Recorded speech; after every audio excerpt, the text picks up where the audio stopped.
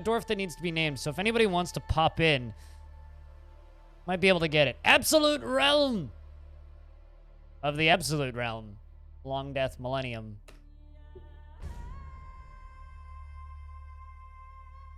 Few things have happened in the gossip around the world. Few things have happened. The dwarves are still in locked siege combat with the goblins, as they have been for the past 20 years. Goblin faction on the other side is spreading. I've peeked into Legends a little bit, and there's a demon that lives in this fortress. Worth noting. So there is... Is it a tantruming child? A few of them tantrumed. No Goblinite yet, actually. We haven't killed a single goblin in this fortress. The kobolds are at war with the humans over here, but they are not really winning or losing. Goblinite is the catch-all term for metals that goblins wear when they walk into your fortress. So iron, copper, steel, bronze, whatever they happen to be wearing. Yeah, that's what Goblinite is referred to as. The human civilization over here has expanded quite a bit. So there's a few more of them. They now have a full-on city. Goblins up here are kind of expanding out into this small peninsula. There is a kobold settlement over here, and I'm quite worried for them. The dwarves up north have not expanded much. The elves up north haven't expanded, if at all. However, down in the bottom left, this elvish region has expanded all the way down to here. Our friends of the Fragrant Bear. And that's kind of the update on the world itself currently. Our grand fortress of Longdeath is still known to have a military, but that is about it. We have our first non-dwarf resident, who is Semi-Texagon, who many of you may know as Sinu? Was the original name? Yeah. Shovel Bruise, the human performer. We finally invited them in due to chat's popular demand, and he got a rock dropped on his foot and almost lost it, but it's fine. He's okay. Yeah, we let him in at last. He's been pretty happy. He is 66 years old, so pretty old for a human, if you will.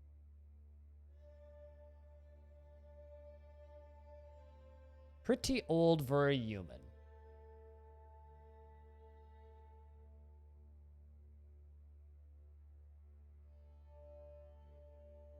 You got the rest of the week off.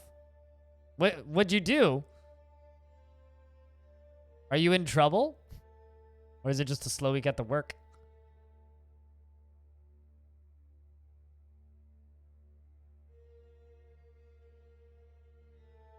As far as material production and whatnot goes, the production can be very productive when I want it to be. We have indoor farming. I need to make underground farming, which I'll probably do like just one level beneath this.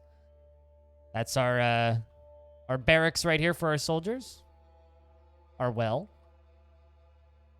And the tower that took Stone's life. The small rotating staircase all the way up here. Unfortunately, Stone 2 passed away on this tower while we were making it. I'm not entirely certain what it's going to be used for yet, but we'll figure something out. As far as the one dwarf that isn't named, we have Zephon, the furnace operator. I did increase the population up to 40 with a hard cap of 45, so it's still the same pop, but we can get more migrants now.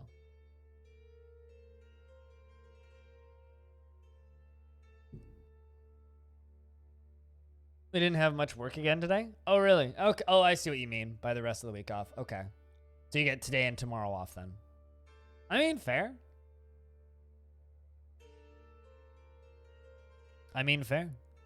Well, guess that just means more time to watch the stream and play F1 2020, right? Jellybutt is still our resident chained to the wall person. Who's chained to the wall in the basement. Let's see, what else do we have going on? Rhinestone is pondering the pulley. He's, the topic being considered is reasons why pulleys are effective. Rather wise old thinker, I would say. She was content when pondering the pulley. Jack Nrick III is irritated when wearing old clothing, but quite happy for a 5-year-old. Does anybody else want me to pop in and check their dwarf? And who wants the furnace operator? Match block. And Lump, who has been actually promoted, is now the manager. Also, Wave Thrash seems to need a many job. people ask me, Nikita, will we the blin? You've done some hunting in your time here. But you feel pleasure near your own fine table, pleasure near your own fine seat, and pleasure near your own fine seat, and pleasure near your own fine seat, and pleasure and fondness talking to a friend. You don't own a particularly nice table. It's just this table. It's a humble table. Wait, no, not that table. Where did I put your office? I actually don't know. Did I chuck it up here somewhere? Maybe I put it in the tavern. Certainly possible I put it in the tavern. Yeah, because that's Astro Banjos right there. Where did I put the manager's office? I'm not sure.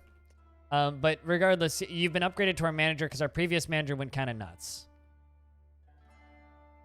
Oh, I know where your own fine seat is. Yeah, there it is. That's your office.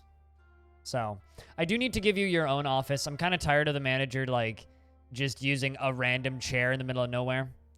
So, I kind of need to give you your own office. So, that's going to happen today. Probably be a building close to this one. In fact, maybe we'll do that right now. Because right now, this is the sheriff's office. And up here is the sheriff's bedroom. Right down here is the actual prison cells for the sheriff. So, maybe we'll give you a little room, like, right here, kind of in this open area. That could be nice, I think.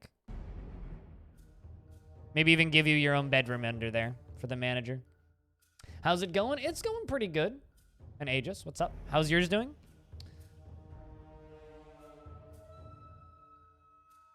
What was Aegis's job? I don't think you died. You may have died. Nope, there you are. You're stone crafting. You are also a miner, so I was expecting you to be higher up there. You killed Cassiopeia. I actually don't know why you killed Cassie. So a bunch of monkeys jumped over the wall, tried to steal some books, and a bunch of dwarves got into a scrap with the books, and you must have had like some sort of like problem with Cassie because you panicked in the middle of the fight and burrowed your pickaxe directly into her forehead, causing her to bleed out on the floor. So now Lump has Cassie's job, which is unfortunate because Cassie was one of our first dwarves. You're 26 years old, born on the 5th of Slate in the year 16, and doing pretty all right aside from that. They had it coming. I think, like, you must have, like, gotten insulted by her, like, 50 years ago or something, because, like, you just, man, it was inevitable. Right, Vin? I mean, it's, of course, inevitable that something's going to happen. Anyway, you are still the son of Screw and Aqua, and let's check in on your parents, actually. Screw is, where is Screw? Which one was Screw? There you are. The expedition leader, who also got promoted, is pretty happy and could find himself in royalty if they offer it again, because he's a pretty good dwarf, honestly. I want your... My uncle wants your job. Here's the thing, though. We didn't get the job. Trying to think. Who's other... Let's check in with Animal, the bookkeeper. Animal also got an upgrade. Currently carrying a dead kangaroo, which you killed. You're wearing a couple amulets and earrings and crowns and scepters and earrings and crown. 1, 2, 3, 4, 5, 6, 7, 8, 9. 10, 11, 12, 13, 14, 14 crowns. I think Animal may have more crowns on than you. Animal is a very talented bookkeeper and hobbyist hunter, and it feels wonder, and is very happy improving stone crafting, but was hopeless after suffering a major injury. Is incredibly tough and indefatigable. Indefatigable.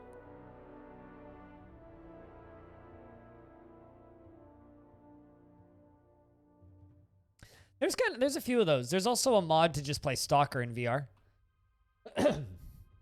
Also, Astro Banjos, my sheriff, is beating the shit out of another kangaroo, so things are good.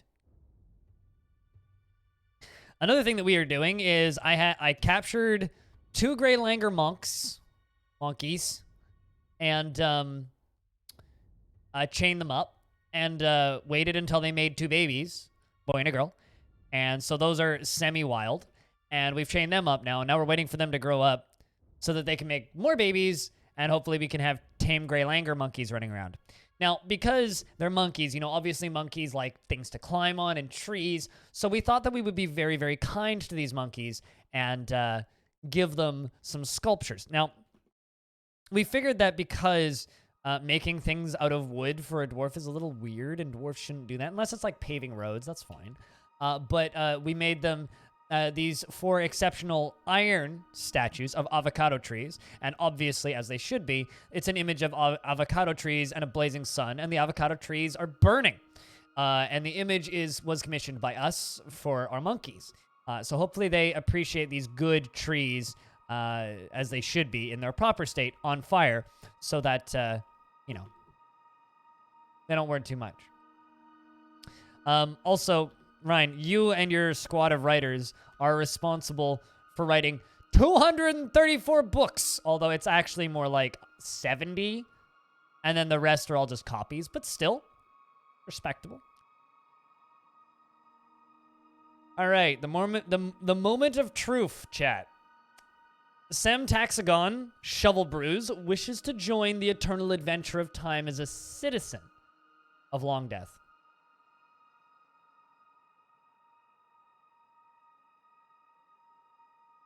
What do we say, chat? Sam Taxagon has lived here for a year. Do we let the human become a permanent resident in Longdeath? Yes, you're married to Squug. Squug is on and off, like, super depressed and okay. We've actually got Squug into the writing squad. We can check into Squug in a sec. Human. Not a dwarf. Human.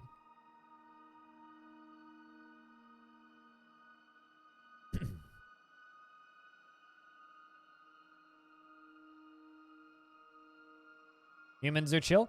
They've been chill, just playing music in the living room for some time now. Well, not in the living room, in the tavern for some time now. They seem like a pretty chill crew of people, or a pretty chill person rather. Holy shit! Scavengers is actually coming out. I swear that was announced like 3 years ago. Sorry, that's a little random. So is Song of Sticks, although that's early ass access. Although I might actually look at Song of Sticks. Link for anyone talking about. You know what? Fuck it. Sem Taxagon, Shovel Bruise, also known as Cena. We will let you become a citizen of the eternal adventure of time and Longdeath. May our people learn to live together. King is also our official weaponsmith now. He's forging iron bolts currently. But you asked me to check in on Squug.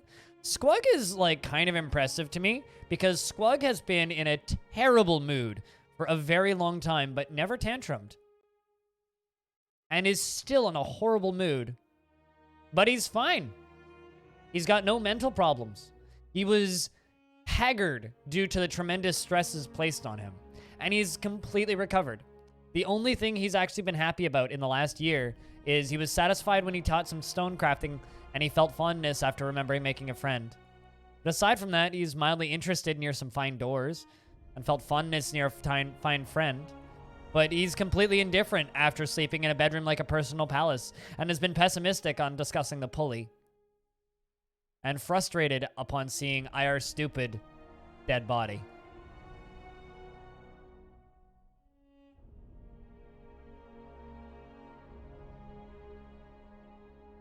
I'd rather not give you Stone 3 so soon. Let's let Stone the third. Let's let Stone like marinate for a little bit in his coffin. Does anybody want the unnamed dwarf? First person to raise their hand gets it. If you don't currently have a dwarf. I'm trying to get people in who haven't had dwarves yet. B-Lug can have it. But don't think B-Lug's even been in the Longdeath Millennium Fort yet. We do have 5 slots available for babies, so we hopefully will get some new dwarves today.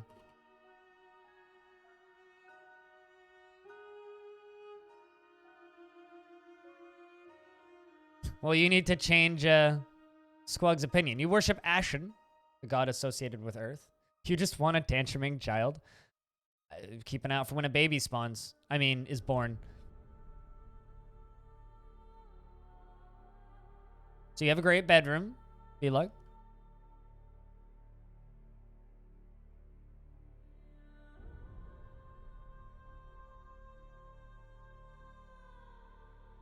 So B-Lug's a weird dwarf.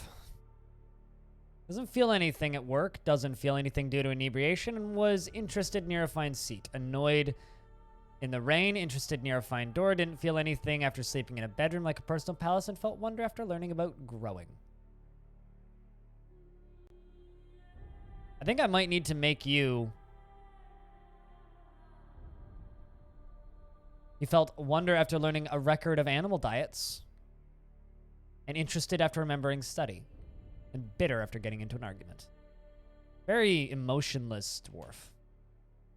Is the appearance of somebody that is nice years old. Was born as one of the first of his kind. His eyes are cobalt. His eyes have very large irises. His nose bridge is concave. His hair is straight. His very long sideburns are braided. His long mustache is arranged in double braids.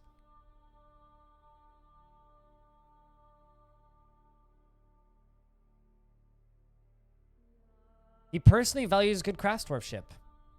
He personally views craftsdwarfship with disgust, and would desecrate a so-called masterwork or two if he got the chance, and if he could get away with it. Doesn't care about nature one way or another. Dreams of creating a great work of art. He is dour as a rule and conflicted by this, as he values parties and merrymaking in the abstract. Tends to be swayed by the emotions of others, and tends to ask others for help with difficult decisions. Generally acts with a narrow focus on the current activity, and he has a calm demeanor. He is curious and eager to learn, and tends to assume the worst of 2 outcomes will be the one that comes to pass. And he occasionally overindulges, and he tends to hang on to grievances. He holds his breath when he's nervous, and he needs alcohol to get through the working day. Doesn't mind being outdoors for a little time, and he's getting used to tragedy.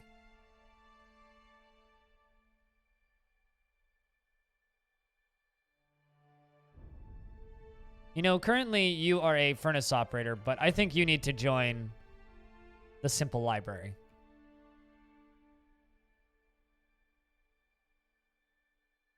Although you can smelt ore while you're at it. So chat room, I think we need to talk about the 75th anniversary of those Sennheiser headsets, or of Sennheiser as a company. I think I need to mention that out loud, because those 75th year anniversary headphones are really, really, really, really nice.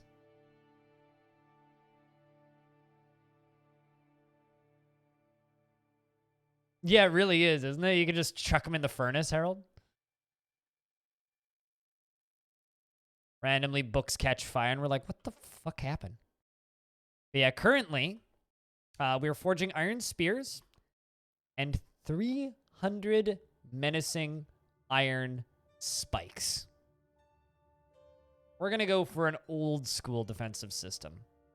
I'm not certain how much we'll actually need it, but we're going to go for an old school defensive system of spikes and a good old lever. Pull the lever, thunk thunk.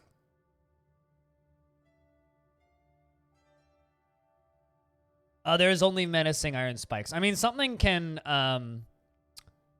have spikes on it. Also, shoutouts to Astro, who's shooting copper bolts at kangaroos, damaging them, and then screaming, "I must withdraw," and then running away. Flying silver bolt strikes the chinchilla in the right, left, rear leg, and the severed part sails off in an arc. And he screams, "I must withdraw!" Astro Banjo's the sheriff. "I must withdraw." The flying iron bolt strikes the kangaroo doe in the lower body, tearing the muscle and tearing the guts. The kangaroo doe looks sick. The iron bolt is lodged firmly in the wound, and he screams, "I must withdraw!"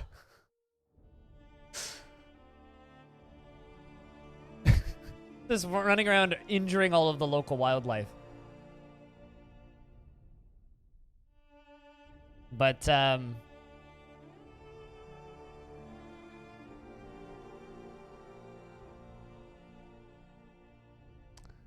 yeah, them headphones.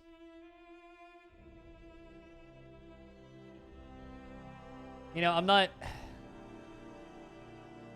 Right, Barons? For anybody who wants to know what I'm talking about, TLDR, Sennheiser is celebrating 75 years with a limited run of HD 800Ss, which are one of their highest end headphones. And dreams. For the low cost of fucking 1,399 British pounds, or the equivalent of 2,199 Canadian. Dreams. "I must withdraw" is a very confusing battle cry, especially when you just like shot something in the gut, right? Shoot it in the gut successfully, and then you just turn around and run. But yeah, after much internal deliberation, I've decided that I will not purchase those 75-year anniversary headphones as much as I wish I could. Great, yeah, exactly. Great shot, but total Russ. Wuss. Totally. Much internal deliberations.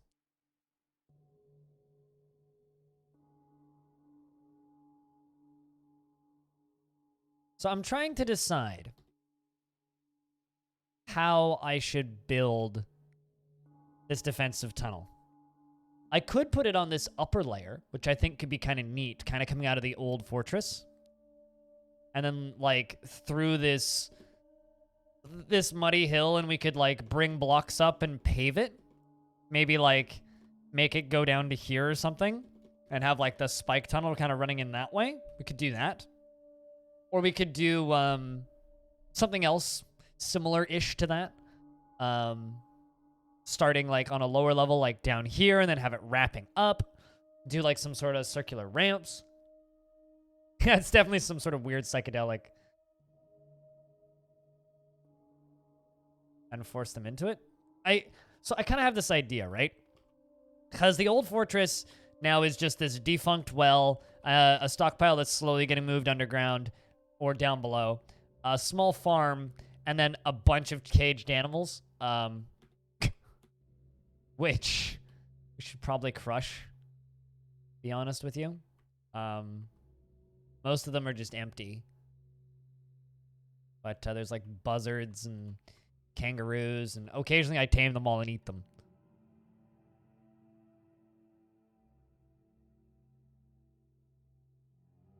At the end of 1,000 years? I mean, I could do a tour of tombs right now. So here's kind of my plan, right? This is actually going to be a 2Z level tall hallway. This is just the basic area, the basic design, so it's not actually going to look like this when it's done. But this is just what it's going to look like for right now. It's going to kind of go this way, right? We're going to carve it out, make it all nice and curvy, and then build walls in the edges and put statues on the upper level and stuff. And glass, or not glass, but gem windows and other cool imagery, right? And then we'll channel it down one, and then do that again, except on the lower level, we will then put kind of like a grid of menacing iron spikes. And then down in probably the sheriff's office, I'm going to put a lever. And the sheriff can pull the lever, and it'll retract the spikes and pull the lever, and it'll push the spikes back up, kind of just repeatedly impaling anything that walks into that room.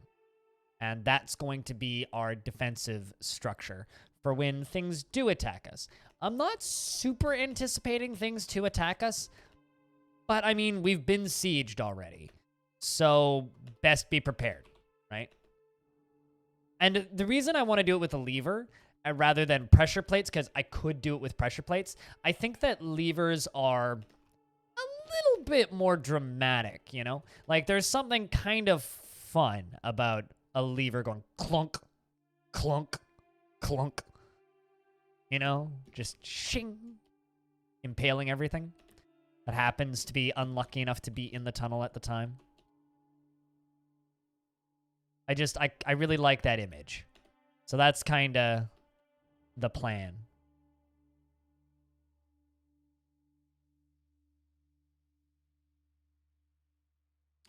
The Sheriff of Longdeath,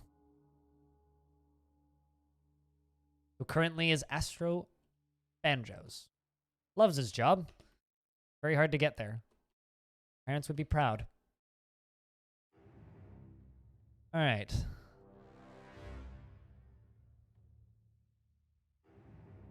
Step on the pressure plate, Kronk said no one ever. Yeah, pretty much. This will be a good way to output a bunch of blocks. The one problem is all of my miners kind of have other jobs because we haven't really needed to do mining in, I don't know, about 20 years. Except for Euthris, who's still kind of one of the few dedicated miners left in the fort. And Pablo, the stonecrafter. So we now have a peasant who is Wave Thrash.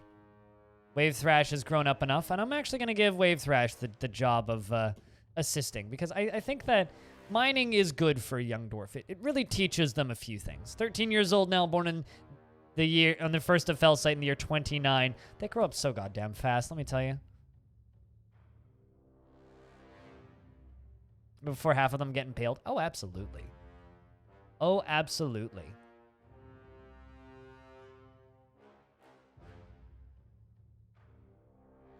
But I'm going to have to go around the edge and make this one wider all the way around. And of course, we're striking limonite. More of it. More iron ore.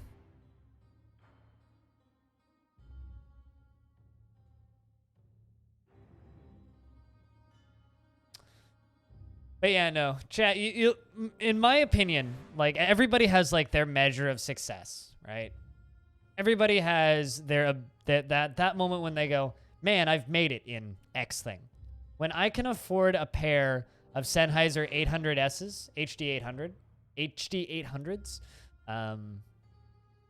without spending 2.5 months pay on it, 2.5 months rent on it, when I can do that, I am financially successful. I know 2 streamers that have that, actually. Although one of them doesn't actually stream full-time. She has a full-time comp psych job. About effective pulleys. Speaking of writing books, let's look at some of the more recent books that have been written. Useful Ignorance, a granite-bound codex. The written portion consists of a 1-page essay entitled Useful Ignorance, authored by Rhinestone. It concerns the value of knowledge. Overall, it is amateurish at best. Hey, Eripterus, how we do? A record of animal diets. Let's see, is there any I haven't seen yet? We do with the mountain halls. A humble offering to pulleys, written by Rhinestone, concerns the construction and use of pulleys. Not awful, but not very good either. I'm trying to find ones that I haven't seen before.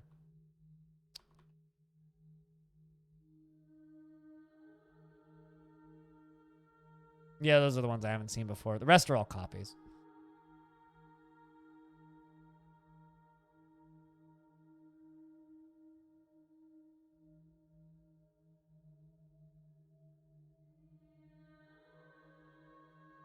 Oh, the 800Ss are not $800. Yes, the HE1 is 60,000 USD, but it actually costs 112,000 USD because you have to pay the second payment. No, the 800Ss are $1,699.95 normally, and the anniversary edition gold ones are an extra $200. They go on sale on the 22nd.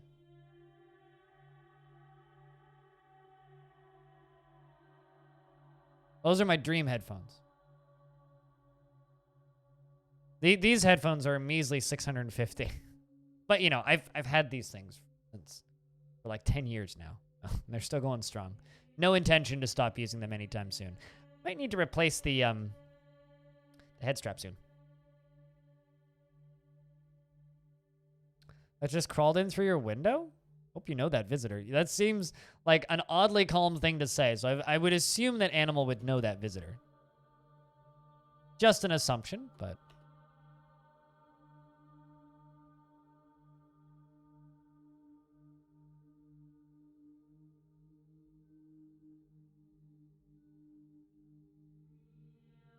But yeah, I think, is the correct response to that.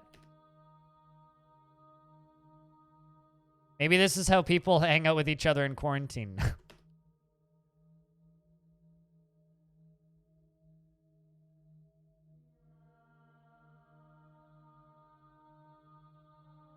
On a textbook for school?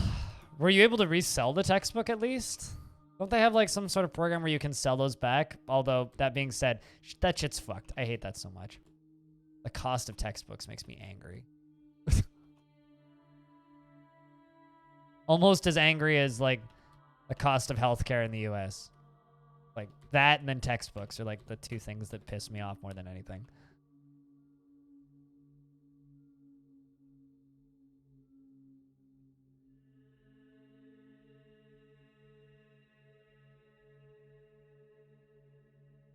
Spider has been shown to the exit. Oh, it was a spider. Okay, we're all just thinking, like, burglar? Home invasion?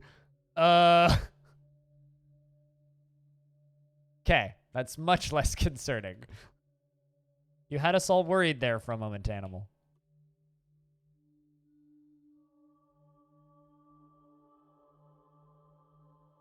Like, I think I speak for everybody here when we were all concerned for your safety about 2 seconds ago. I was like, oh, it was a spider. Oh, it was a spider. Oh, okay. Went and got us all worried. I mean, if Cooler climbed through your window, that would have been terrifying. You were thinking lizard?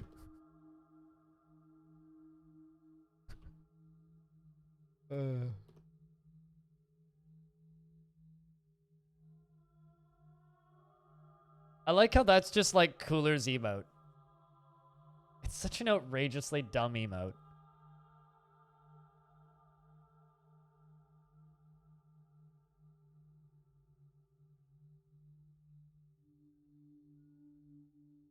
It's like that and then those little witch cats.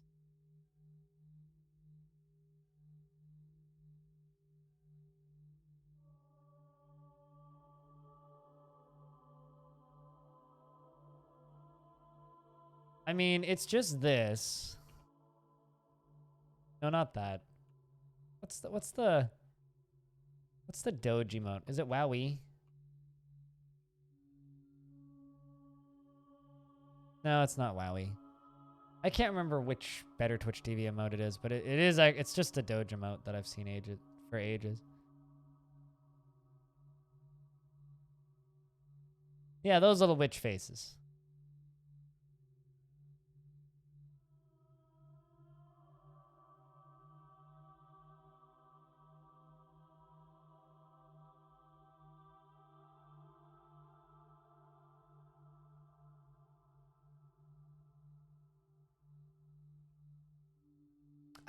Twitch has done a really good job with a lot of the emote giveaways they've done this year.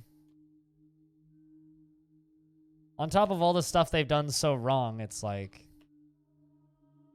They did a really They paid good artists for good art.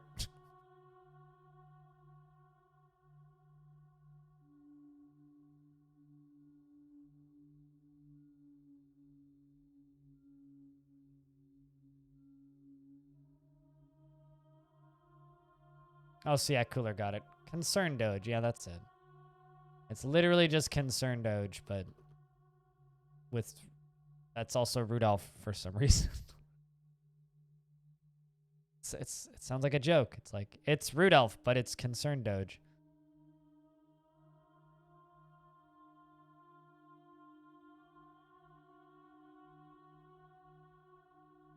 Really?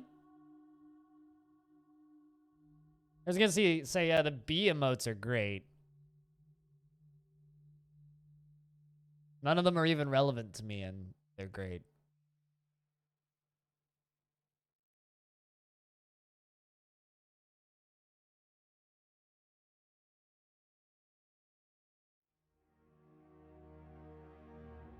I mean, it went right over my head, hot cup of tea. But that's fine. There's jokes that I'm old enough to get, and they still go over my head, because I just wasn't in the right part of the internet or pop culture at the time. You got one laugh? Fair enough.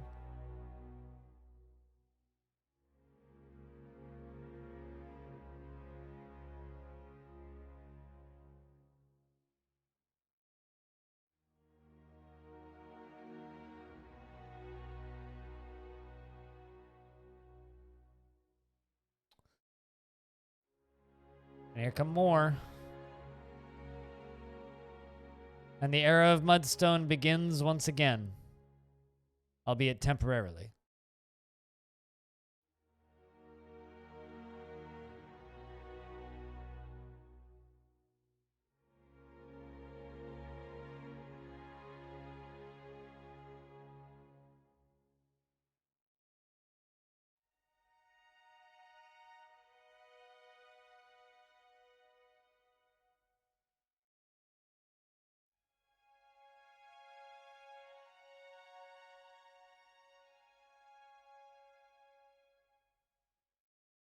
People like right outside of my apartment. The point where like I'm hesitating to talk. Because they're like right outside of my apartment. It's like, I don't know if I want them to hear me just babbling, you know? Makes me want to get up and close the door, but it's like warm enough in here that I kind of would like the fresh air. Even though it's like not really fresh air, it's more like smoggy, gross stuff. Fuck it, start yelling. I mean, no? They got lost in the smog. I mean, they're not on my porch. I actually cussed out one of my neighbors the other day for just walking across my porch as if that's acceptable. To the point where I, like, stuck my head out the door and, like, cussed him out. I was like, what the fuck are you doing? You're not allowed to do that. Get the fuck off my porch. Almost felt bad. Not really, though.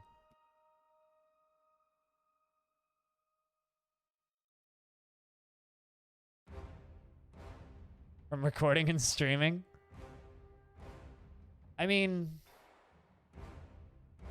I have like plenty of sound reduction foam in my apartment, but not on my sliding glass door. I need the fresh air from that. Although I'm very impressed that I've never gotten a noise complaint because God, I don't have lawn, but get off my brick porch. I try my best to keep things like below the levels that my neighbors would hear it, but I don't know. I'm still impressed that they don't hear my music because I play pretty loud music.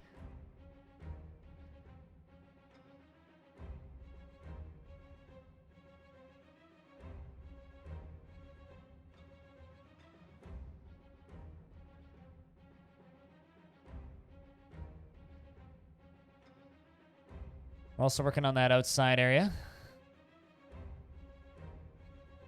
I mean, yeah, on my porch, man. My porch is my property, and you stay the fuck off my porch, right? It's my porch, not your porch. You can do whatever you want on your porch, not my porch. When you pay rent here, you can walk across my porch, okay?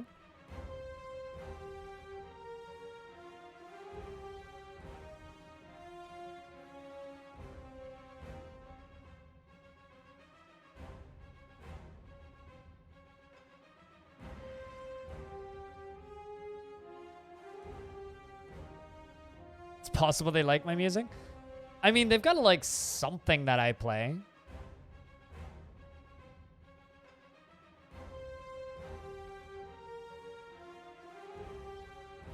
I mean, we can discuss this, yeah. Right? Like, you know,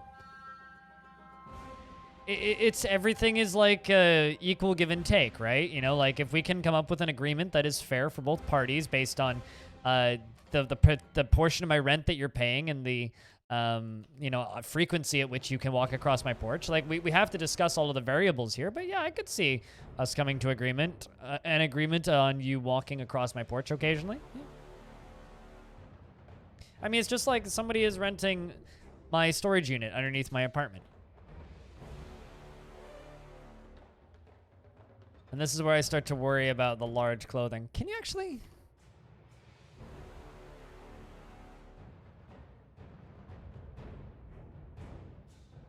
No, you can't make large shirts. Large cloth. Yeah.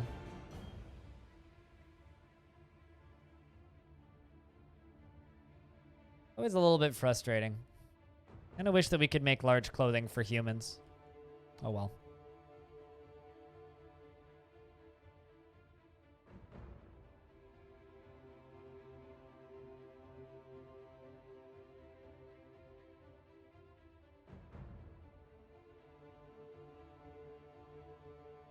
You're in for a good porch walking? Alrighty. Like, yeah, like I said, we could work this out.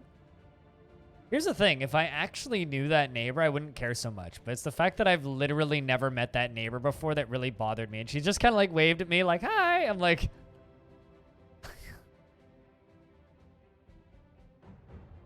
You know, if it was someone I talked to on a regular basis and they walked over and... You know, would, like, needed to get into their apartment quickly, then I'd kind of understand, but, like... If you're somebody I've literally never seen before... I'm not so keen on that shit, you know? You just walk through the door like everybody else, you know? Otherwise, you're gonna get me out on my porch screaming at you, what the fuck is wrong with you? Get off my goddamn porch. Christ, woman. Anyway, how we all doing out there, chat?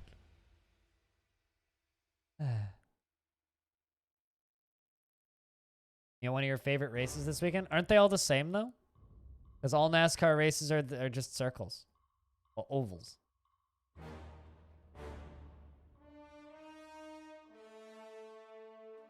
But what's your favorite NASCAR race, Ryan? I like this soundtrack a lot, but the end bit too intense. A little bit too intense. Crystal? Ah. Wouldn't Hobo be the one to talk to about that? Because he actually watches that stuff.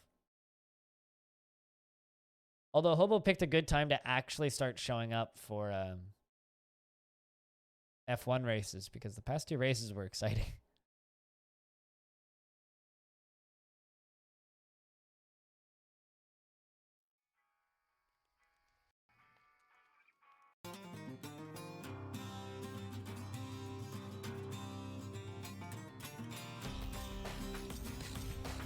Ryan, were you here earlier when I posted the Electric Hurdy-Gurdy Bandcamp link?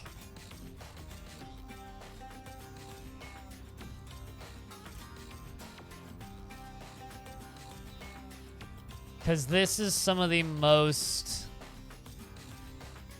fucking dwarfy sounding music I've heard in a while. I might need to buy that record. And try and get perms to play it, because, like...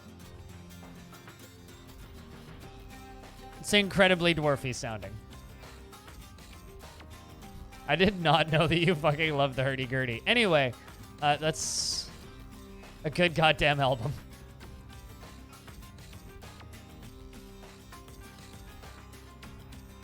Look at the wiki. You can make large clothing. You have to do a request on it. Hold on. Let's see. Where's my clothes shop? There it is. Let's say cloth, shirt, D. Ah.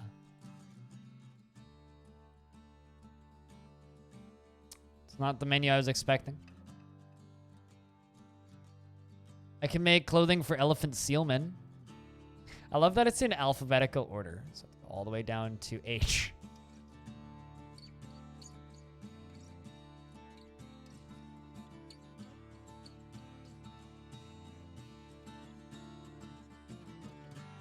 Okay. We can make clothing for Batmen. Although I do wonder if Batmen are even in this world.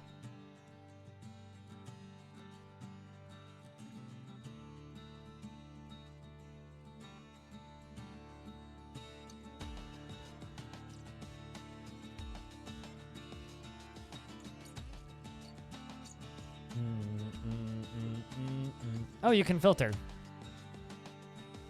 Easy. Perfect.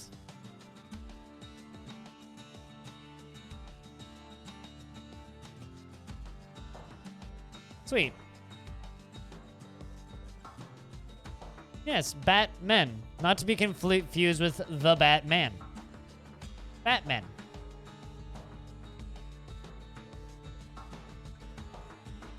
Has been your summer anthem for some way.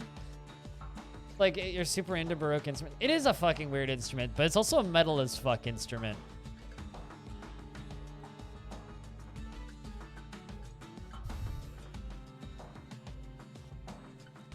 Is a textile sweatshop making and selling clothes for all kinds of species? Yeah, you'd have to like check what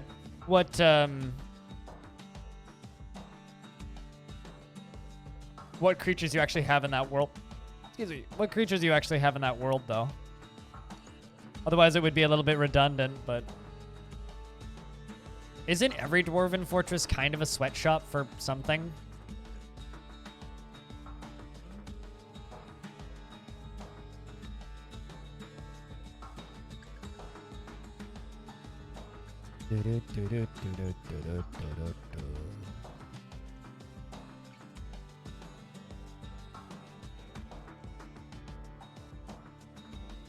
There you go. You got a large pigtail shirt. You're happy after putting on an exceptional item.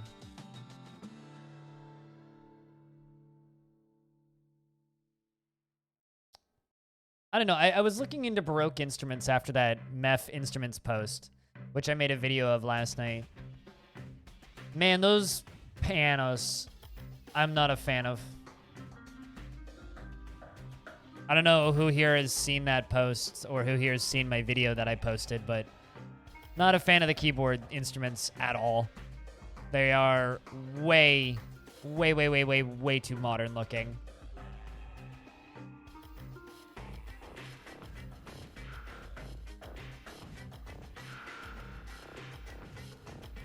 Yeah, no, I like the parts. The parts are good, albeit a little bit difficult to distinguish from one another. Not a fan of the keyboard. Especially the standing keyboard. The piano's like, well, it's just a modern fucking grand piano.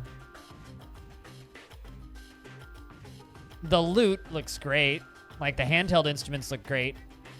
Generally. The harp looks fine.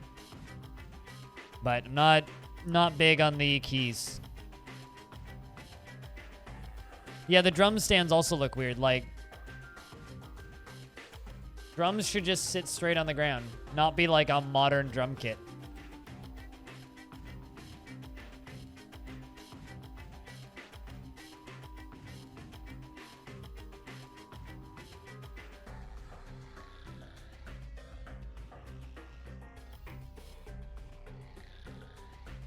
I think that the DF Batman page is one of my favorite pages on the DF Wiki. For anybody who hasn't seen it, actually, I'll link the Reddit thread. Or I guess I should technically link my video. There's a video on my YouTube channel about this too if you want to watch it, but...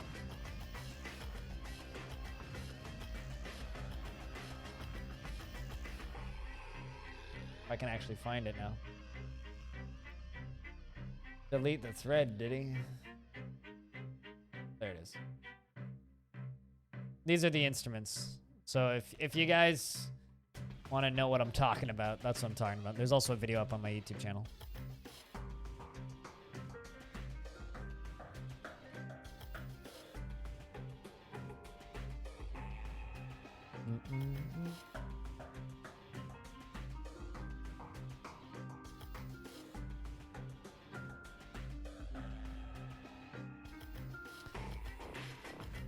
So this here is going to be covered in flooring. The drop down's gonna happen after this.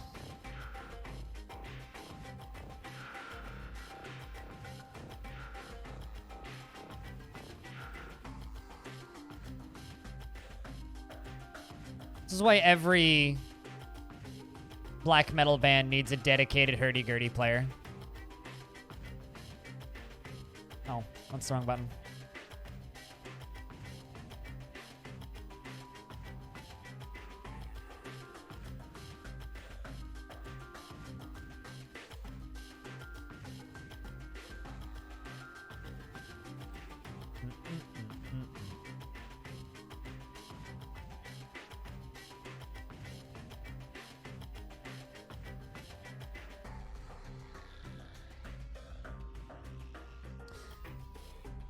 Yeah, I think that the existence of Batmen is one of my favorite, like, dumb little DF things that not enough people reference.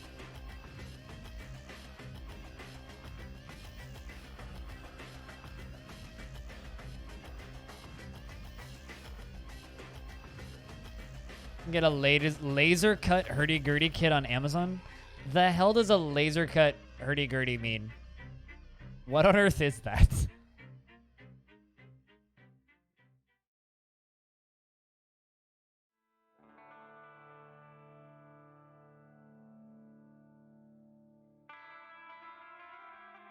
That's like asking, are you familiar with Krug Smash? When you're asking a metalhead, are you familiar with Rob Scallion?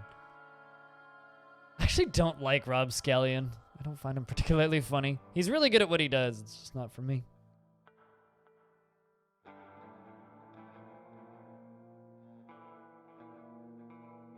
Why would you get a kit to build one when you could just get a built one?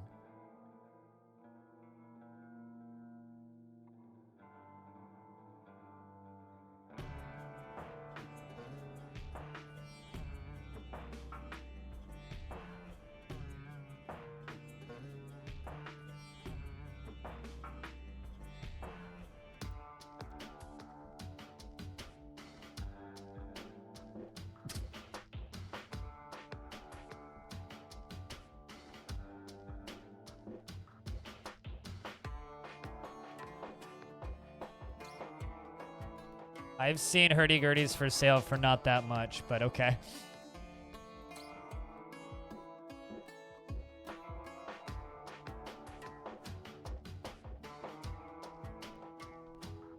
It's a bit more decorative. Yeah, I mean, I wouldn't want a non-functional musical instrument.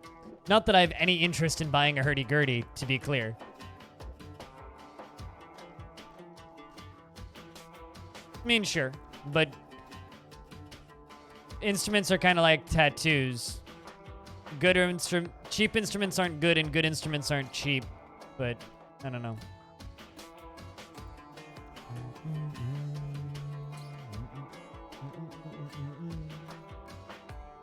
But what I am saying is that the Steam version of DF, that whatever the soundtrack ends up sounding like, needs to have a hurdy-gurdy on it somewhere, I think. It's well into the toy category. To me, you know what it looks like, actually? It looks like an excellent, like, educational toy. Like, it looks like something that you'd buy for a kid. You know, like, Here's a weird musical instrument they don't really make anymore. Johnny. Play with it. Make weird sounds, you know? Not so much a serious musical instrument, you know? That's kind of what it looks like to me.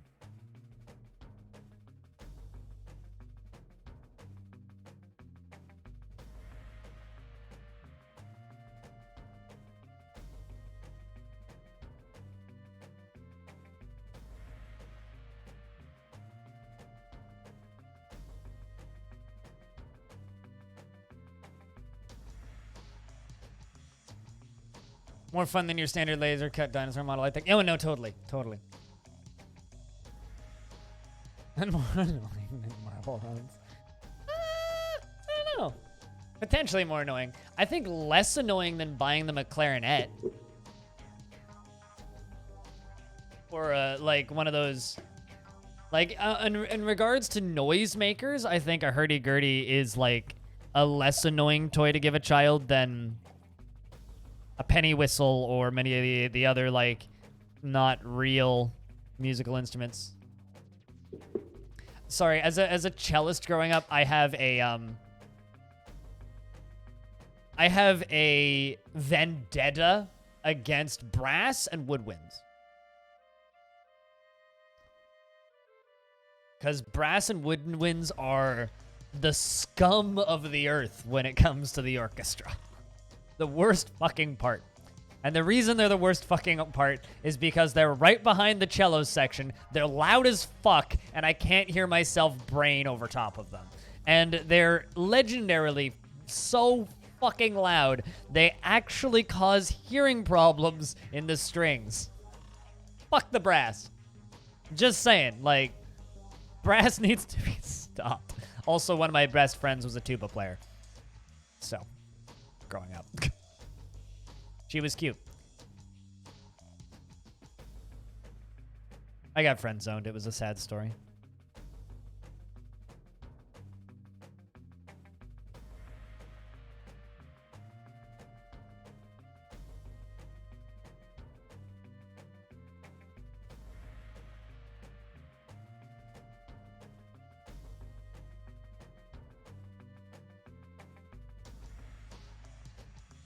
We wouldn't have the genre of ska. Yeah, but you see... I don't know, Ryan. I don't know. I don't have a rational answer for this. This is just me just kind of blindly rambling. I mentioned at the start of this stream that today is going to be kind of an old school blind stream. Today is going to be kind of an old school blind stream because I'm tired as fuck. I barely slept.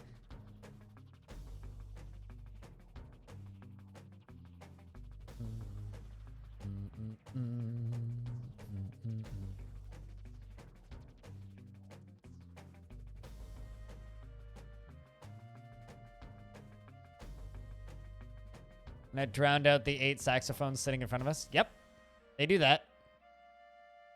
Trombones are the worst. And I did this one performance for, I want to say it was the BC Summer Games.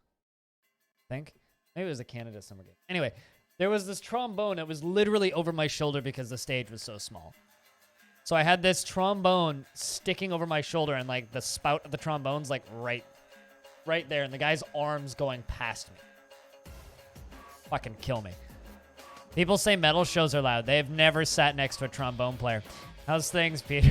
It's good to see you. Good day.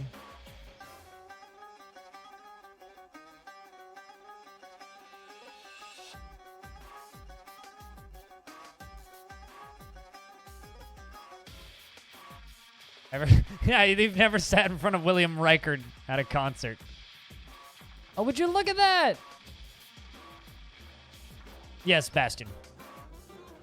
I've had like a kick for these recently. Axon has given birth to yet another Bab.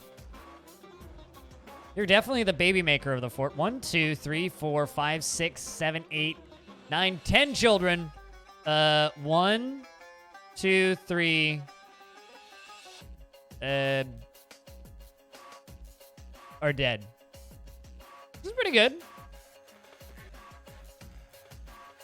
All right. Anybody want to be the newest baby? First person to raise their hand gets it.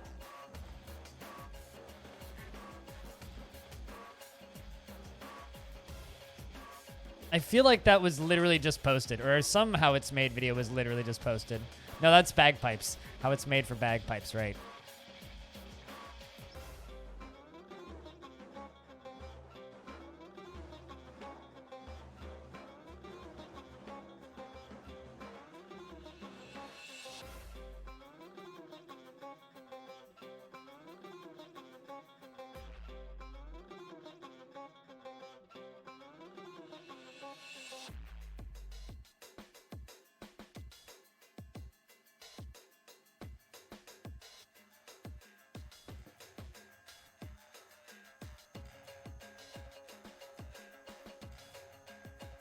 So pilot guy would like this, Dwarf?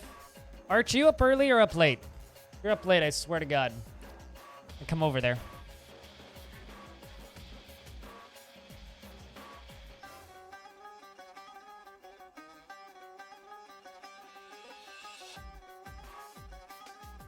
So pilot, you have a bunch of older brothers and sisters. We're not sure. Well, we're pretty sure that Lump is your father. However, your mother acts on, well, nothing against her. She's lovely, but she does have 2 other lovers who she frequently hangs around.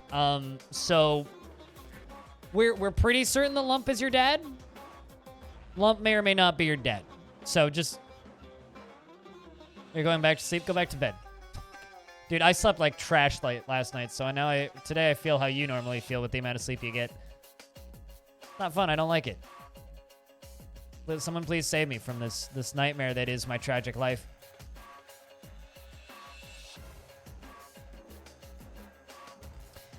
So Pilot says Bama, and he is the son of Axon Lancersley and Lump Okurlabor.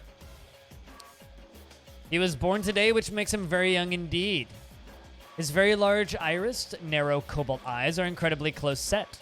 His eyebrows are high and his very long sideburns are neatly combed. His very long mustache is arranged in double braids, and his very long beard is arranged in double braids. His short hair is incredibly neatly combed, and he has an angular chin and his ears are slightly flattened. His head is somewhat short, and his hair is a crew, and his skin is sandy taupe. And he personally finds those that develop skills with weapons and fighting distasteful, and finds maintaining art a silly, fumbling waste of time. Dreams of crafting dreams of creating a great work of art someday, and is not the type to fall in love or even develop positive feelings. Doesn't take after his mother, I see. He is very humble, and he is short, and he tends to avoid any physical confrontations. He tries to keep things very orderly, often acts with compassion. He has a tendency towards forming deep emotional bonds with others, and needs alcohol to get through the working day. He likes working outdoors, and only grumbles mildly at shitty weather.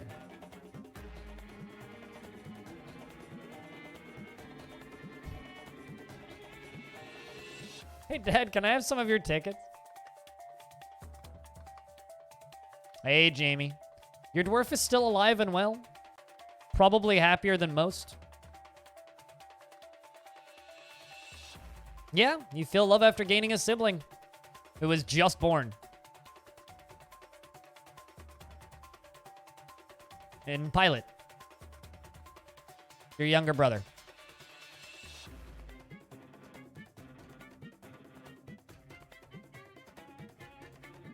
How old are you now, Jamie? You're 24 years old, born on the 3rd of Timber in the year 18. You're running past our human, who feels very satisfied after learning about stone crafting. Good way to keep guests happy, actually, is just have a lot of public guild halls and let them learn stuff. Seems to work quite nicely.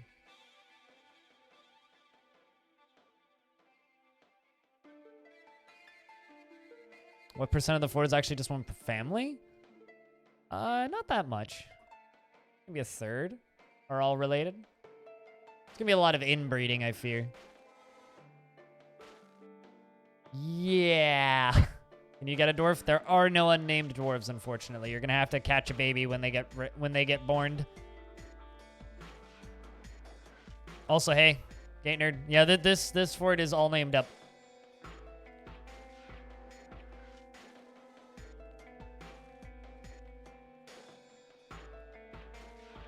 Because this fort is currently on year 42. We started on year 5.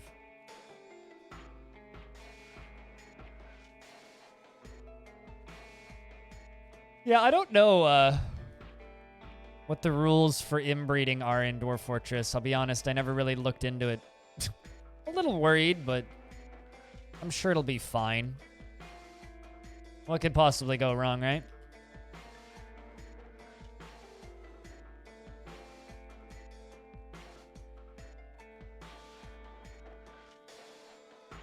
It's not a problem. What, inbreeding in DF?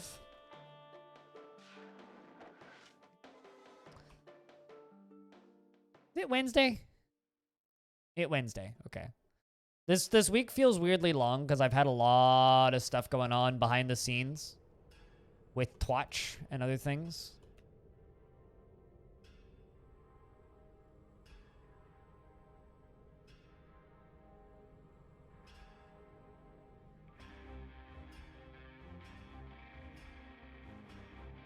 Also doesn't help the fact that doesn't help that I have worked 5 days last 2 weeks. I went for a hike 1 week, and then the week after I took the Saturday off. So this week feels longer because there's also just like an extra day. How about there's no doors? Ah, gotcha. Yeah, no, I'm a little worried about the inbreeding problem, potentially. Hopefully it's not an issue.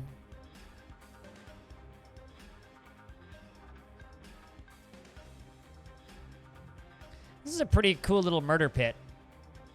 I think it looks nice.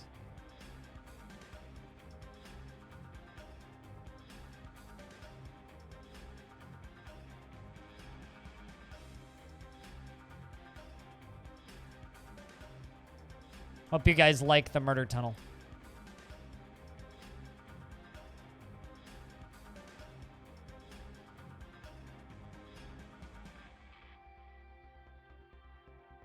Can't hit the right hotkey.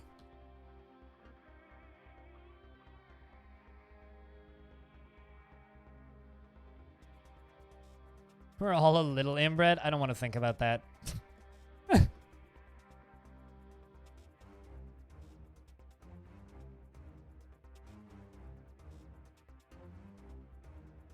The goblins will have happy thoughts as they're repeatedly stabbed on iron spikes. Menacing iron spikes.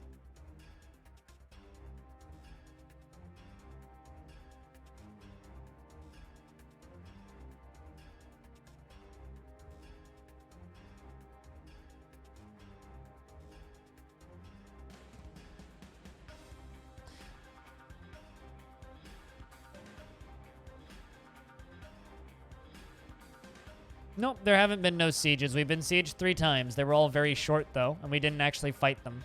And the 3rd time, they got dive bombed by a crow. Well, bird. Never seen an iron spike that isn't menacing? Exactly. But there isn't going to be a lot of sieges, and the reason there isn't going to be a lot of sieges is because of how low the dwarf population is. It's just kind of how the game works. The game won't really throw sieges at you unless you have above a certain population. But I'm setting this up so that we can be a little bit safer and actually, you know, agitate some people potentially. Or risk agitating people.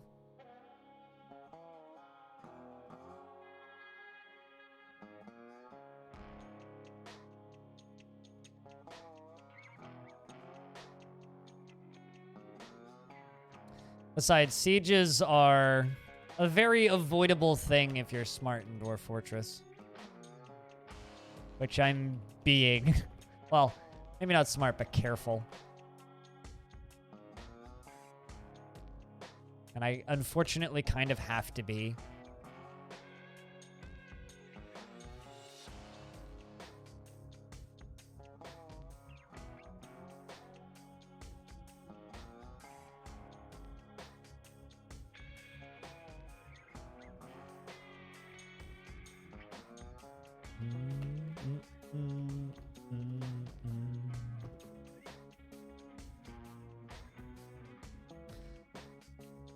Okay, so I need to put a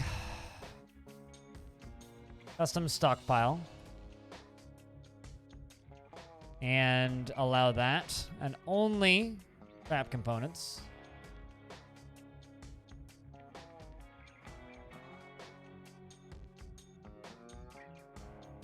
The outpost liaison has arrived and is ready to trade. Let's see which stockpile he goes to. We had a problem with them getting stuck.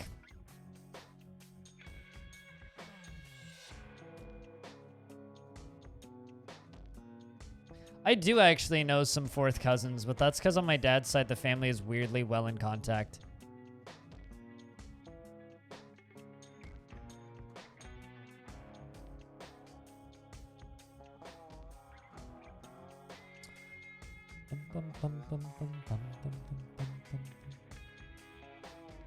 Bunch of random bins.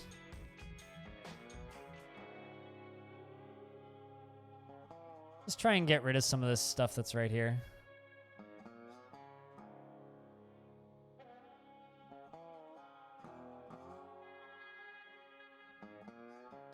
Do I even have any crafts anymore? Kind of an interesting question. You have plenty of gems.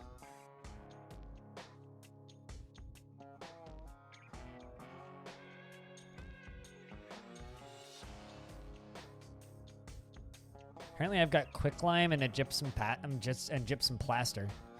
I was kind of unaware of that.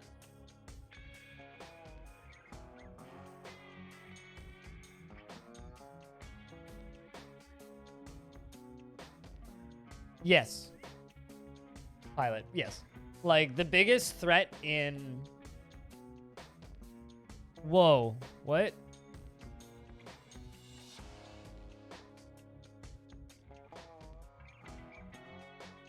Why did they just leave?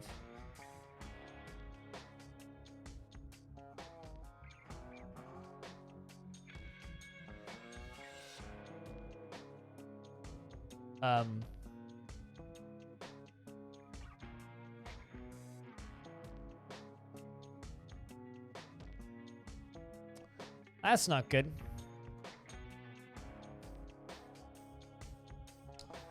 That's not good at all.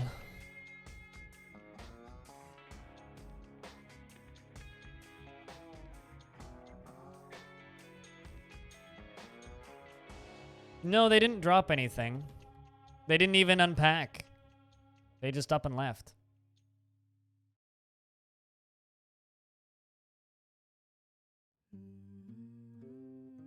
Is the outpost liaison still here? He is. Still going to go talk with my dwarf. Whoa! Oi! Buddy! Aqua! Crew! Why are you guys sleeping in this tiny-ass bedroom now all the way down here still? Why do I have 2 trade depots? Because I had a problem where I had some elves that were stuck on a trade depot, so I had to make another one to trade with the dwarves last year.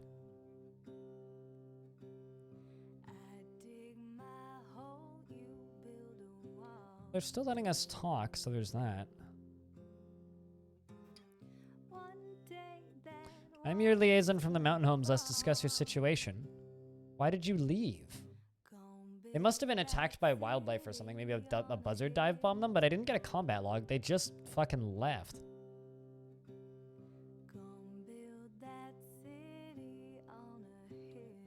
I don't know. It's very strange.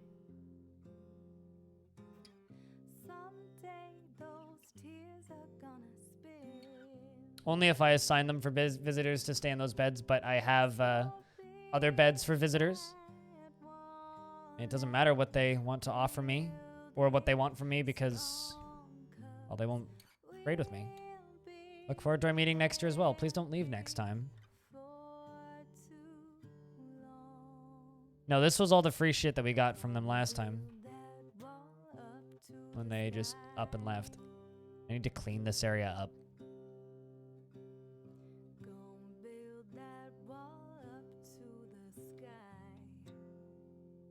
It's weird. Yeah, right? Oh, why they they just up and left. I mean, it can't. It's not the second trade depot if anybody's thinking it's that, because that didn't cause any issues last year. I don't know. That's strange. And I've had 4 trade depots before in forts and not had any problems. That's concerning.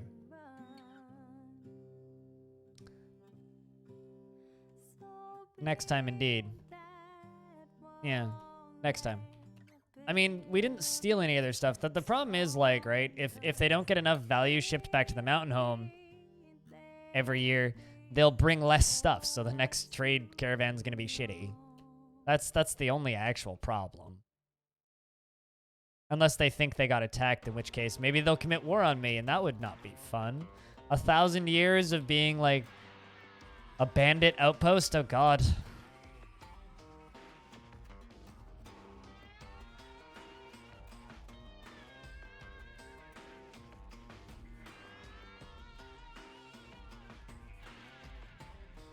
Next time we know if we have a problem? Yeah. Hopefully we don't.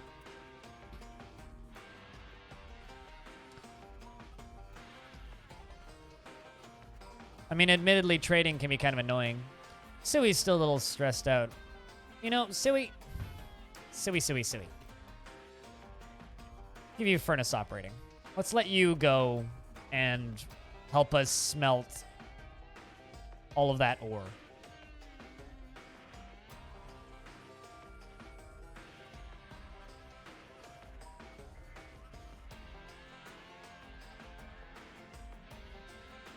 Also, I'm pretty sure that job can stop now.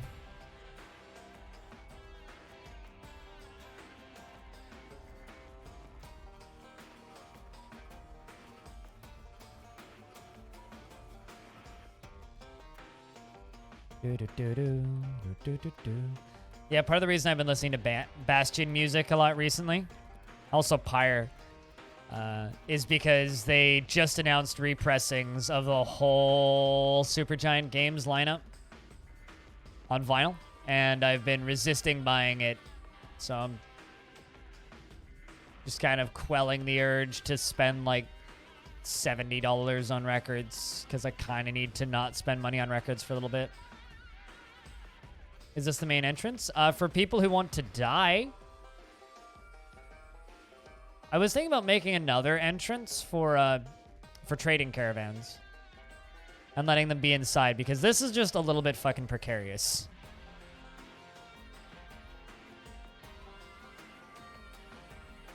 But that would be like a big ol' like circular thing that would take them all the way underground, which probably is what we should do, right? You know, this is gonna be the go here if you want to die entrance.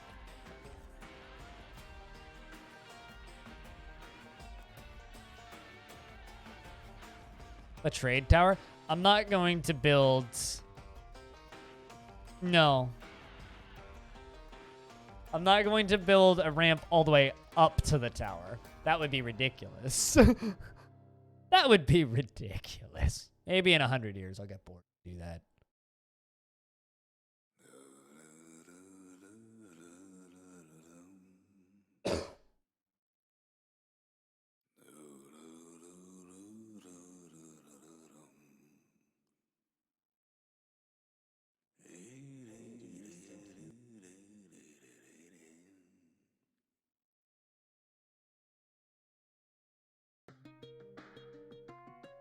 I'm okay.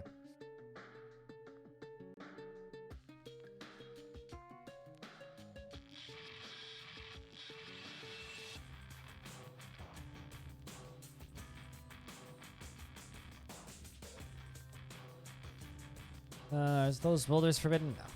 Had to check.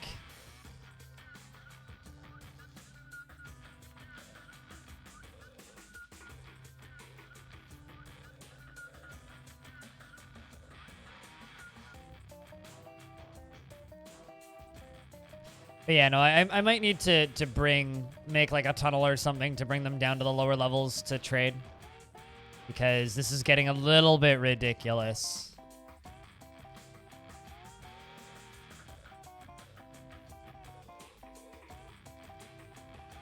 It would also allow me to trade quicker because I wouldn't need to bring as much stuff all the way the hell up.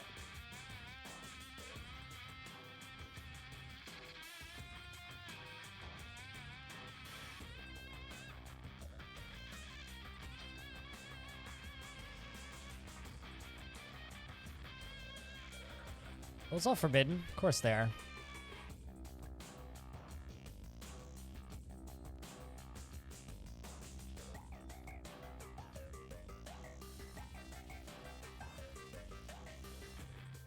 Also built this too wide. Because I'm smart.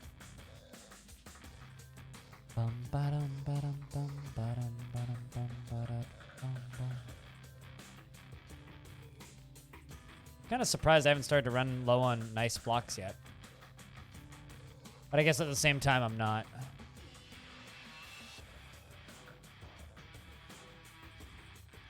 There's so much random crap right there that we need to get underground.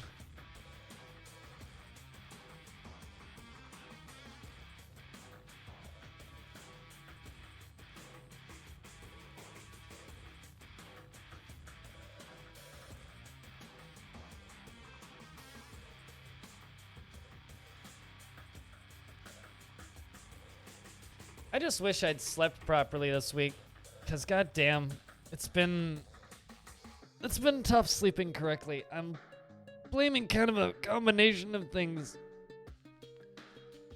Largely me just generally overworking myself and then like being stressed out when I go to sleep. Combination of that and then just like fucking trash air quality ain't helping. Absolutely terrible air quality is not helping. The future is grim, my friends. I guess you'd get used to this shitty air quality, but I don't envy anybody who lives in Beijing. I'll just say that, because even having like a tenth of air this bad all the time as a constant just seems like torture. Really does.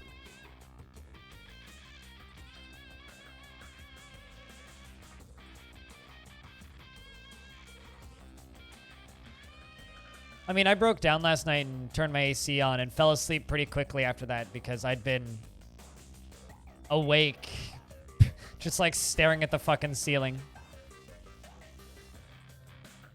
King or was fighting with a kangaroo? Are you okay over there, man? Oh, God. You got beaten to shit.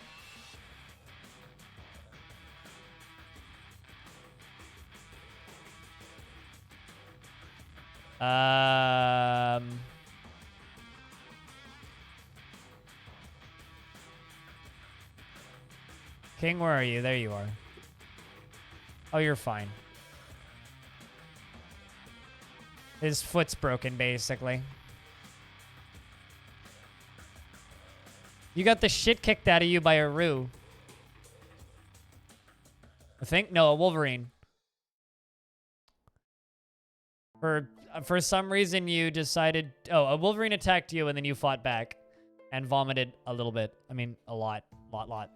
And the last thing you said was, I've been injured badly! Wah! Say anything else? Earlier you said these injuries, this doesn't scare me. But then very quickly that turned into, I've been injured badly. Wah. Yeah, Wolverine. They do that. Yeah, isn't there several cities in India that are worse? Date nerd. Like...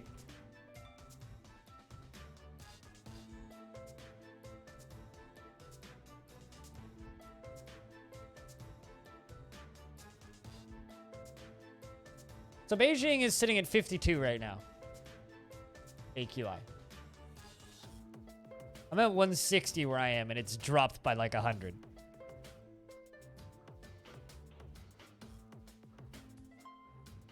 I don't even know what you were doing up there, King.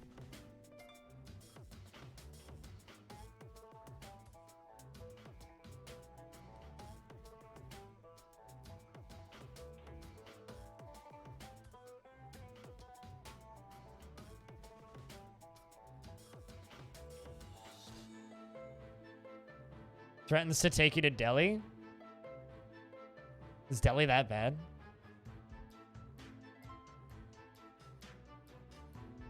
Ain't shit until it's 450 plus. I mean, Portland was at 550 2 days ago. So I don't know about you, man, but anything above 20 is shit. Mister, I live in, like, one of the biggest cities in the world. Vancouver, Washington was at 500. I know Portland was for a bit. Large ports of Oregon were. Large parts of Washington were. Seattle was at like 350. Vancouver, Canada was at 250.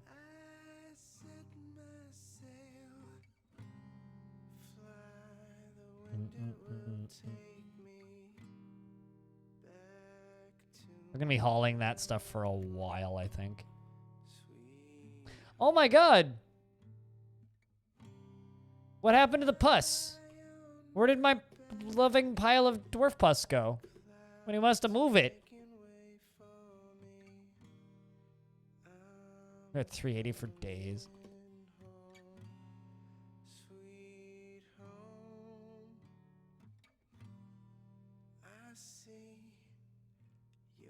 Someone obviously drank it. Yeah, there's a dwarf running around wearing dwarf pus again.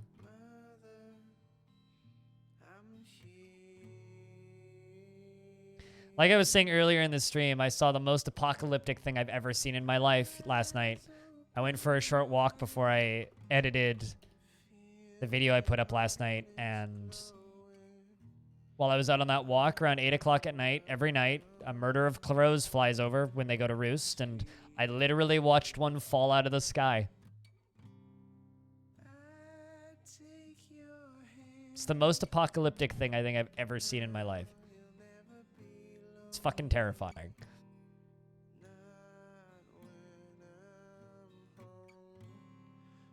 Yeah, apparently it's happening all over the West Coast. Jack Narek, just birds falling out of the sky dead. It's like unprecedented. I went and looked it up afterwards, and yeah, it's happening everywhere. It's got me in a really, really, really, really strange headspace now.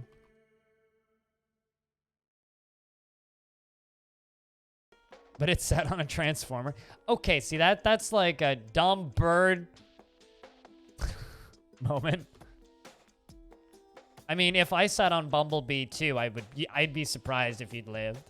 You know, but you know, Starscream ain't got shit. I'm just throwing out transformer names now. That's what you get for sitting on a Decepticon, man.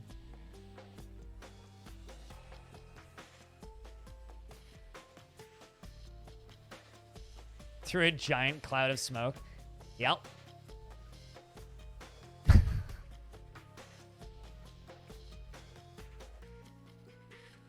Most journalists in Olympics, they moved most of the industry away from Beijing. So the largest cities in China aren't very bad anymore. The medium-sized cities are the bad ones. Shanghai, Beijing, Guangzhou, Chongqing are all fairly okay. Not by US and Canada standards, though. Yeah, fair.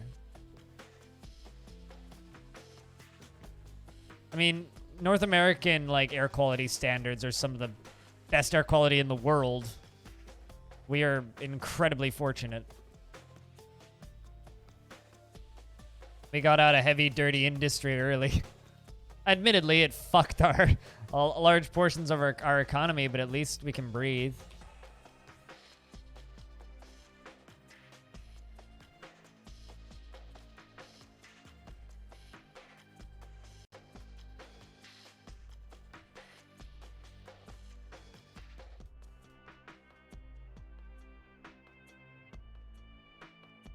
But yeah, no, like I said, it's just one of the weirdest, most apocalyptic things I've ever seen.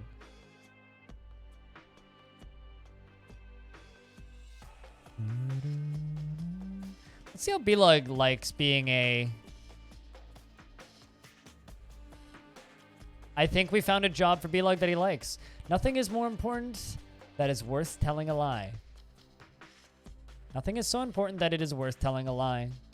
He's sad being away from family, but interested after remembering reading A Humble Offering to Police.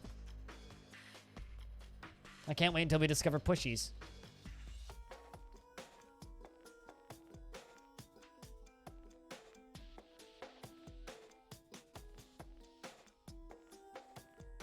The Midwest got fucked up, but at least we have clean air.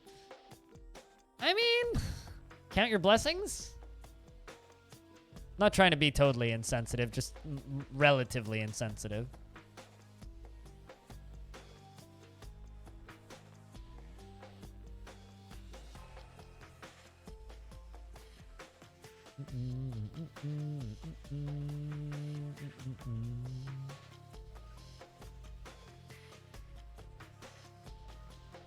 We're here breathing vaporized forests.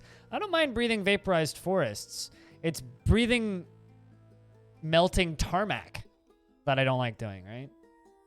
It's burning houses that's the problem. Yeah, forests smell bad, right? But like...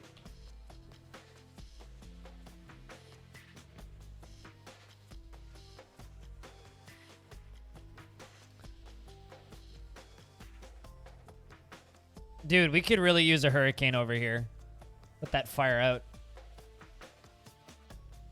You want to just, like, take your plane and, like, push it over here? That'd be great, pilot guy. Trap. Enter. Trap. Inner.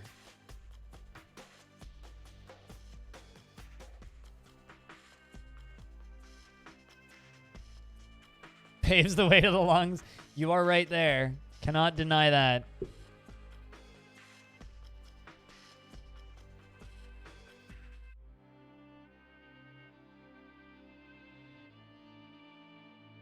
Oh, dude, it's certainly dropped the local temperature. Like, average temperature here, King, before the smoke hit was about 20 to 25 degrees Celsius daily. When the smoke... Now, I'm waking up and it's like 10 degrees Celsius outside. It's weird. I'm worried about my plants. I mean, most of that is charcoal. But yeah, we do have quite a lot of iron. We have 767, 380 iron, 79 silver, a bunch of copper, some zinc, bronze, brass.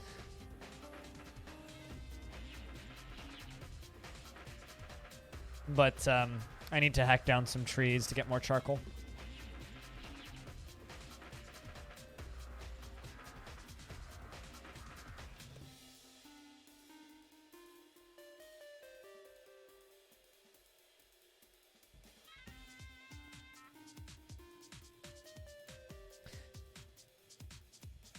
That would be lovely if you could do that, actually. Does anybody remember that viral video of that bloke from Florida who is ranting and raving about how bad the hurricanes are every year? And, like, why not, instead of the hurricanes, you just get the whole fleet of, like, American jets to fly a bunch of circles and, like, change the wind patterns so that the wind goes in the other direction and blows the hurricane away? And then also mentioned how it would be much more productive to just send the hurricane in the general direction of Russia.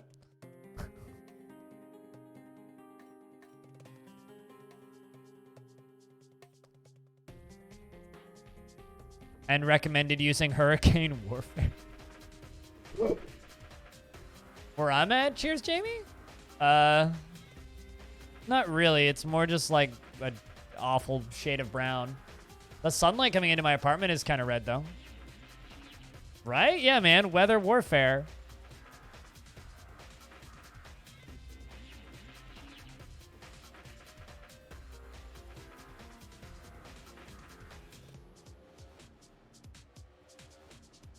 Just send it to Russia in an envelope? Yeah, right? Just mail it to them. And then the guy also suggested that what if the hurricanes were caused by the amount of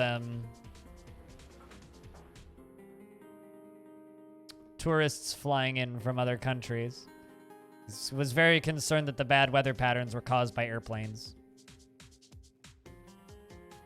See if I can find the video. Man says jet can remove hurricane.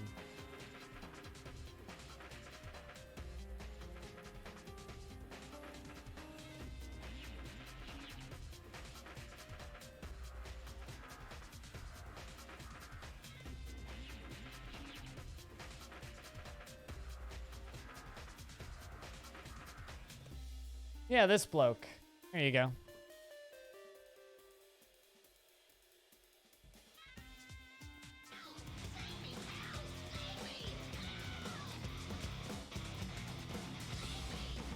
Hey Blind, just stopping in to see how things are going. Cheers. Well, first off, I have to say a big thank you for the 33 months on the 33-month streak.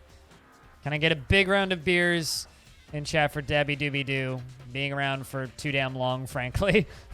Like, the fact that you're still here is a little bit amazing to me, so thank you so much for continuing to help keep the stream funded and so that I can play Dwarf Fortress and have weird conversations with people and other games. Oh, thank you so much for that. But how are things going? Air quality is a struggle. Day-to-day mental health is a struggle, but I realistically don't have much to complain about. So I'm employed and I'm able to do this full time. So what else can you say, really? I get to listen to good music and talk with cool people and play video games on the internet. That's how things are going over here. I'm doing my best. One day at a time. I hope that Dabby is hanging in there.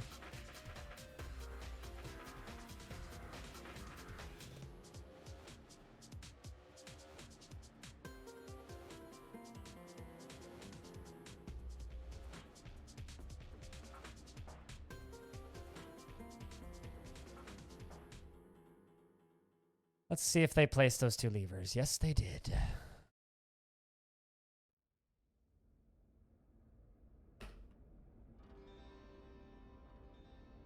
That's the first bridge getting hooked up. And you can be hooked up to that bridge.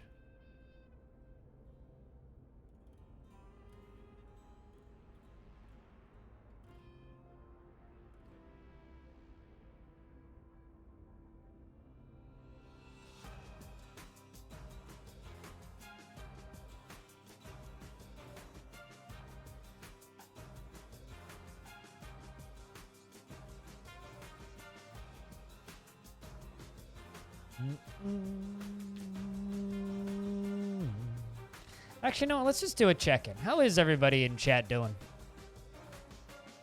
We all surviving out there? The various calamities and fun shit that's going on in 2020. The best part about this year, right? We're only in September. We haven't even hit November yet. You're doing math? Why? School stuff? Or are you playing Factorio? Winter is coming. I like winter. I can't wait.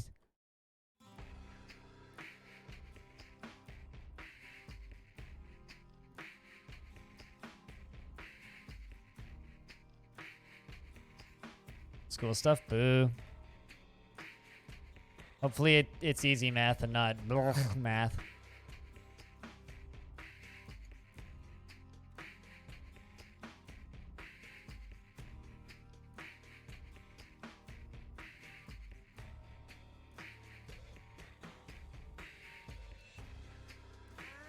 I live inside mostly anyways. Not much has changed after the facial masks and trains. I guess once things open back up proper, right? And you learned how to make weird rice thing. That's certainly a highlight, right?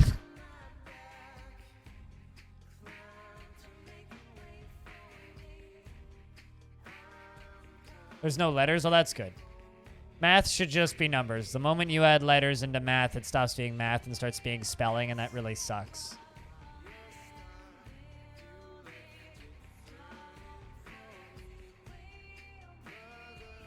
I called so much bullshit on that when I was little.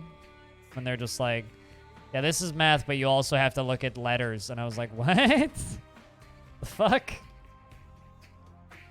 Why? Yeah, numbers are for counting, letters are for spelling. Don't confuse the two, you dumb teachers.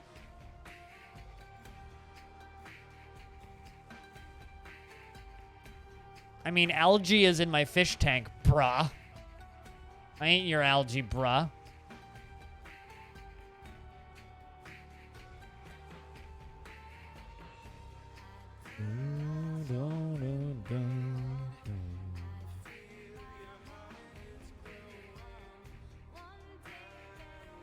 Can't do much with math. I don't need your logic, Quatch. Trying to make a yolk.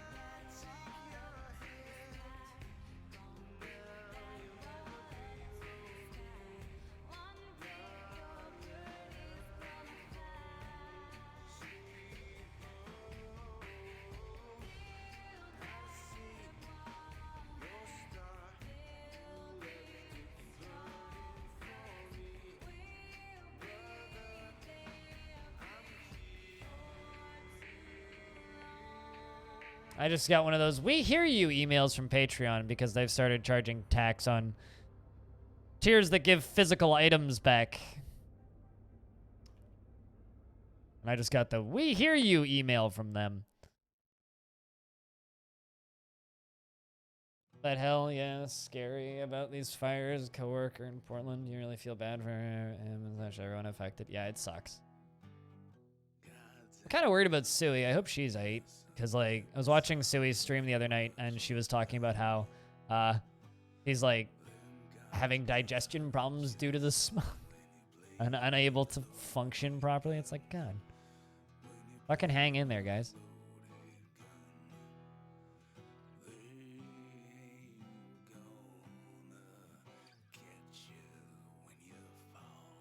What, around math? Watch? Or telling the streamer smart logic.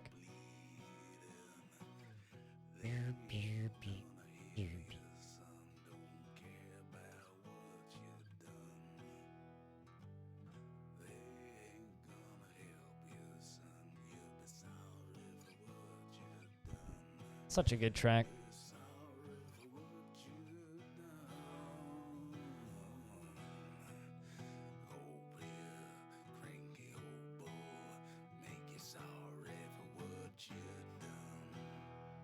Next time I say GM the ground and then with basically something else, the answer, the next one was the explanation, but the worst part is the same teacher. I don't know, we'll get through it eventually, but it's a more coherent approach.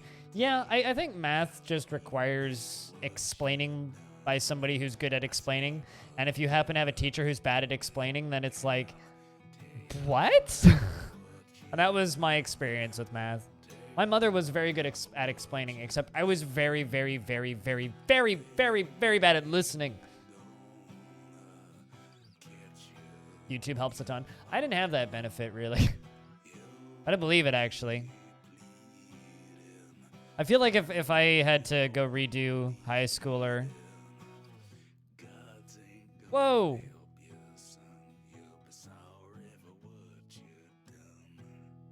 Whoa! Sorry, there's blood everywhere because buzzards are fighting with people again.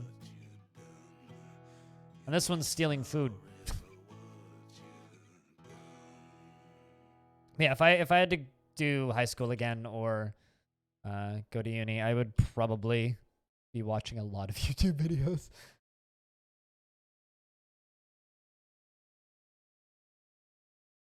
Makes it really hard to see how to explain it.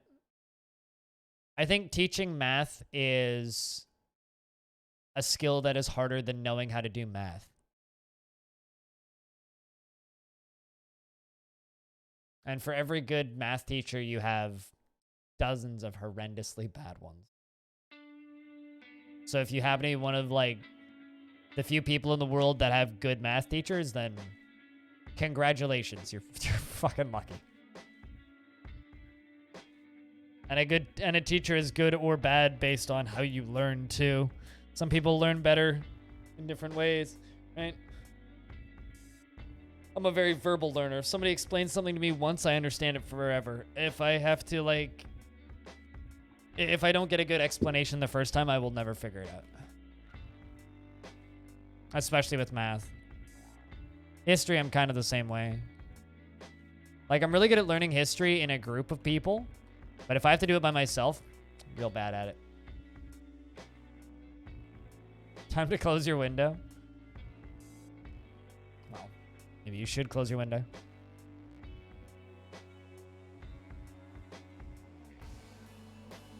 And it's getting pretty weird. Yeah, I don't know too much about that.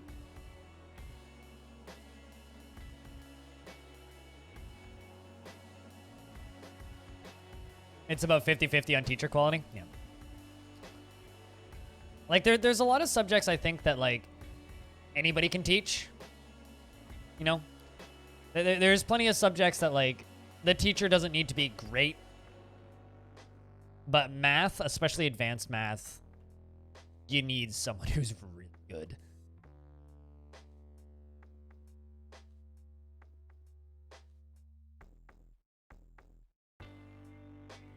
Exxon's making coal. Let's check in on our human. Content. Really likes your bedroom. Really, really, really like your bedroom. Wonder, do you have any friends? You do? Well, that's interesting. Rara, Maniathru, the human bowman, is a really good friend of yours, and he's come to visit. Well, that's nice. It's nice that the human has, like, a human mercenary who comes by once a year around the same time every year to visit with them. That's nice. I like that.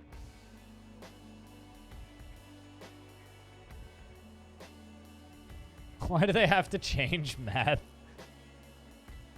Yeah.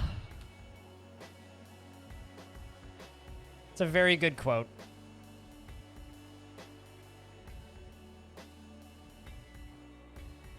Apologies for all kind of the existential crisis today, but the crow falling out of the sky really fucked me up the other day. Like, it genuinely fucked me up in a way that I wasn't expecting.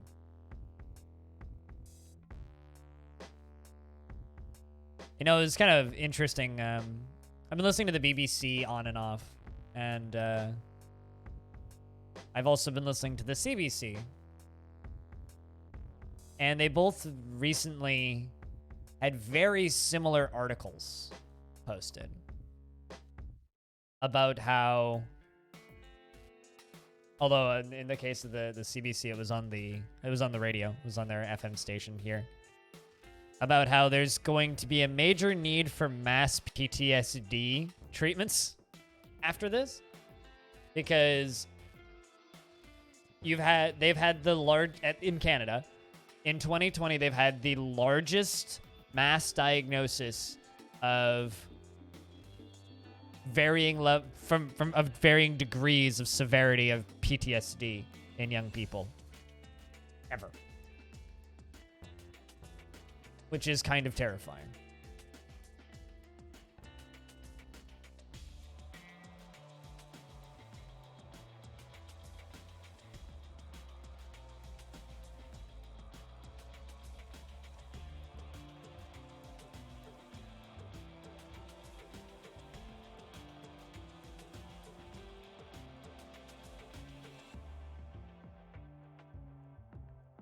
But it's here's the thing, right? You know, I don't know what's more terrifying about it, right?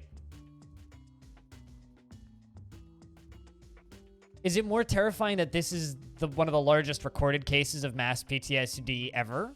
Or is it more terrifying that this is the first time we've actually been able to even consider it to be that bad, right? Like,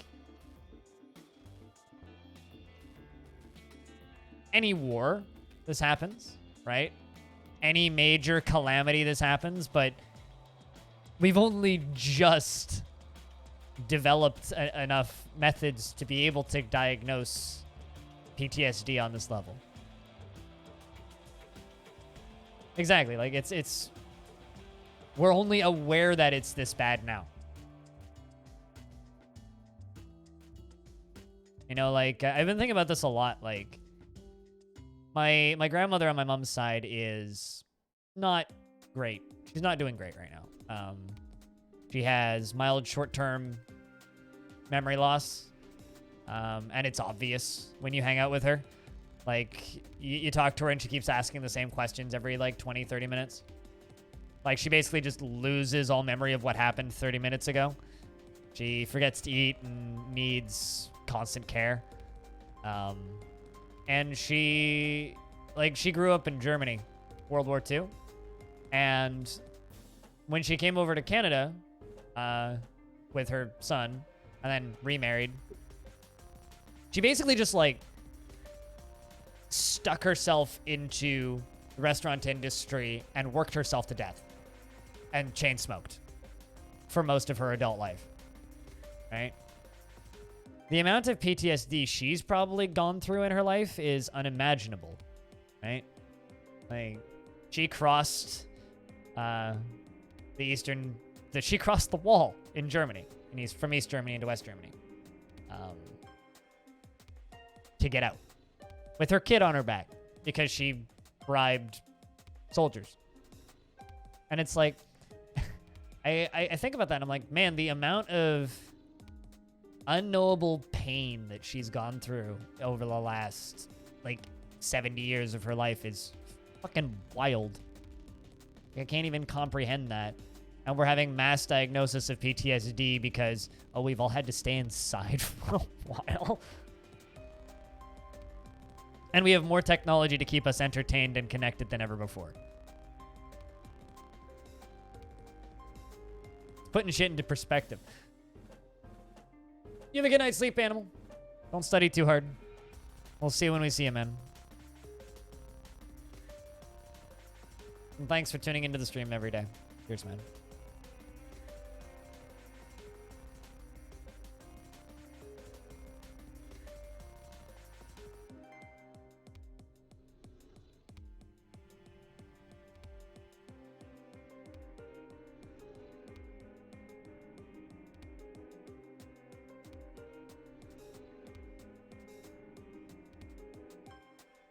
I don't know, it's just kind of tough to deal with thinking about that. That's just where my head's been recently.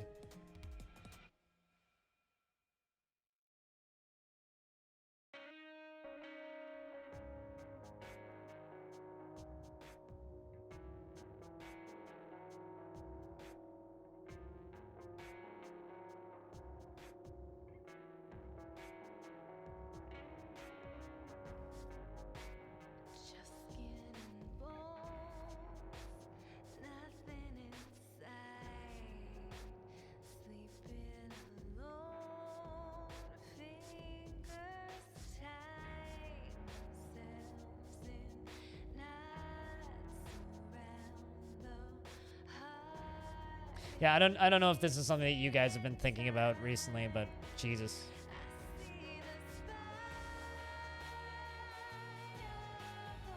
That's my grandma, but yeah. Yeah, she's like basically just buried herself in television and workaholism. You know? It's like, I don't know. It's weird. It's like we're a society built on PTSD, basically. And only now we're like starting to fucking realize it.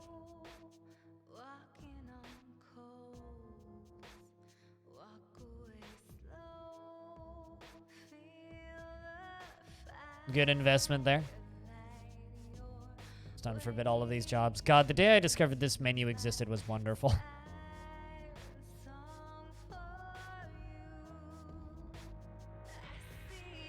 It's gonna take a little while to get all of these boulders moved, though. That's okay, though. It's nothing compared to what we've done before. You know, my grandma's probably the toughest person I've ever met. That being said, like, I don't know. People shouldn't have to go through that.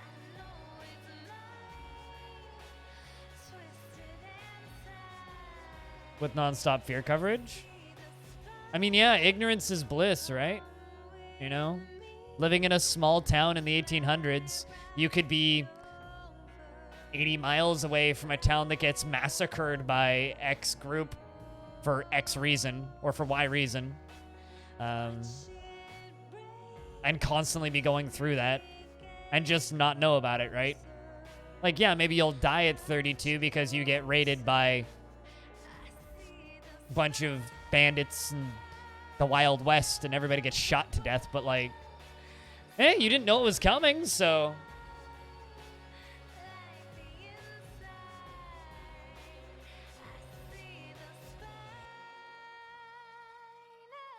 You found an 8-track player? Oh no. People keep making fun of me and saying that I'm gonna fall into that one. I mean, I have the 2 blank tapes that I can give you, Soaps. But I just have the 2. Because I'm not super into recording tapes. I do want to, I do want to make a tape of that one, King Gizzard and the Lizard Wizard album, just because it is literally free. But I need a good recorder to do that.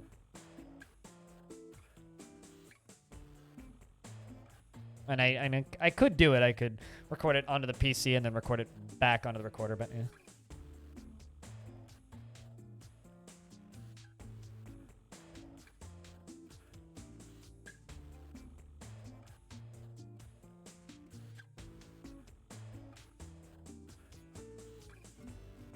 Imagine what awesome things people could be free to do and create if we didn't have to carry the burdens of our most harmful experiences. But then there's also the question of, like, think about all the cool things we do create because of the burdens. You know, like, some of the most broken fucking people in the world are some of the most creative, amazing minds we've ever encountered, right? Well, like, we are made human by the bad experiences that we have. I mean, if all we ever have is good experiences and all we ever have is happiness, then, like, you lose that perspective, right? You know, that's why you have, like, bratty-ass rich twats who are going to the beach right now and saying, I'm invincible! Because, like, this is the first bad thing that's ever happened to them, and they believe that it's fake. They can't comprehend it. Right? It's a lot of thirsty dwarves they've been building for a while. But come on, guys. We're almost done here.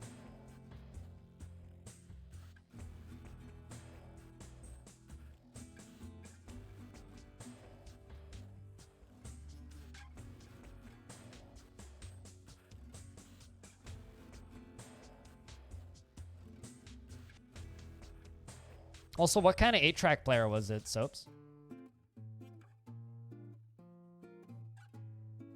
Also, I don't know if I could bring myself to go to a thrift shop these days.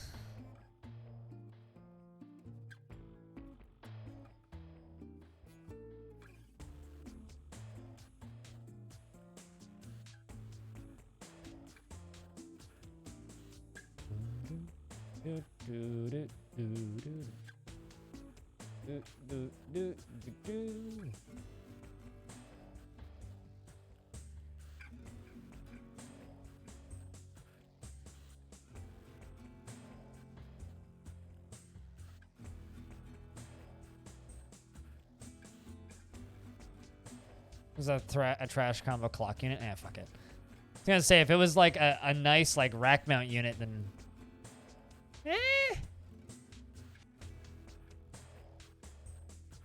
but yeah, no, if it's just some trash unit, then fuck it, whatever. Who cares?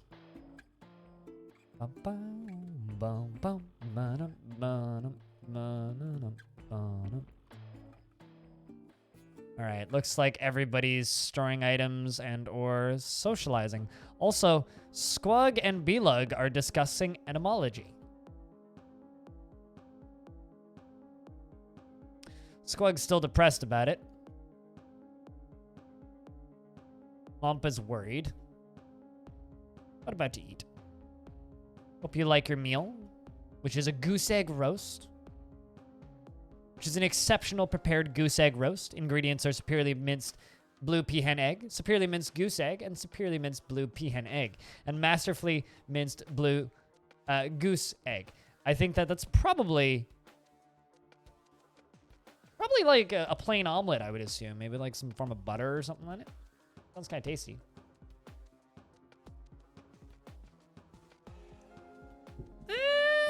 I mean, in current market, that's not a bad price if it's mint. Current market, that's not bad, actually, for a boxed PS1.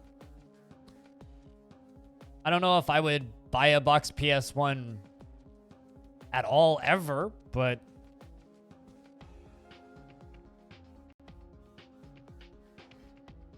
that's not a bad price.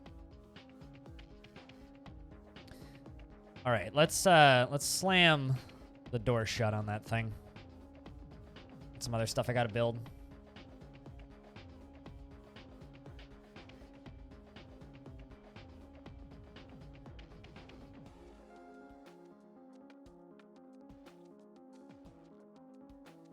Oh, fair enough. You know, you're not wrong. You make a... I kind of figured it was like still sealed in the packaging the way it was worded, but... It's like there's just an active rat's nest inside of the PS1, but the PS1's box. Perfect quality.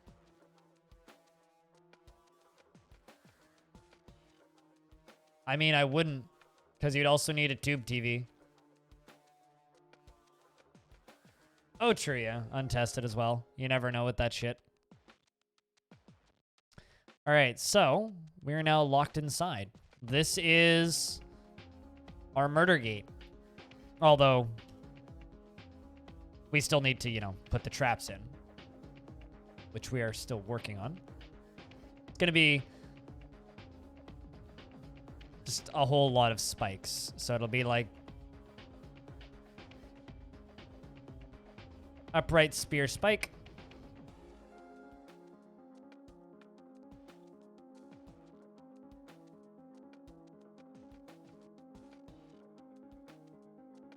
We could also put spears in there. That'll work too.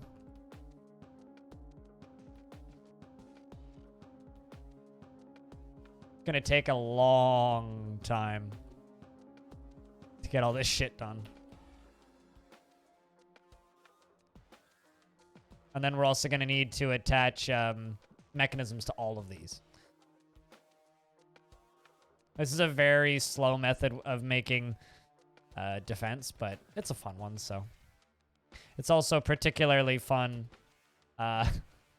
when you watch things explode on it, you know?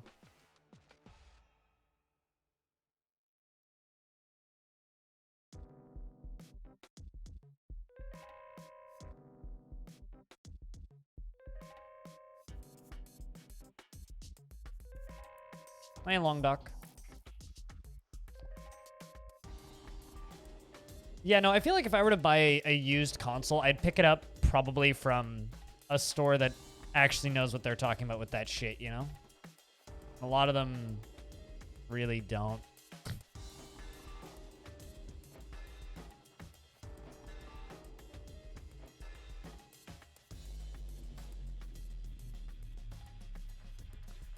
Here they all come.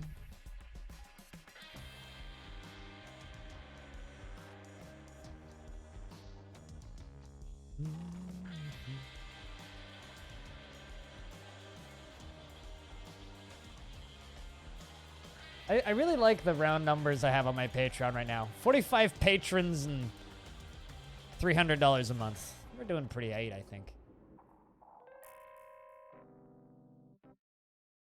You people keep me functional. Look at a lot of iron spikes to make. Well, there's a lot of charcoal to make.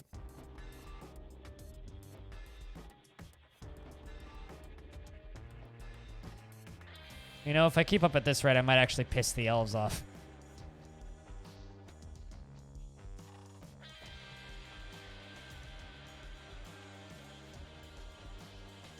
They are, yeah. Although I'm not as picky about round numbers as some people. Some people are incredibly picky about round numbers. I don't really mind if they get off.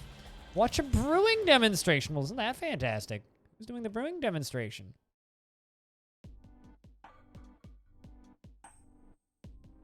Who is leading the brewing demonstration? I guess he's just watching a brewing demonstration in his own imagination. That or it's over and he's still watching for reasons.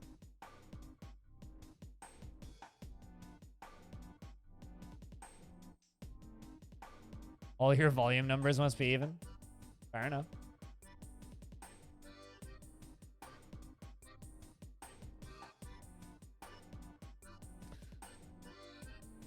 I'm more just like perplexed by the 8-track player that you saw.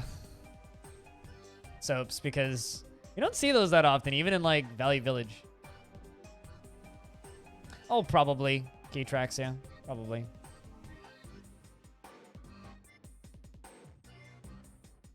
Yeah, maybe he's just staring at a barrel that's just distilling. It's like, it has been 72 minutes since I started staring at this barrel, and it's still a barrel. I wonder what the brewing process inside is like.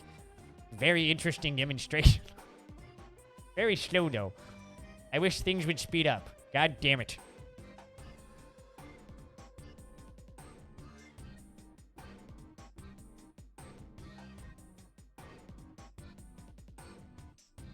Also, if you guys want to help my team out, there's a thing up on my team's Twitter. Because, you know, we're teasing a thing that's happening this coming Friday.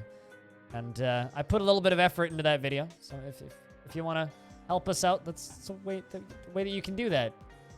By interacting with that tweet in any way.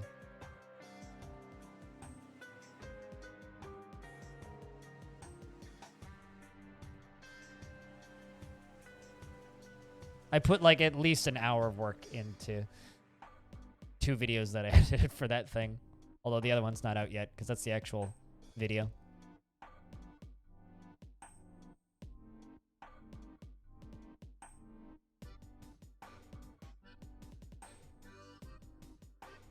Two in form numbers are better than 2 in plus 1 full stop. Yeah, I tend to agree. And yeah. I mean, I'm like that with my savings accounts.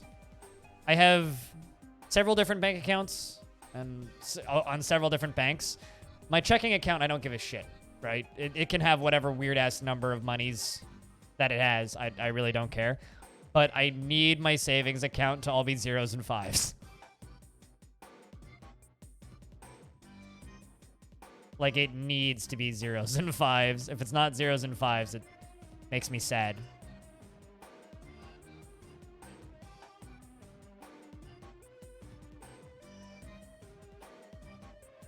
This is indeed transistor music, yep.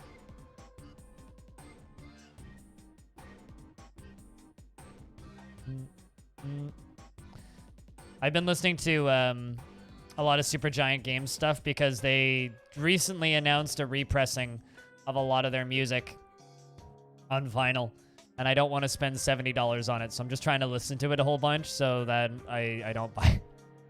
I'll be honest. Really? Ending with 1 cent. Well, not 1 cent, but I actually don't know what the single euro would be for that. But anyway. Why is that, Peter?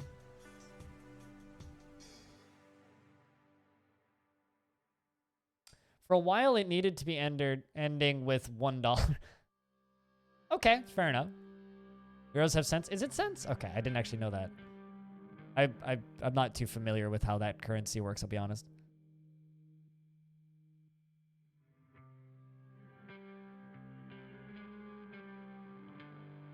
I used to always end my bank account totals with $1. So it had to be up by 1. So it would be like, I don't know, $201. And the reason was, when I opened my bank account with my main bank when I was 5 years old. And the minimum deposit was $1 back then. And so I put $1 into the bank account. And I just, for some reason, kept it at $1. Let's continue working on these bars for the big old prison room.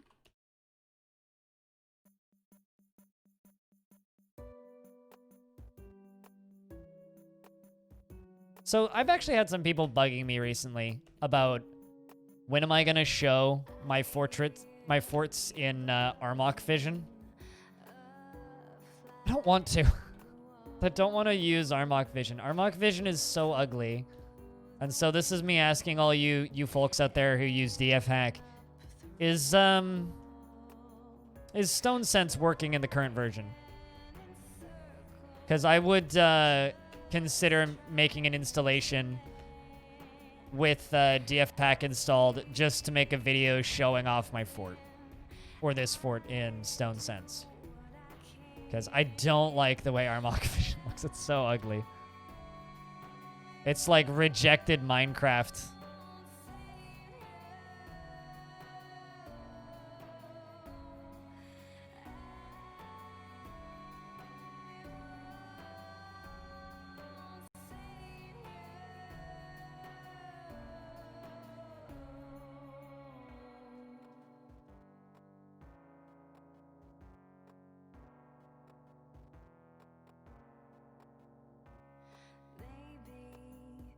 As long as he didn't interact with the window? Okay. Good to know. That seems like kind of a big asterisk, though.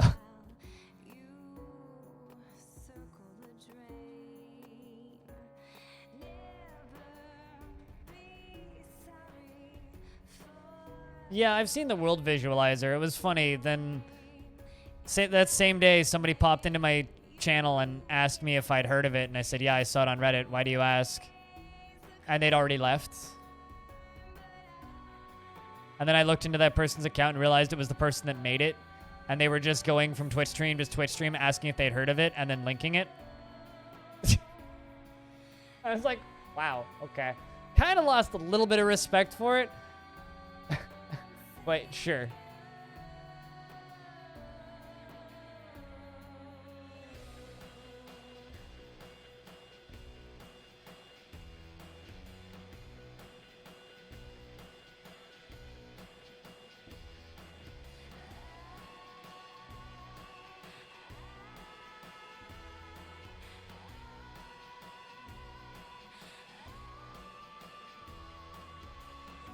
Demand bones?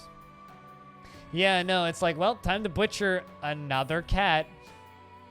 Is usually how that goes. Like, time to butcher another cat and 2 more dogs and a cat and 2 more dogs and a cat and 2 more dogs every single time. So this is the upper floor for my prison. It's just vertical iron bars all the way across. I don't know. I don't know why I did it that way, but I like it. I'm gonna do that again on this layer. So it's just gonna be vertical iron bars all the way across the edge.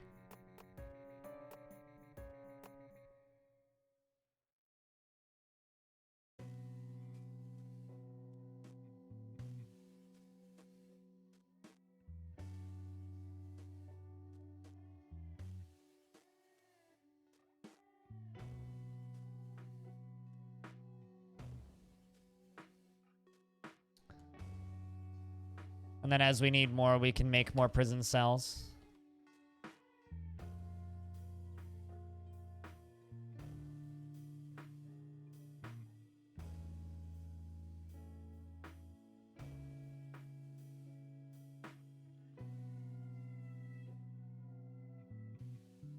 Elven caravan has arrived. Just don't touch the window or resize it while the game is running. All right. Maybe I'll do that. I don't know.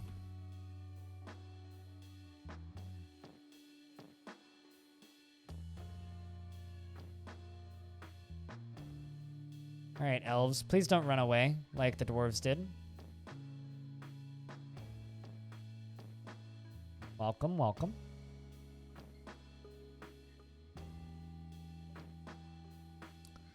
Again, I don't actually know what to sell these blokes, so I'll probably just sell them our shitty clothing. Like this vest.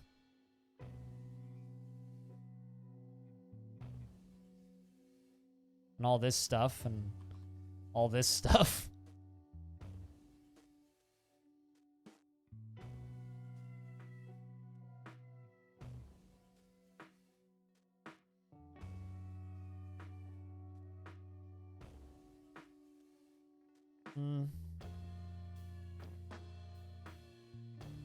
Trying to think, what else can we sell them? Bring all these crafts up. We'll do that. Although if you're getting strange moods, you're doing better than me.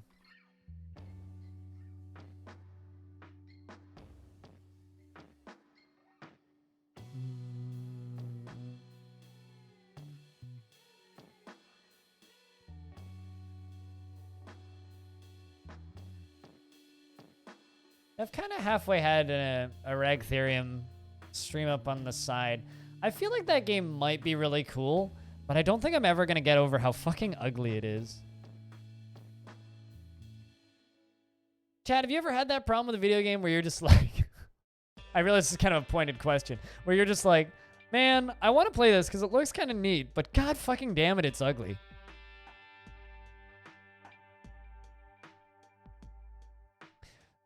Okay, say it. Someone's going to be like, yeah, Dwarf Fortress. Just say it. Just get it out of the way.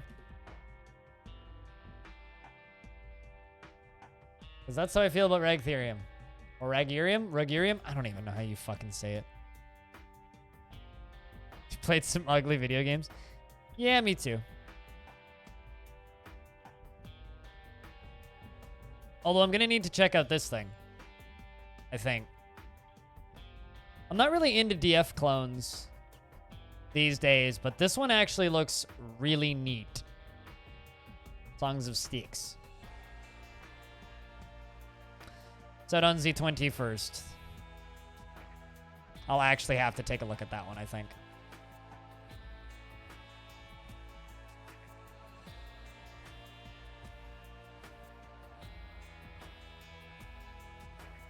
At least I got plenty of crowns and scepters to sell.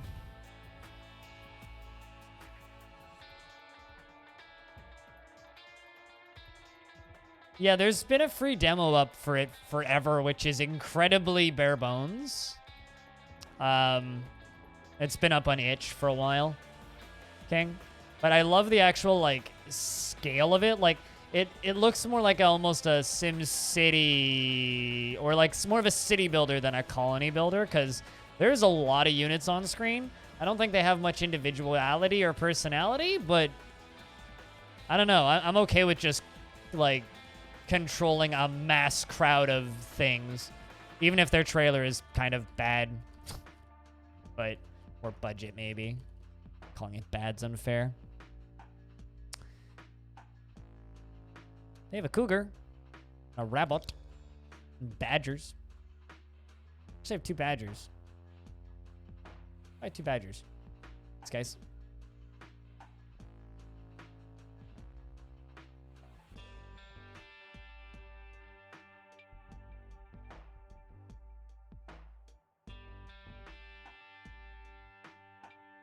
All right, so we're still working on a few of those spikes, but most of those are done. Yeah.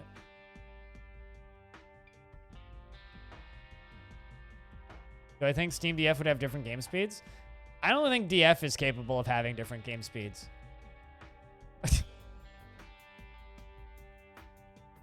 Like, I think that's another one of those things that would require a full rewrite of the whole game. And I don't see that happening.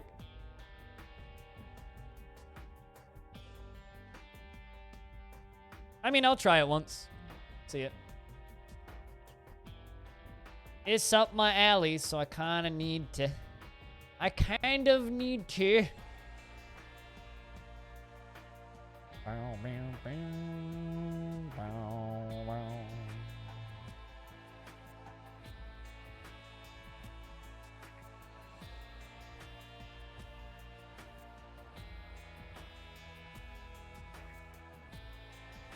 Yeah, it gets slower when I slow it down with physics calculations.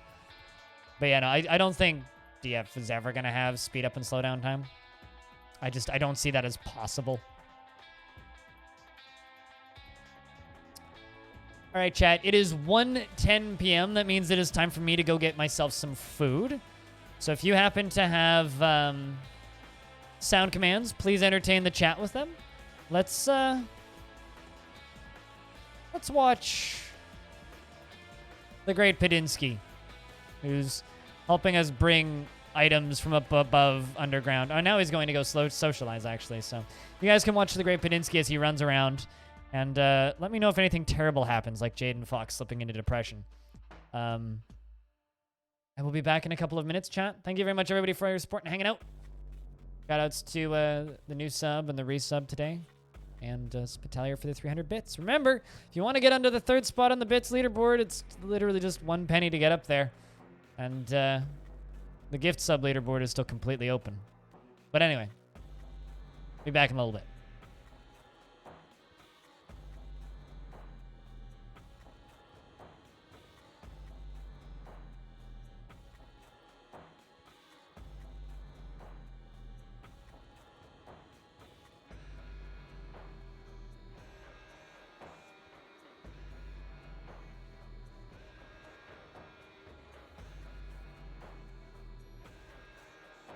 Flobberdobberdoggadoggies.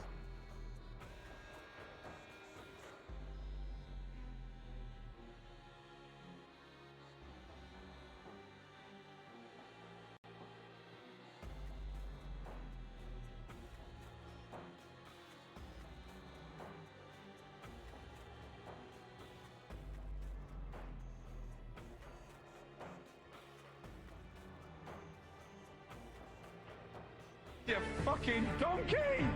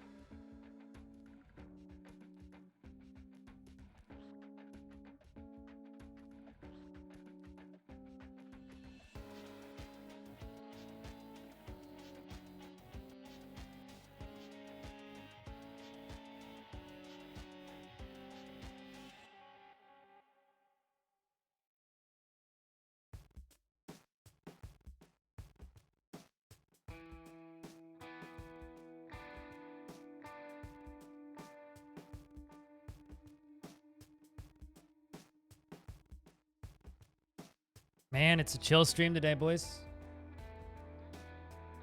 Pondering reproductive behavior. Looks like my dwarves are fighting with buzzards. Nothing major. Did I miss anything exciting, chat?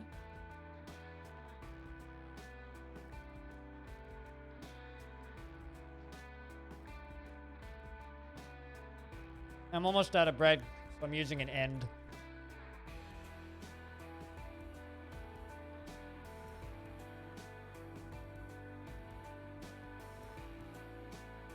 Much chill, very snooze, yeah.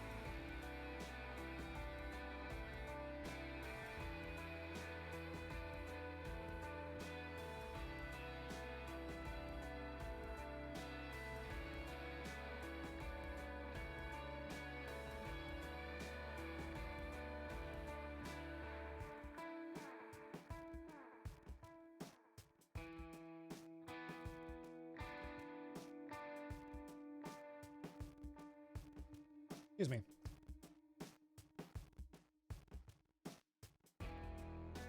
Simple ham and cheese sandwich today, but I have to go buy more bread.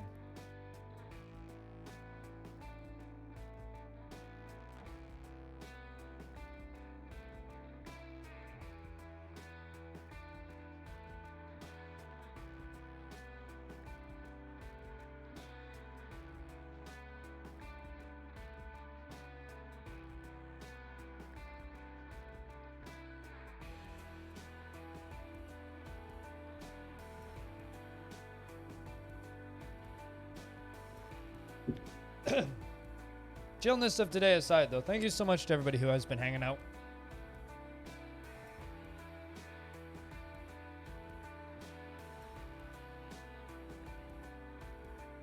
Well, at least we have tons of booze. I'm actually not entirely sure. Oh, I know why. I keep unforbidding the job when I go through the unforbid all jobs screen.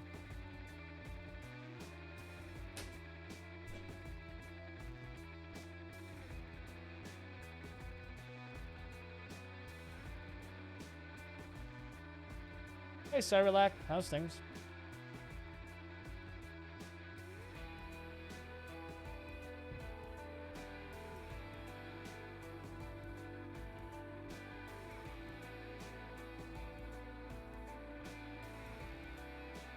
We can start working on these vertical bars. They're all going to be iron as well.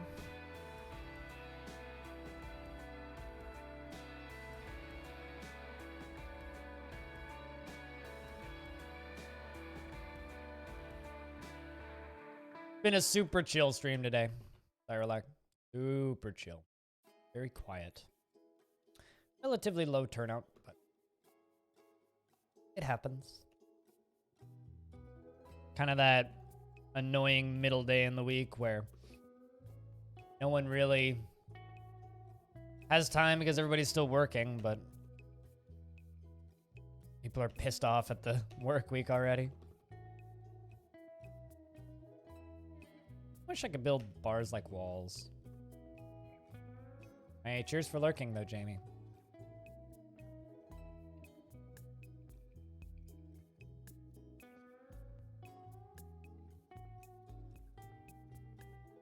This is going to take forever to build. It's lowercase b, not uppercase b.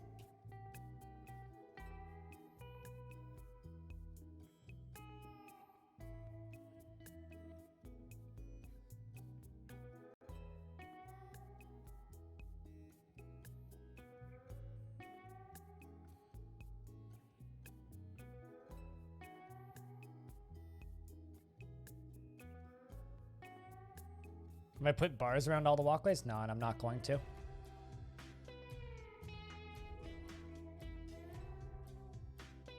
I've only had 2 instances of there being issues, and that's because of the trading depots.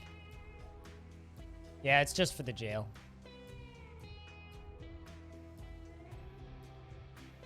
Because I think going around the whole walkway would just be kind of a waste of metals. Frankly.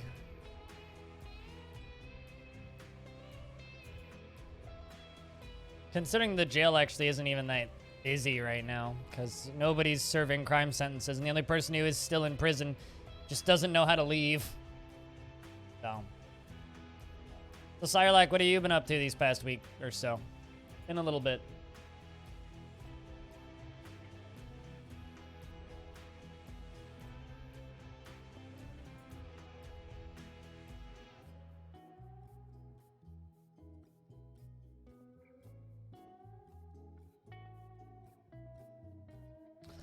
Stuff happened and now it's over. Hopefully it wasn't bad stuff.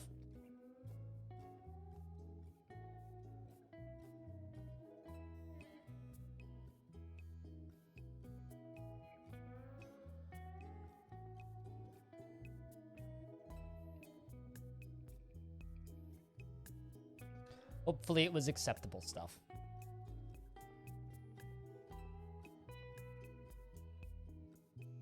Is a decent way to fill a prison. I mean, I don't have any reason to interrogate anybody. You can't interrogate anybody unless there's a crime committed initially. So. At least I don't think you can. I've never had the option to. There needs to be a crime committed in order for me to be able to begin the initial interrogation. Well, that sucks.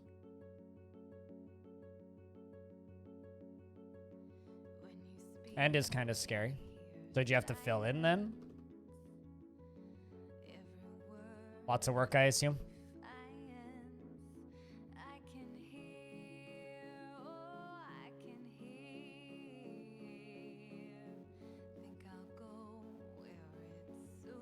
Dropped out here. Yeah, there's a few people I haven't seen around recently who've hung around a lot recently.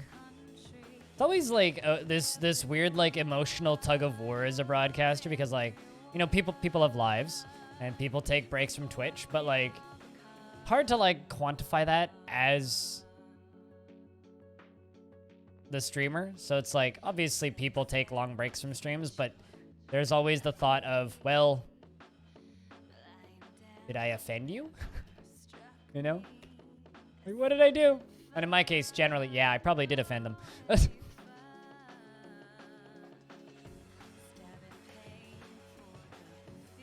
Then they pop back in and it's like, oh, hey. They're like, yeah, no, 5 or 6 real scary things happen in life. And, you know, it's been busy, but yeah, I'm back now. And then I'm always like, phew, I didn't offend them. It's generally how it goes for me.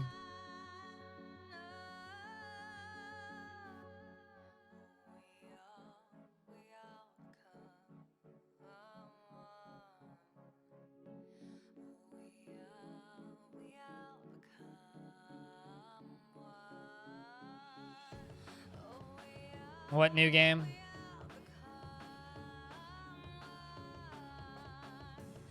Kind of curious about the game, although I have a suspicion.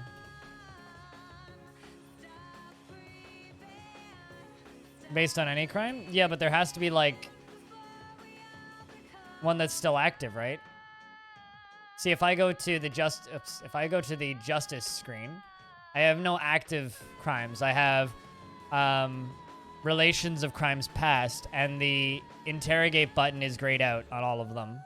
There's no point where I can even... actually, I guess if you view cold case, you could view cold cases.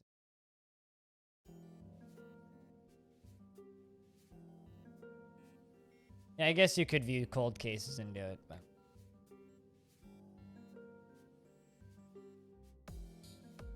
Ah, I gotcha. That wasn't the one I was expecting, but how you liking Dual Universe? Actually, I had somebody ask me the other day if I would stream it, and I was like, this MMO. Nah. That's basically my opinion. Happy that game's doing well, though. Good guys working on it. And they've been fighting the constant battle of, we're not Star Citizen.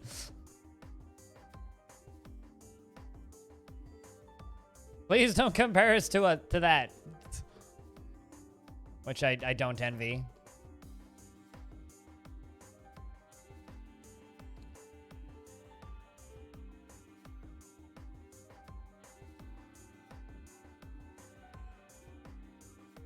I hope it's a fun mining sim. I mean, Dwarf Fortress is a mining sim.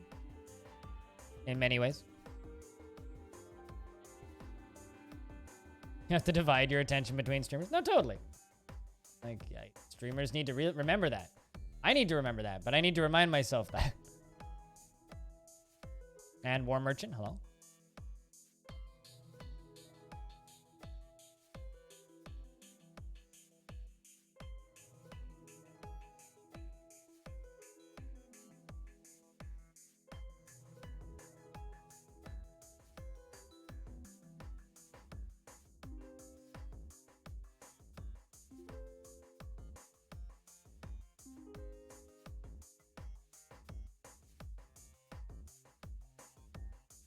All right, I think that's the prison there.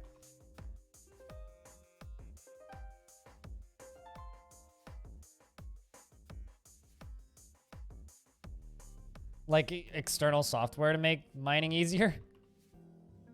Man. That seems like a lot. I've heard that it has orbital patterns and a bunch of really interesting things that I would in theory enjoy, but I just... Ugh, I don't know. I think we should put bars in all of the prison cells. What do you guys think? Like electrum bars. Real pretty bars.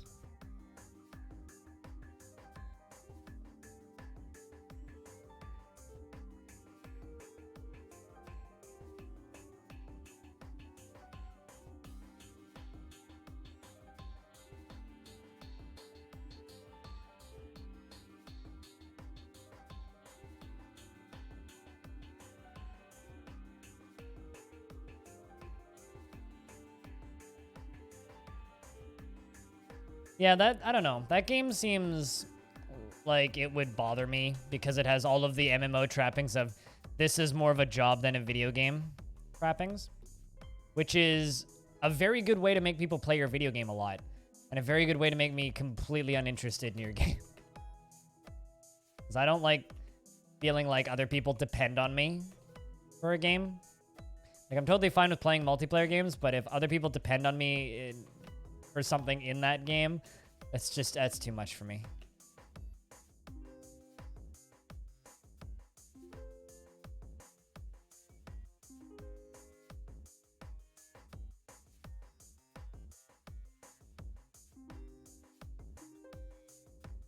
Was that the Kickstarter? I mean, yeah, no, that's totally fair. It's reason to play. Play the game that you money into.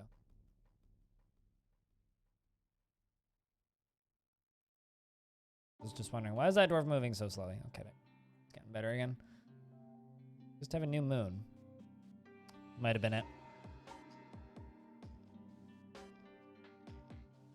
And yeah, if you have a lifetime sub, for sure, fucking use that shit. All right, so this over here, this is going to be our manager's office.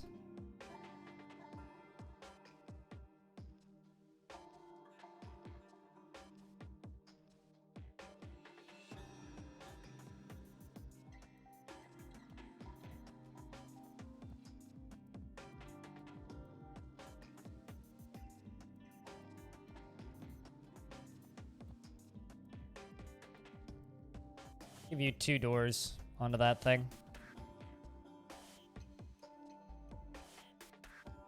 And a ramp going up. Not made out of steel. Make it out of wood. So I remember to get rid of it.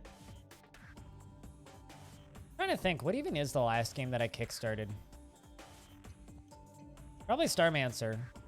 I actually can't remember the last time I kickstarted a game that actually came out. Actually, no, I do. Banjo-Kazooie. Well, not Banjo-Kazooie. Ukulele. I backed. And I was so disappointed by the outcome because it made me super fucking motion sick.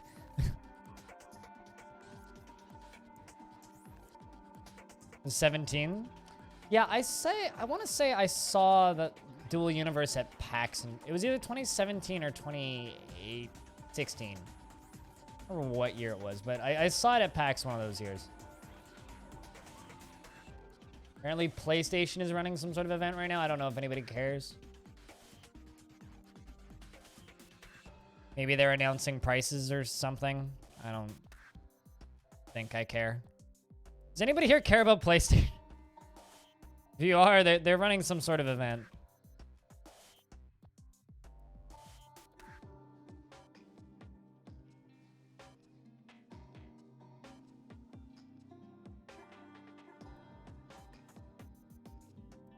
And oh, really? Yeah. Is that out yet?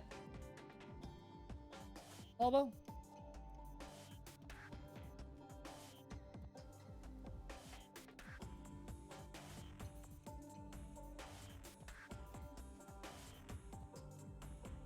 I guess not. Yeah, I don't know. Cyan's a neat studio. I really like Cyan. They've got such a fucking legendary studio, and they've managed to, like, for as big as Myst was, they've managed to stay small and kind of keep it a family operation, and I have so much fucking respect for that. Because, like, they could have just fucking corporatized that thing and gone huge, but instead, no. I mean, they'll get that out. Cyan's really good about that. Really? Yeah, no, like, it's still, like, the same, like, 3 people working at Cyan. Like, Myst has to be, like, one of the most ported games ever made. Also, hey, Dwarf Burger, it's good to see you, man. Man, you're missing a hat. We need to fix that problem some point soon.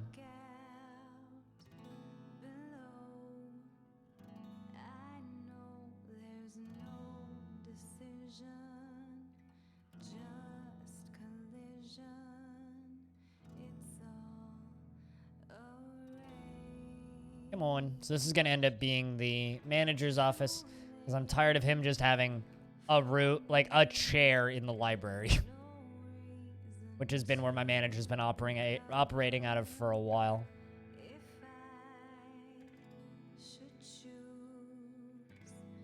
That was only just announced. I feel like there's been a VR Myst out for a while.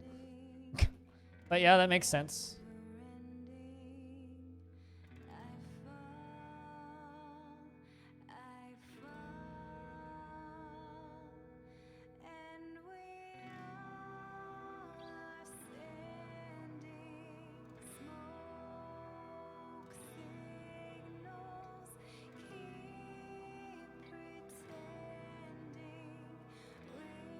They've got such a neat, like, design for their worlds.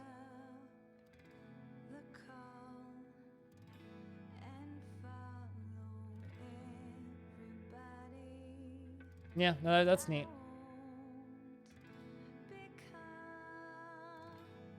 Abduction? I saw Abduction when that came out. I almost bought Abduction when that came out, but then I was like, I don't want to stream that. Like, that's kind of the big problem I have with puzzle games like that is, like, I love them, but can't stream them. Just can't. Because I am horrendously terrible at them. And I've learned that I generally just frustrate people when I play puzzle games.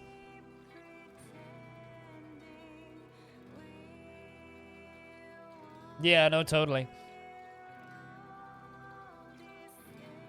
Although the puzzle game that I've been, like, fighting with myself whether or not I want to play it is The Outer Wilds. I've been debating on that one for a long time now.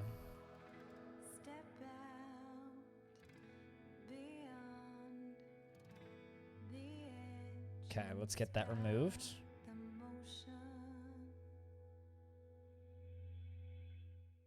Once you put that in place, Scrumpet, and then down. You so slow, Scrumpet.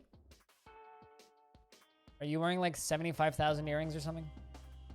Yes. Watch a 12-minute speedrun. I mean, I know the story. I wouldn't watch a speedrun for it, though.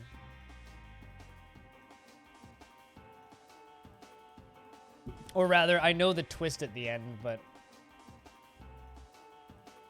that was spoiled, like, within 3 days of it coming out by a Twitch chat that I happened to be in. I know the spoiler. But I'd like to experience that journey.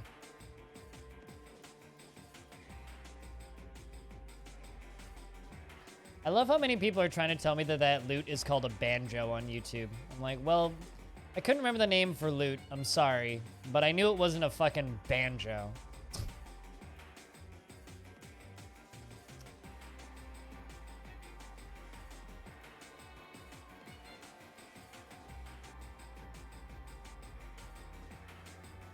We'll give you a silver table and an iron table. And 2 iron thrones. Lead statue of a dwarf. We'll give you 2 lead statues of a dwarf. And that can be our manager's office. And then I'm going to put the rest of these lead statues that I forgot I made down here. Because they're kind of my terracotta warriors. They're dwarves admiring a spear.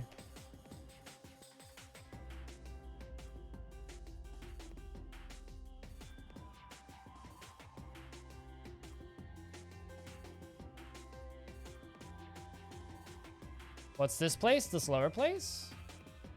This is all my coffins on the right. The history of the fort in the middle. My artifacts as well, and coins. Also, speaking of. Silver coin. Chew. They're all made out of lead. I didn't know what else to do with the lead. So I'm making them out of lead. They're very heavy. So it takes the dwarves 10,746 years to place them.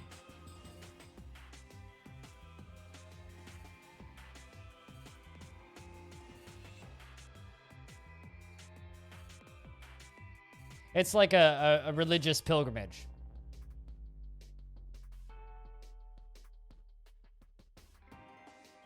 This is a dwarf hauling one. Heck, even my human is hauling one.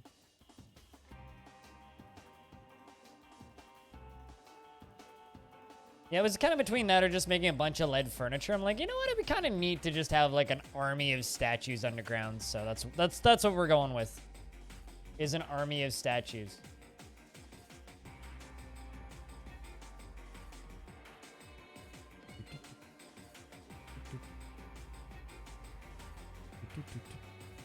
Akira has stolen a history of beliefs, a copy. It's been lost to the winds.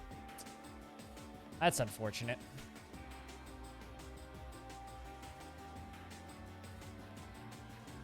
Yeah, no, this is where the history of my whole fortress is being kept.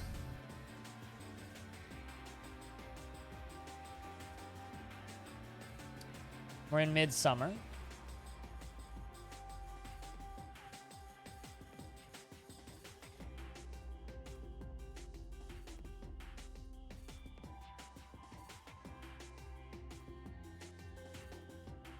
Make another 100 charcoal. 130. Yeah, because that's what we're missing right now is charcoal.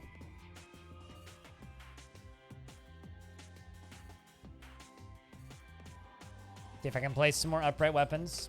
I got 10 on the dot. There you go.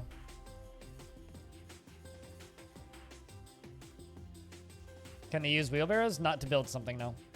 Only to store boulders. Are any of the 7 OG dwarves still alive? I'm trying to remember, who was the original 7? Vaxon in the original 7? No, I don't think so. Where did you arrive here? You arrived here in the year 11. Let me go check. Who were the original 7?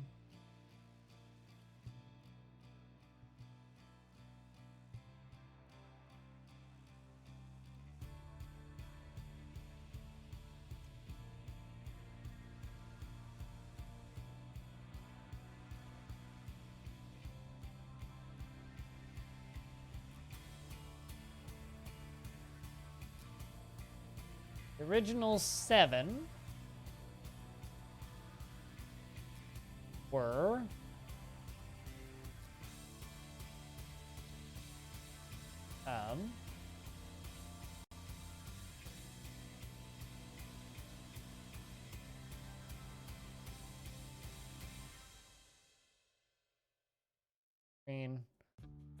where I actually embarked. All listed. You were in the original 7 Eriptrus?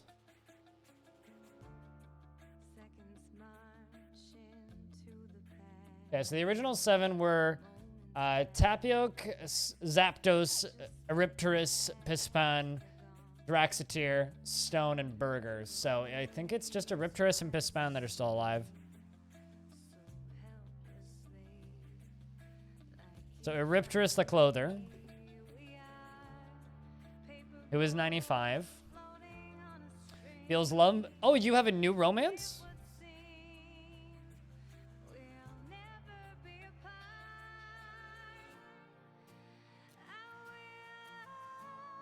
What would you look at that?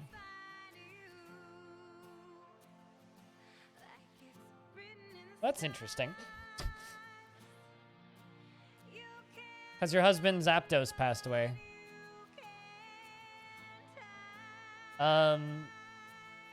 So you're together with Euthyrus now, and then Pispan is also still alive. Who is right here, the like head farmer basically. Was depressed for quite a while, but has come around, gotten better. Wants some abstract thinking. There you go. Yeah, 2 of them. 2 of the original 7 OG dwarves are still alive.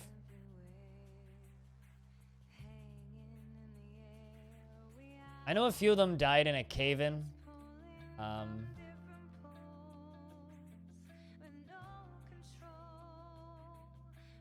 So.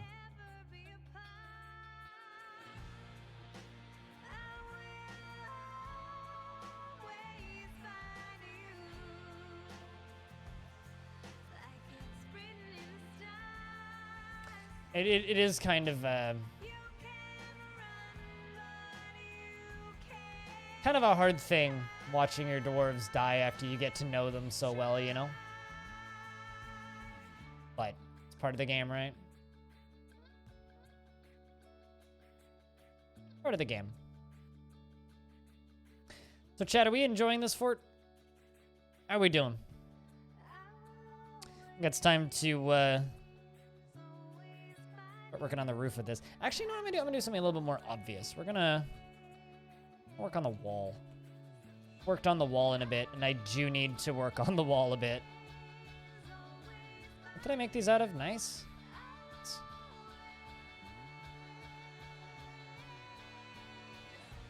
Also kind of need to start building up more crafts, I think. I want to get rid of this nice and work down underground and start actually using that quarry instead of just having it.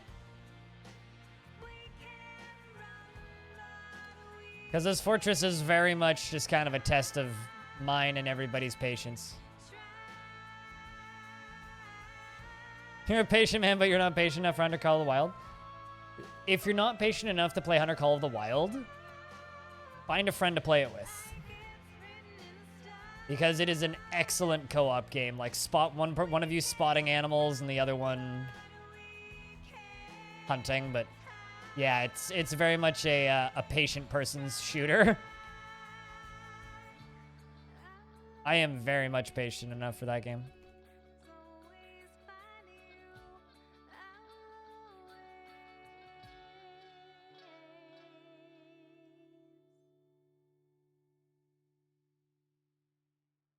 With a friend? So you just can't play it solo then? Oh, did you pick up that simulation games bundle?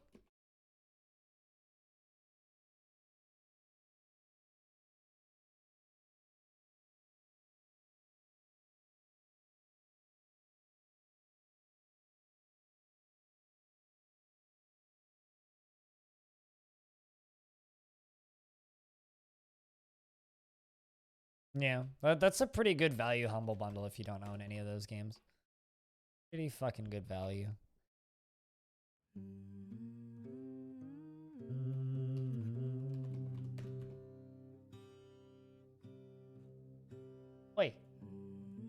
Who said that you could be on autoplay? That's not acceptable.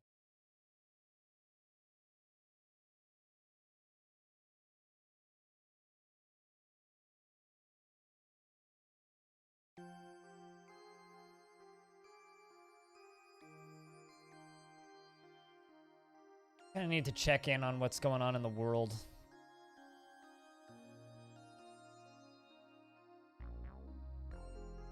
Dwarves have spread. Goblins have not. Goblins up here have. Humans have not. Elves have not. At least that we know of.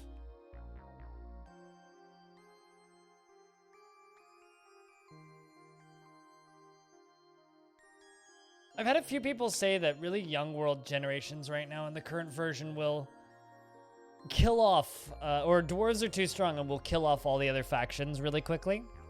Haven't really noticed that though. Not yet anyway. I mean, it's, who knows, maybe I will notice that later, but haven't noticed it yet. That's a little bit reassuring, I would say. Because I would prefer, you know, that the all the other races don't just get killed by the dwarves, so.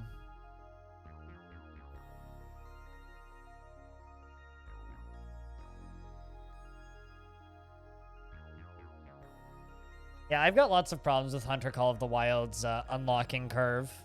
The original version of the game had a much easier unlocking curve, and it's gotten kind of a little bit ridiculously harsh, I'm not gonna lie. Gotten a bit too harsh for me personally. I wish it was a little bit less intense.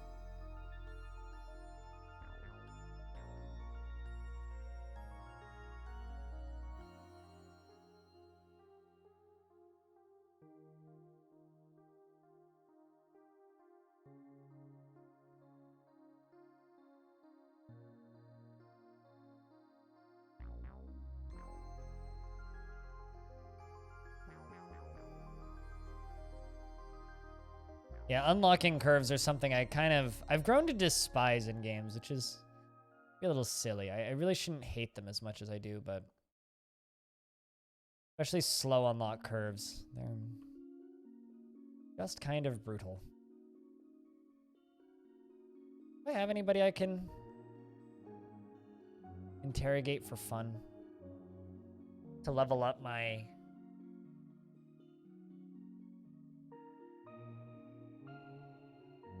to level up the interrogation skill a little bit. So I don't think I have any visitors right now. No, I don't. Next time that human shows up, I'm gonna interrogate him. Actually, I'll bet you it'd be interesting to interrogate somebody like the Great Pedinsky. For almost any reason, because that dwarf's had fucking weird story arc. I've actually had a few dwarves have some bloody weird story arcs. Intent when discussing etymology. What's our human doing? You know what, human performer? Oh, I can't give you a new job?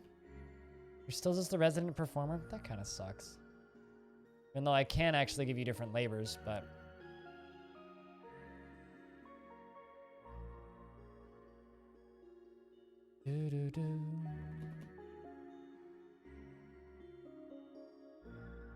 How many iron bars are we at now? 596 iron bars. It was inevitable. Well, Clino, this is I've been in this fortress longer now than I've been in, I think, any fort. We started in year 5 of the world, right? We're in year 43. And I've had multiple dwarves go from being perfectly normal, happy citizens to being slightly stressed, to being incredibly stressed, to murdering somebody, to having the shit kicked out of them, badly beaten and bruised and battered and bones broken all over their body, thrown in prison for 70 days or so, give or take 100. And then they come out completely cured of all stress. Had that happen multiple times with different dwarves. And then, even better, they'll get super stressed out again. And then get thrown back in prison and come back out not giving a shit again. I've had that happen a couple of times now. To the point where I'm starting to think, Clino, that a lot of people that complain heavily about moods in DF are just really bad at managing them. It's like, give everybody nice bedrooms, make your prisons fancy. Like, all of our prisons, right? We have 4 prison cells. Every single one of them has a fancy, and I do mean fancy, black bronze statue. Or electrum statue, sorry. Black bronze chains. Electrum bars. Oh, no, sorry. Rose gold statue. Black bronze chains. Electrum bars. Silver tables. Silver throne. And a silver cabinet. And a masterwork bed.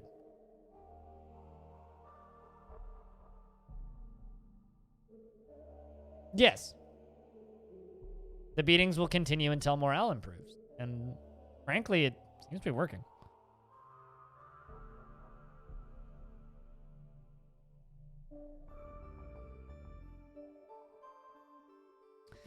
Also, this is supposed to be assigned to my manager, and I haven't done that yet. Lump, you get that assigned to you. And you can also have the table assigned to you, why not?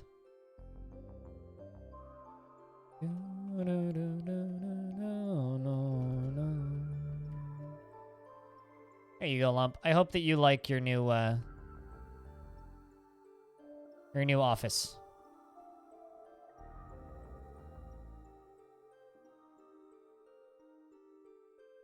You get your face caved in, and then you get to sleep in a nice comfy bed for a couple nights. Seems like an aight trade to me. I don't know about you.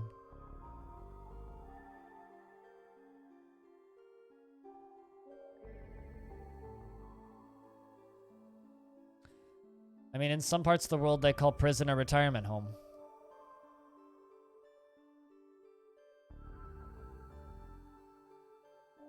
And in the case of our dwarves, it's definitely their retirement home.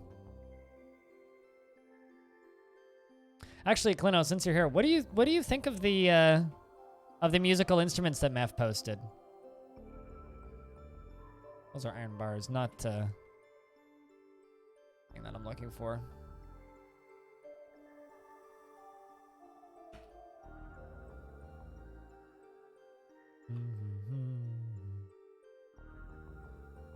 And speaking of good tidings, Axon has given birth to another girl. Does anybody want to be carried around with Pilot by Mommy Axon?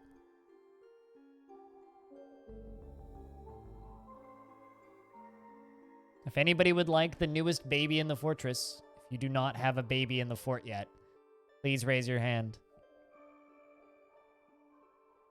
First person to raise their hand gets it. Yo, Padinsky, we were just talking about you. Well, sort of. You're a dwarf who went insane, murdered people, went in prison, came out totally fine. 6 months later, went insane, murdered person, went into prison, and has been fine ever since. So, I think your dwarf is still alive, Hot Cup of Tea, actually. Hold on. Let me double check that. Yeah, you're still alive.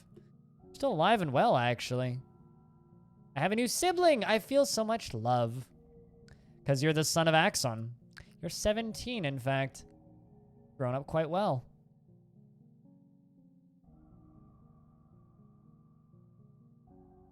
Need a new cap. Make like 40 caps.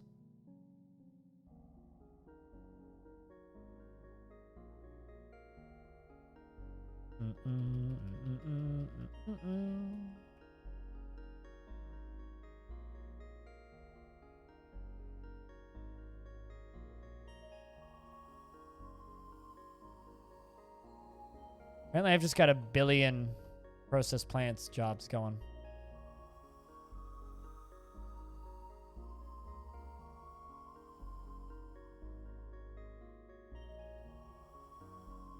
Eh, fuck it. Just make a bunch. Don't worry about them for a bit. Can you be reborn? You totally could be reborn, Peter. I turned down Stone earlier from being reborn, but that's because he's been reborn twice. And was in the original 7. But you can be reborn, Peter. You want the same name, Peter? Or do you want a different name for a girl?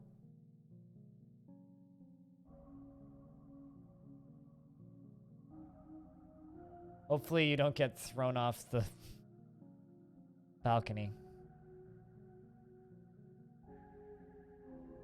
Again.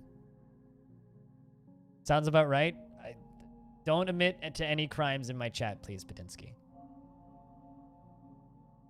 An enemy spy has gone mad in your prison. Excellent. You should beat the shit out of him. Petra.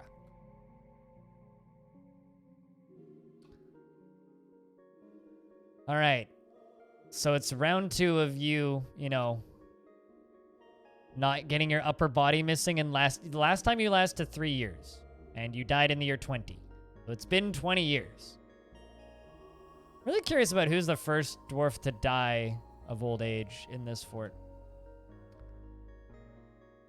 She personally values family and doesn't feel strongly about the law and dreams of creating a great work of art. Well, it's a good thing you value family because you have lots of siblings. Her first words are gabba dabba dabba dabba da. And she dislikes receiving advice, preferring to keep her own counsel. I can feel that. And she always is tense and jittery. And she has a sense of humor in most situations. And she has a greedy streak. She doesn't handle stress well. And she generally finds herself quite hopeful about the future. That's going to get tarnished quickly. She tends to form only tenuous emotional bonds with others and has a noticeable lack of perseverance. Doesn't cling tightly to ideas and is open to changing her mind.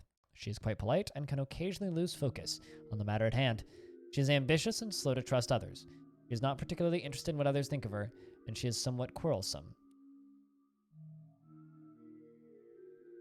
And she is burdened by this since she values friendship, and she needs alcohol to get through the working day.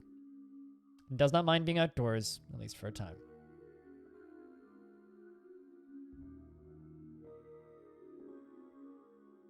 You have feelings about him sharing them?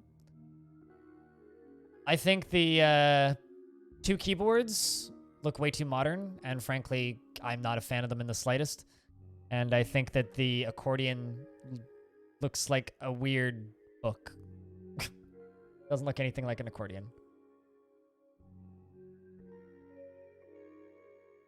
What I really think that they should do is I think that they should stop. And this is somebody who's making, like, I don't know, a whole $1.50 a day off of YouTube videos about these. I think they should stop posting public pictures like that. I think what they should really do is they should sneakily go out to the community and invite, hey, Django, how you doing? And invite, like, maybe a dozen, maybe 20, 30 people that are very, very dedicated to the Dwarf Fortress community and have been around Dwarf Fortress for a very, very, very long time. And around the time they get to that point, once they have like 20 or 30, just kind of have like a group of people that they seek feedback for or from, rather than, I'm moving an artifact cage down here, by the way, is what I'm doing. It seems like a good mascot to have in the prison. Rather than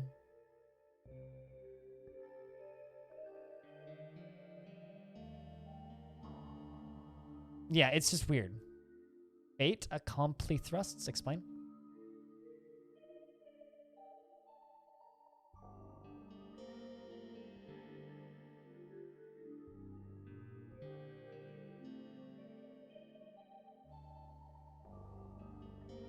He's not interested in?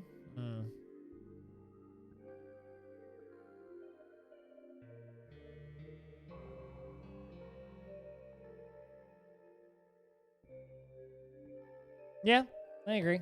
Yeah, I agree with Quatch. I don't know. It's fucking weird. Just have somebody posting game assets for an unfinished game. It's like it's something that we're used to Meph doing for his tile set and him getting buttloads of karma.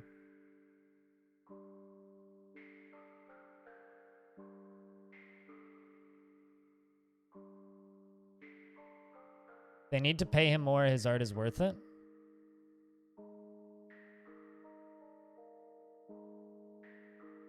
Between instruments and decorations and artifacts and procedural icons for the monster. I mean, aren't they... I thought that they announced procedural icons for monsters a while ago. Like night creatures and shit. As they did post various night creatures with different color variations.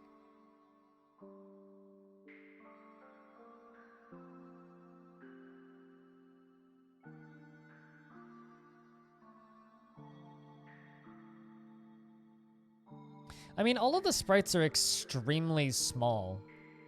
So when you have a full-time artist working on a thing like that, I don't know. Almost have a hard time believing it's as hard as some of them are. Just sometimes they describe it, but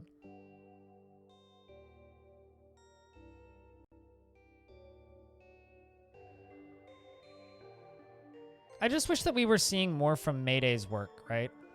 Like, I wish it was clearer who was doing what.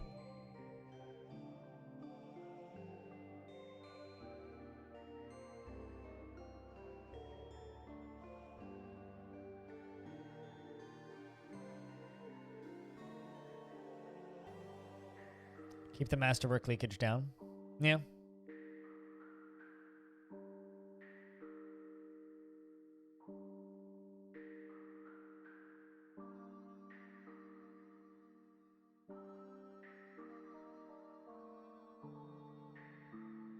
I was under the impression that Mayday did the animal and creature sprites and was working closer on the, more so on the UI at this point. Like the UI design, but...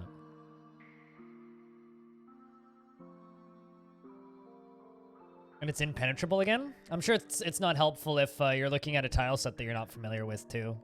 If you're confused about what's what, just shout at me and I can do my best to try and explain quickly.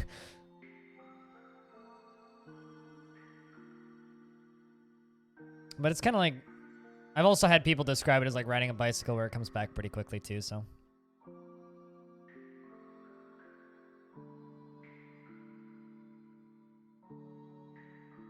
Okay, but thanks. Yeah, fair enough. I know, watching a stream team member of mine, Bellinair, stream this after not playing Dwarf Fortress for the better part of 10 years, was saying that it's essentially like riding a bike. He remembered all of the hotkeys within an hour and figured out all the new stuff and the wacky UI sensibilities. Like, yeah, it was fine. Wasn't too hard to get back into, so...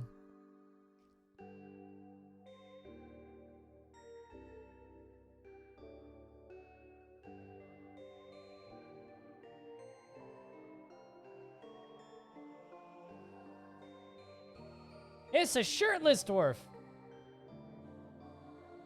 Man, I'd show this, but it would break terms of service.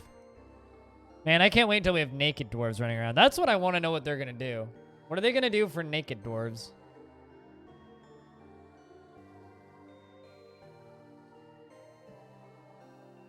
I can't keep up with the Kit Fox Discord. It moves too fucking quickly. There's too much going on in there. I've got too many other Discords I pay attention to. I can't follow that one, too. Yeah, until you have an insane necromancer running around with no pants on.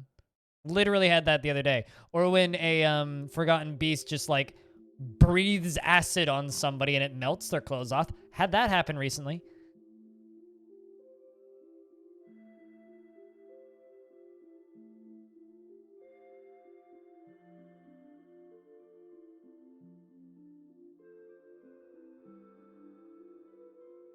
They don't care about what?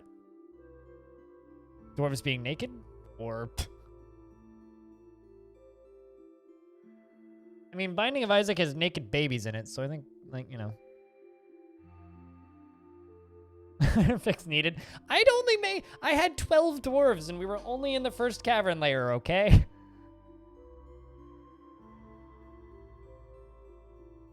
Victoria removed it, but you have access. Excellent.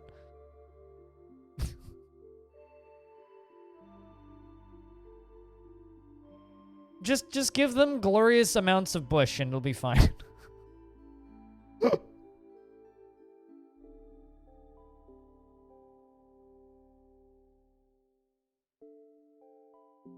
Undead don't care? Yep.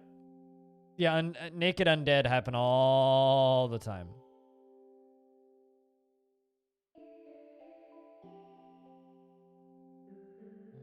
do do do do do do do do do.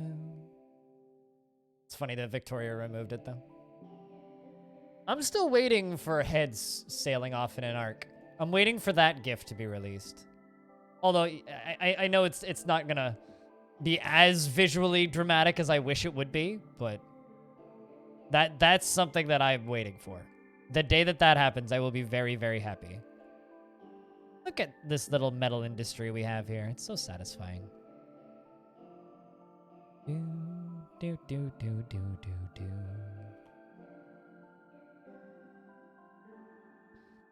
This is a very cool little fort. I like it a lot.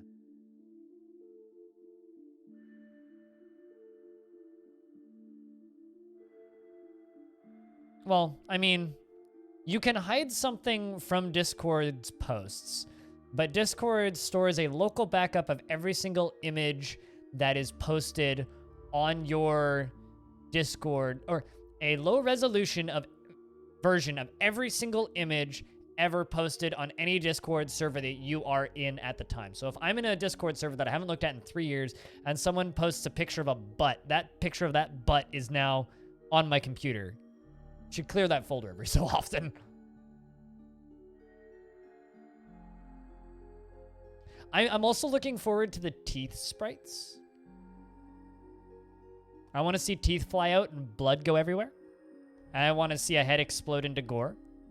You know, this is what I'm literally just waiting for the violence pictures. It's that and like the build screen UI. Those are the two things I'm most excited to see. That we haven't seen vomit yet, which I think is strange. And considering my discovery of dwarven pus the other day, you want a slow-mo? I want a lot of things that we're probably not going to get.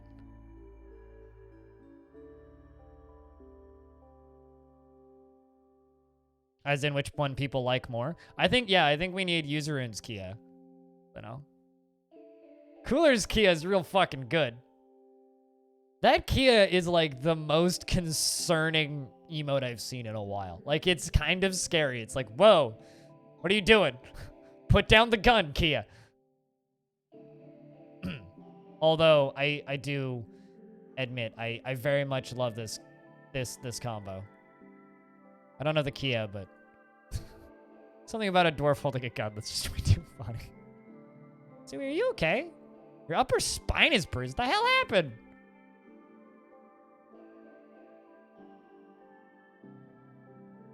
I actually don't know.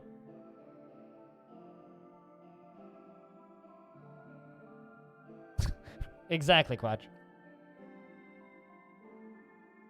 There is a Kia. It has a gun. It was inevitable. Man, my emotes are such a bad influence.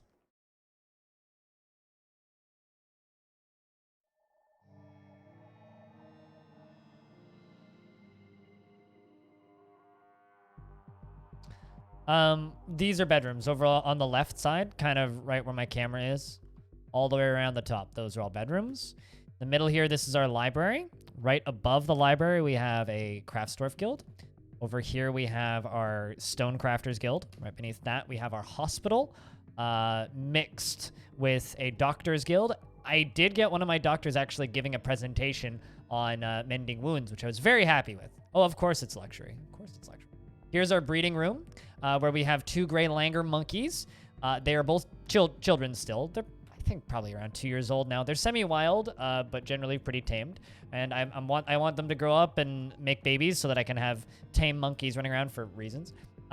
They have statues of burning trees because we wouldn't give them statues of regular trees. That would be gross. This is our zoo.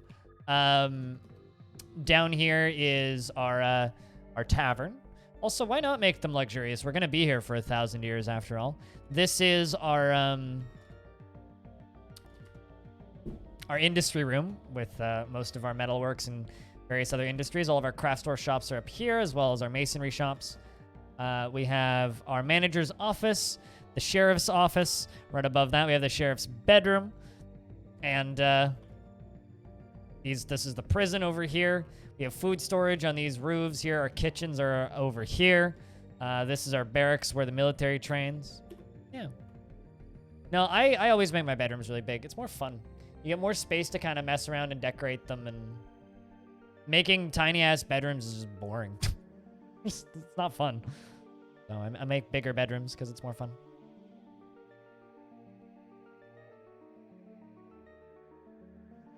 And Morden, thank you. And same with you, Padinsky. We're almost 50%. 2% more of the way to get me to go away for a day.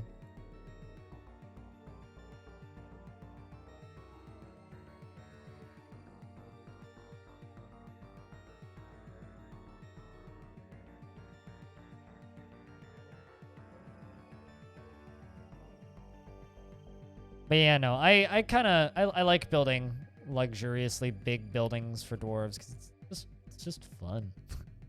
For lack of a better term, it's just kind of fun.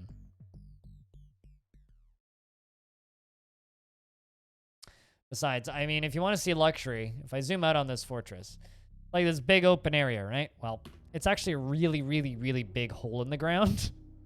If I go up above the fortress, there's this weird tower thing all the way up here, and I haven't figured out what to do with it yet, so it's just kind of there. With fancy jam windows. I got this very tall wall. I got those walkways and we kind of built around the stream that was going through and made it into kind of a natural water feature thing. And then we have that walkway down there, which I need to expand upon. I'm not sure what to do with it yet. I'm thinking about going around the edge or something. Doing something else with it. I don't know. And then all the way down in here is the actual fort itself. It took us like 6 years in game to get rid of all of the mudstone. So now we're working on the nice. We're getting there. You're getting there. Took me like 3 hours to haul all of the iron ore out of the giant pit. It's a pretty dwarfy construction. Yes, it's very nice. Very, very, very nice.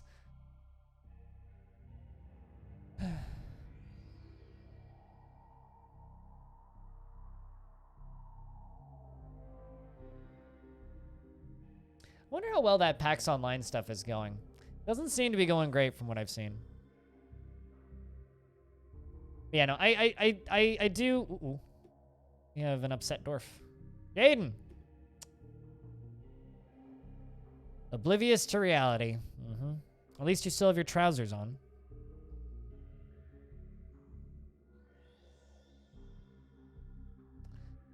This is one of those dwarves where it's like, I understand why you're upset, but you don't have any family. I'm sorry. We've had some problems with dwarves getting depressed and going batshit, and there's almost nothing I can do about it because they're just like, I haven't seen family in my whole life. It's like, well, you have no family, okay? Like, is that our fault or your fault for being born at the beginning of time? I think it's yours. I mean, come on.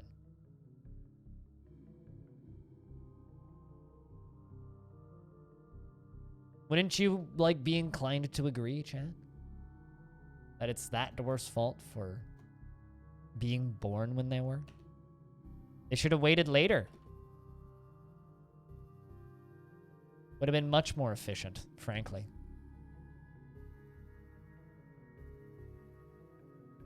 Also, I'm going to make another lever. Because I have a problem. I can't remember where the lever to the front door is because I've been in this fort for so long. I think I know where it is, but it's mighty inconvenient if it's actually where I think it is. So I'm going to put a lockdown lever in the manager's office right here. We're going to start working on rock mechanisms. I'm going to need a lot. Let's go like 400. Because we're going to need a lot of them.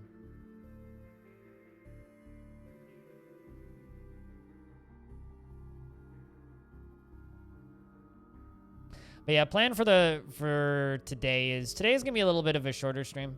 We're not gonna do anything after hours because I need to actually get a good night's sleep tonight because it's been really bad. I need to go for a long walk and get some exercise in and fucking actually sleep because 4 hours isn't enough. Tomorrow we'll be doing the usual stuff. Not sure what we'll do in the evening. And it's kind of a toss up between more Stalker and the other usual culprits. We'll see what we feel like when we get to that point.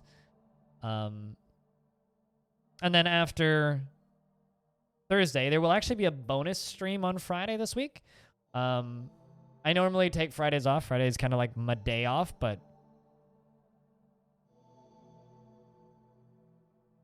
Huh. Final Fantasy 16 has been announced, and it's coming out on PC. Does anybody here care? No? Okay. Anyway, so on Friday, I will be doing a bonus stream. So it's going to go from noon until about now, actually. Till about 2 Pacific. And it's going to be me and my stream team, and we're going to be playing some board games. I did this once before, except it was on a friend of mine or one of my teammates' streams.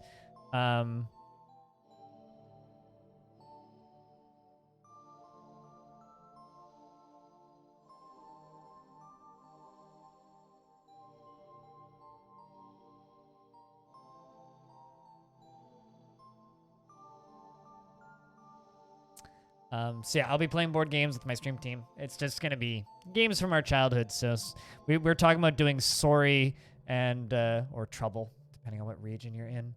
Another game that we're thinking about playing is Snakes and Ladders. And it's just going to be us kind of playing Tabletop Simulator for 2 hours. That should be fun. We also have an announcement to drop that day, which will happen at some point on Friday. I'm not entirely certain when, but it's just kind of like our way of everybody kind of getting to know the other people who work on our team. Because I know some people who watch me watch other members of my stream team, but I also know that there's a lot of people who watch me who just kind of watch me and don't really watch anybody else on my stream team, so.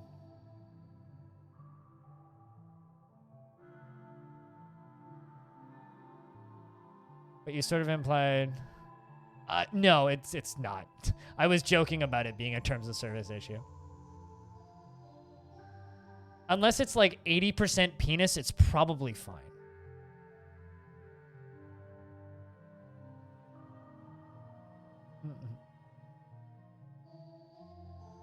You think you know 2/3 of the names in the stream? Actually, to anybody here who watches members of my stream team, who on my stream team do you watch? Out of curiosity. Because there's not that many of us. There's only 7 of us. Oh, 2 to 3? Ah. Well, am I counted as that? Bellinaire and Suey? Bellinaire and Suey are cool people. Even though you spelled Bellinaire wrong. Put an extra L in there. Only 1 L in Bellinaire. He's got a unique name. Not to be confused with one Balinor. Totally different people.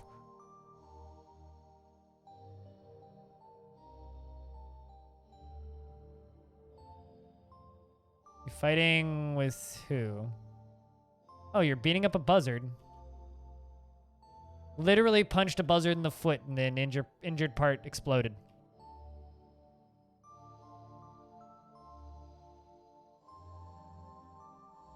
And Sui's a couple of times. Gotcha. You lurk in Dire and Evil Trick? Yeah, you've never heard of Sui, right? Yeah, I hear she's mean.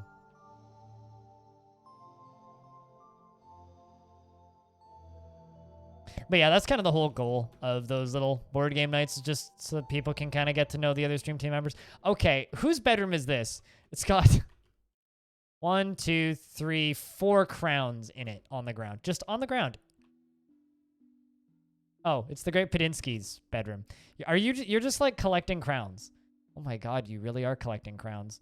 You've also got like a Wolverine Tulla roast and a kidney. A prepared pig kidney, a single fisherberry, a Wolverine Tulla roast, and a whole bunch of crowns. Oh, no, you got more. Fisherberry, prickleberry, apricot roast. Man, you've just like got lunch stored. This guy.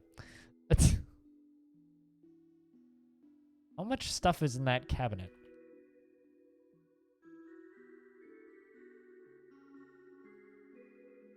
"100% mental stability. Is hoarding crowns," yes. How many items do you own?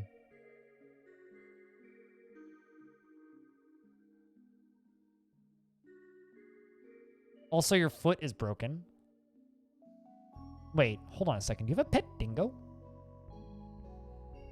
Oh, you had a pet dingo, but it died. About this Wolverine. It's also... Oh.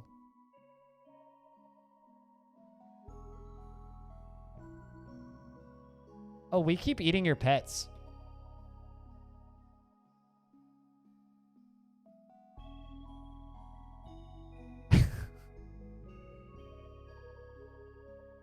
Because you're our animal trainer. Madness.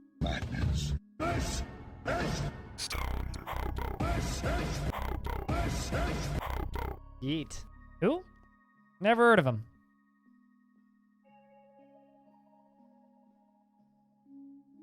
Yeah, because you're the animal tamer. Hey, Astro. Your dwarf got a promotion, by the way.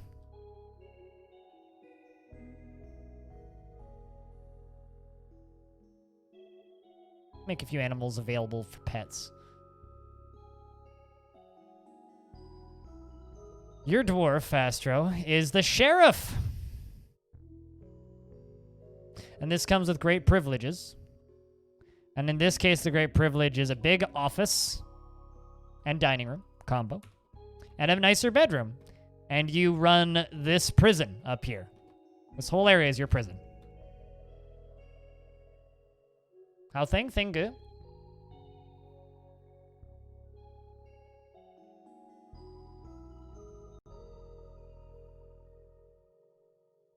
Your P's and Q's? I will totally mind my P's and Q's.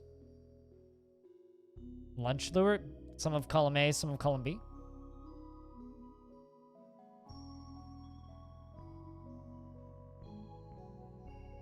Although this is probably the most impressive prison I've ever built.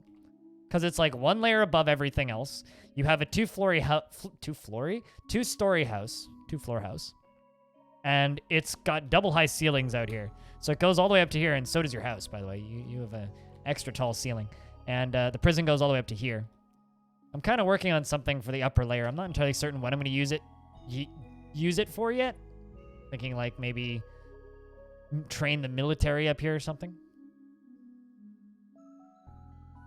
Yeah, no, your dwarf kind of lucked out. It's a real shame that every single other sheriff I've had has gone completely and totally insane. Maybe it's a problem with like the dwarven mental health system and the fact that we have no therapy, or maybe it's just because they were fucking weaklings. I'm not sure.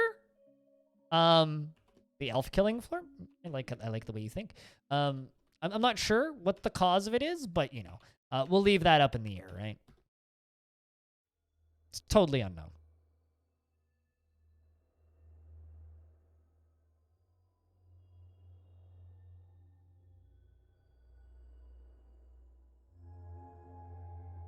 I mean, the dwarf that had the job previously was Squog, who is now a scholar full-time.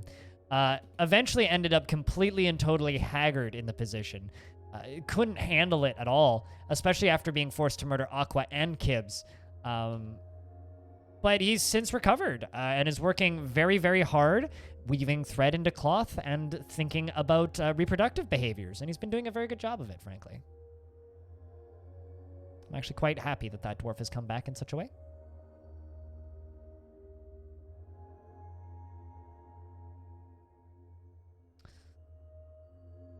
But thing is all right.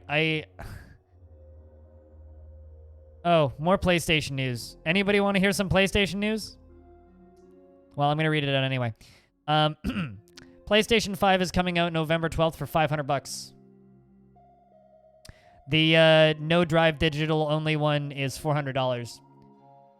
For comparison, the new Xbox that's coming with only a hard drive and no disk drive that's digital only is $300 US. That's not as bad as I thought it would be, actually, which is why I'm reading it. I was expecting it to be worse.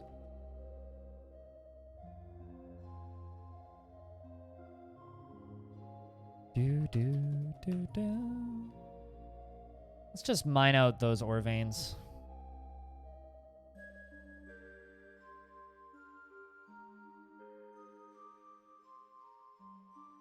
But yeah, as far as new console prices go, I mean, not too bad.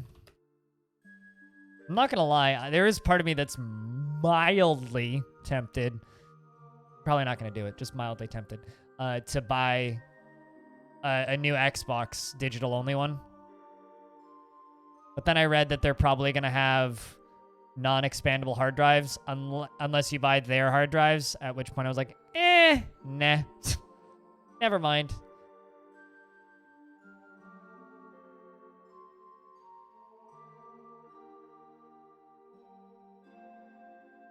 Slash share intimidated your liaison. Is that a thing that can happen?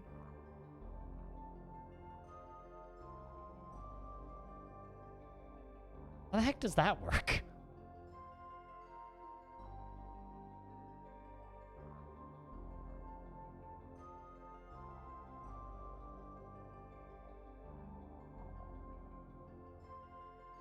It's double the digit percentage of the fortress population. I need to make more cages and chains. Because chains and whips excite me. Bow, bow, bow, bow, bow. I haven't heard that song in a long time. I don't mind.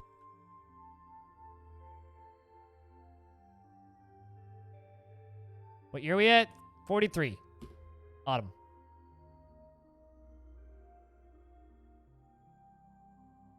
We started on year 5.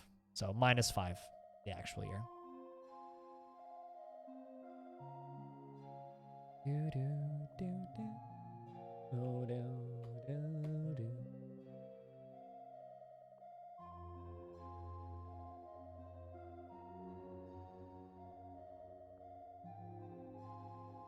You didn't mean to do it? Oh, so you actually like initiated it. Okay. That makes more sense then.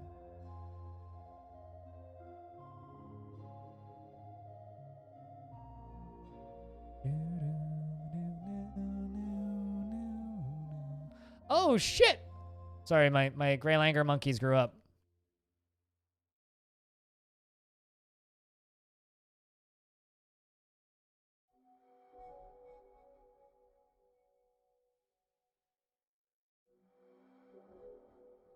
There you are. You're wild. Insky, please train these. I need them to make babies.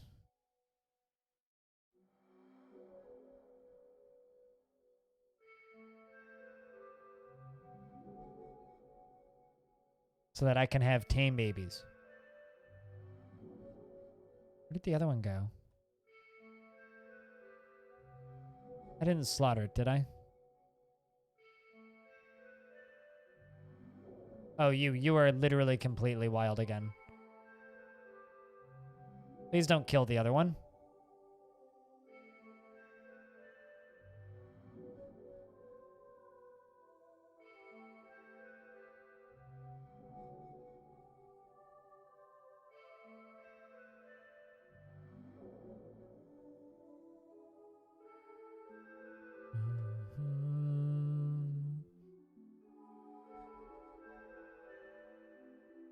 Probably just not existing. I'm trying to domesticate Grey Langurs, and it's been a journey. Lean quite heavily on intimidation. I was wondering what skill's important there. Do I allow self-promotion on my channel or Discord? You don't want to outstep your bounds, what you want to share what you do with you and your crew. Depends on what it is. If it's a stream you're trying to self-promote, keep it in the self-promote section of my Discord. If it's art you're making, fucking share it wherever. If it's, like, videos, then, again, it depends. Basically, it's like, if it's something that you're making money at, put it in the self-promotion section on my Discord. If it's something you just want to share for the heck of it, share it. Yeah, okay, then, yeah, post away. If it's the video that you posted on the Discord, then yeah, post away. Aegis has been overcome by stress. He's unable to stand. Aegis had a pretty bad injury earlier, but you know, has been a pretty heavy badass, just crawling around like one hell of a dwarf. Hopefully, we can make you happy again. You were depressed once before. I'm sure you'll pop back. You can throw it in music. I guess technically you could throw it in art. Music's art.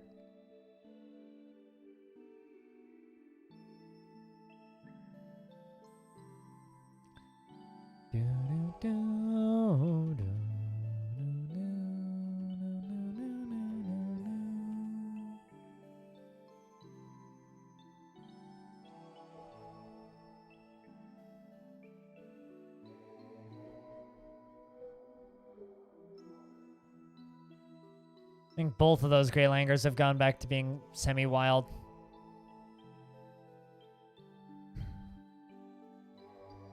Well, it's most of the social skills and the manner everyone looks at it, but the interrogator has to judge your interrogatee on what approach to take. Yeah, I mean, it's an interesting skill to pick a dwarf for. I know that much.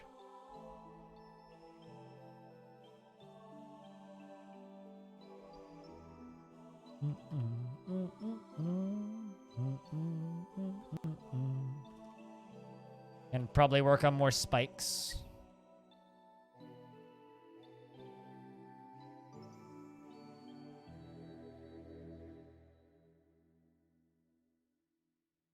Yeah, I mean, dude, you like I said, we're pretty. It's like I'm pretty open when it comes to people self-promoting stuff. It's just kind of a matter of like, don't be the person who shows up and says, "All right, guys, I'm gonna go stream now. Bye, streamer." That's kind of the only thing that is really not allowed in a lot of this blanket no self-promotion rulings on streams. It's just to kind of stop people from doing that because it's just kind of rude. But like, even then, like if somebody does it, I will probably not say anything.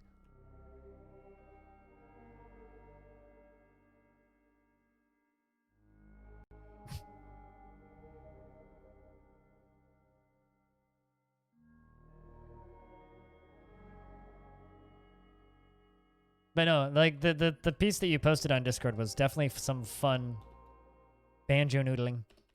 I enjoyed it. Although it is partially to blame for the very deep rabbit hole of electric hurdy-gurdy music that I've been listening to for the past, I don't know, 48 hours. Also, Hobo, I hope that the emergency work meeting went well.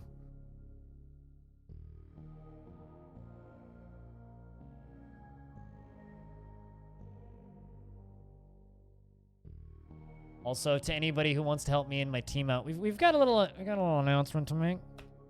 So we decided to do the announcement thing.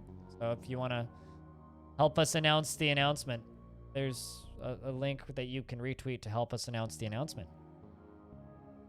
Yeah. I made that video yesterday.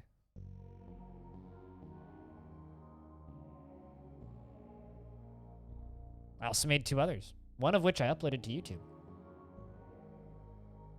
About musical instruments in DF. But I do kind of agree with Clino that Meph should stop posting those.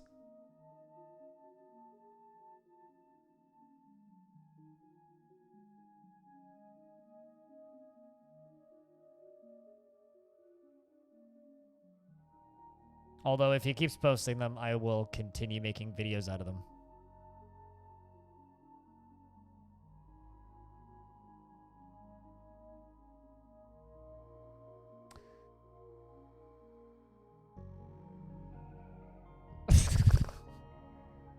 I'm not saying that you guys should all follow me, but like I'm starting my stream right now.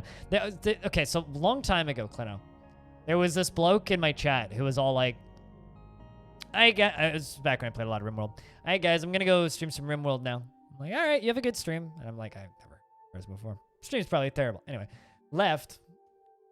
I was like, okay guys, bye. Kept streaming. Around 40 minutes later, kid comes back. Alright, I'm back. I'm like, that was quick. How was your stream? And he goes, well, nobody watched, so.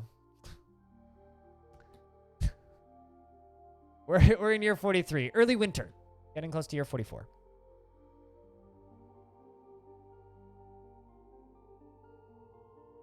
We still have 2 of the original 7 left. Which is kind of cool. I'm working on this pit of menacing spikes, which I'm going to hook up to one big old lever.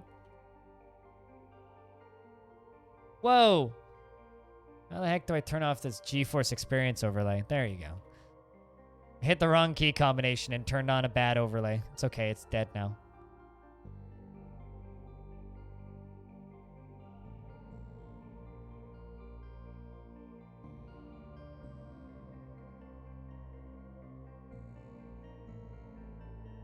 think that we need to give the dwarves a break.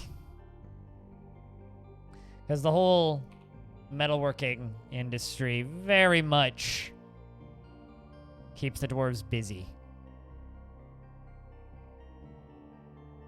Also get all of this stuff down there. Oh my god, there's more. There's so much iron. Like, I almost want to complain about how much iron there is in this world. Or in this area, rather. But I'm not going to, because we are blessed with the gift of iron. I can never in good conscience actually complain about that, but man, I almost want to, because there's so much of it. It's okay, it'll last us a millennia. Which is what we need, right?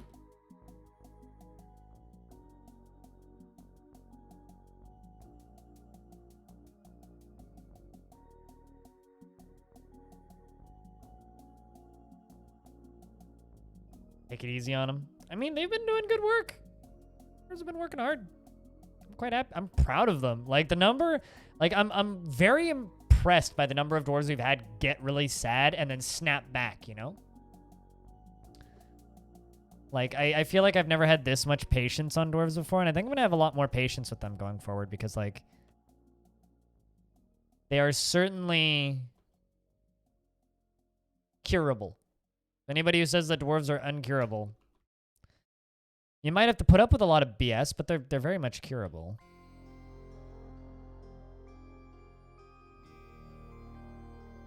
Like, we've had several dwarves snap back. So much I could make a brand of hat after it. Like, they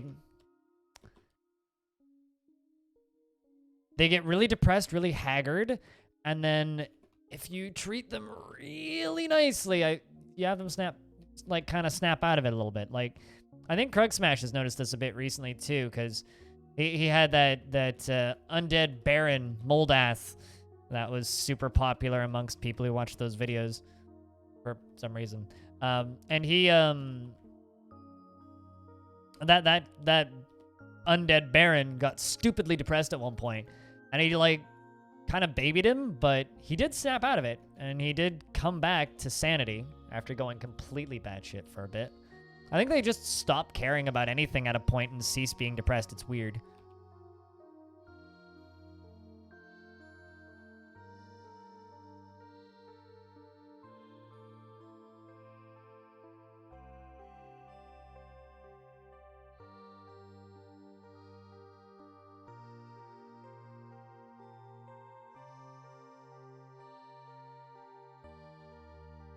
You know, I used to, I actually banned a guy, which really upset some people that I used to be friends with, you know, who would come into my channel, and literally all he would do is, and these people that I upset off of doing this, were the kind of streamers that would literally shout out anybody if they knew that you streamed, and they would do it more so that you'd come back and raid them, right, than anything. Like, I know for a fact there's people in my chat right now who stream, but there's no real reason to constantly be shouting people out, because if you're always shouting people out, it loses its value, you know? That's how I've always treated it anyway. But they would shout out literally anybody for any reason. Didn't matter what it was. If somebody came into their stream, boom, shout out. Even if they'd never seen their streams before. I've always been very hesitant about this. But this one guy kind of came from that group, and he streamed all the time, and he would pop into my channel, and he would just be like, I'm just here to give you some streamer lurk candy, and would spam this one emote, which was his emote, and it was called Lurk Candy. It was his username, Lurk Candy, right? It was his only emote. And it was this really low-res, shitty picture of a candy. It looked awful. And he'd only do it while he was streaming. And I reached out to a friend of mine, my friend who knew this guy, and was like, oh yeah, no, I mean, it's kind of the way how he promotes his stream, yeah. I'm like, but like, that's not acceptable. I don't want that. And what was even better about it is he would leave within minutes. Like, he'd claim that he was lurking, right? He'd be like, here's some lurk candy or whatever he'd say, and then he'd leave. Be like, you realize he's leaving after doing that, right? And this guy's a fucking adult. Like, it was like him and his like grown up ass friends just playing fighting games, and it's like, okay, that's fine, but like that's not how you advertise a stream. I don't know.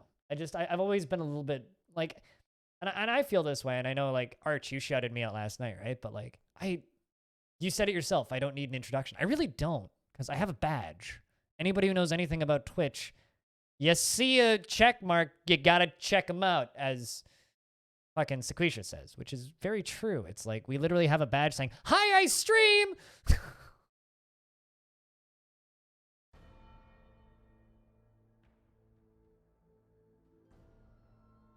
Or as we used to call it, the "Follow Me Instead" badge.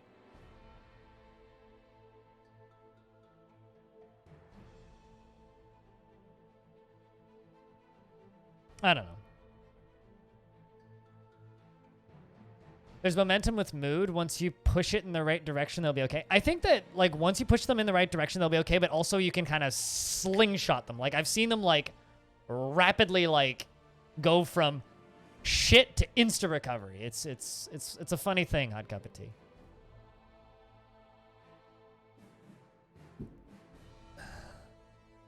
No, totally, Arch, totally. I don't know. I do think that, like, to an extent, shoutouts do kind of lose their value.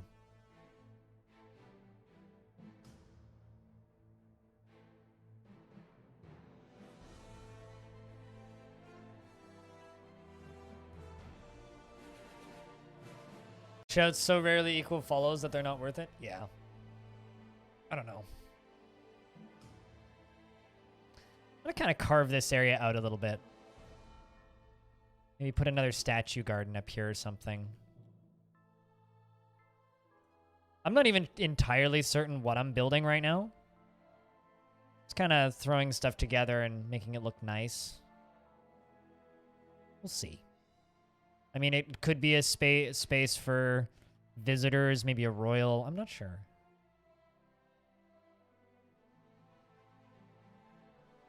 Yeah, exactly. Super fancy jails, nice bedrooms, all that stuff. Lots of crafts, things for them to keep, extra clothes. I don't know. Yet the general player mindset of DF is, beat the shit out of your dwarves and watch them suffer. It's like, but then you wonder, then you're the same person who's like, my dwarves tantrum too much. Turn off moods. It's like, make up your goddamn mind, people. Good God. This might end up being a barracks, is what this might end up being. Or some sort of arena, perhaps?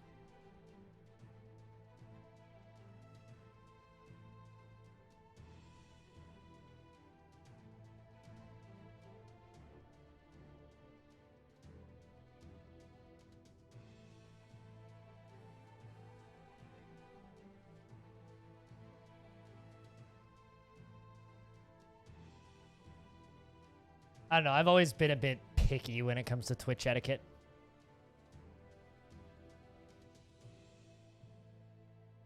Libraries get popular super quick. I already got one. Might make a second one, though. We could make one that's not public. That could be fun. Because this is my library. I could, like, make fancy bedrooms for all of my librarians and give them separate spaces. Ugh. Yeah, damn. I'm just gonna stop giving the dwarves jobs and just not make them dump anything else and just let stuff get put away. Also, having a library above the prison seems a little odd.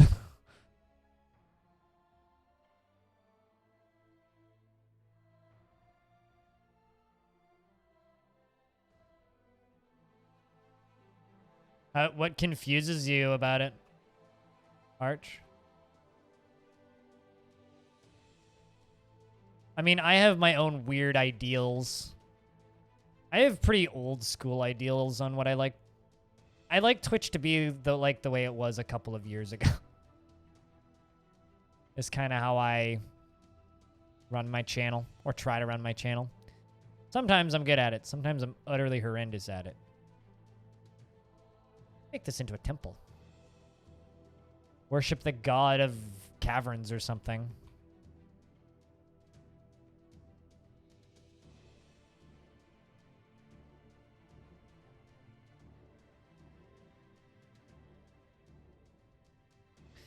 I mean, mine is public and it's not attracting any visitors. Yeah, all visitors welcome.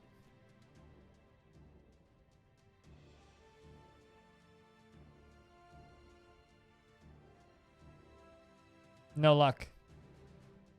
I need to recapture these gray langurs because they are completely wild.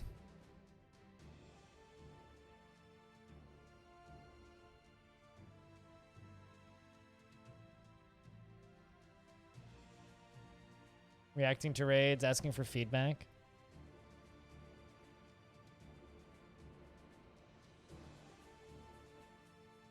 I treat Twitch etiquette like this.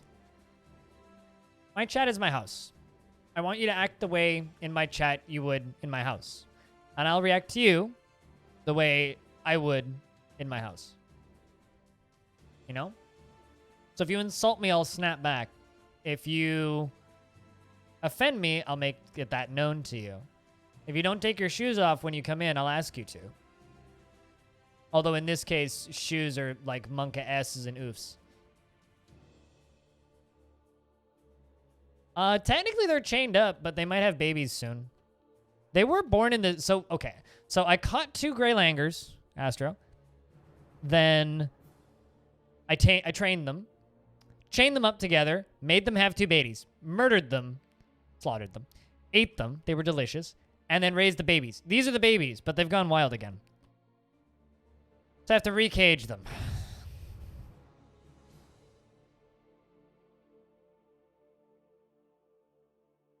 I'm not wearing pants. Well, actually I am. But you don't need to wear pants in my house, Cleno.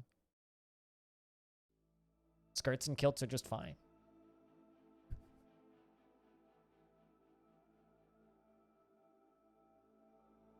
Or shorts.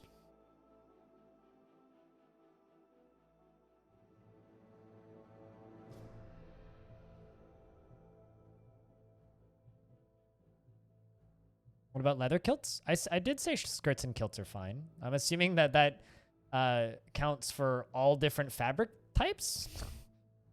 So leather, pleather, gelatin, if you manage to do that. One of my stream team members is playing GeoGuessr with his wife. And just got placed in a sports stadium.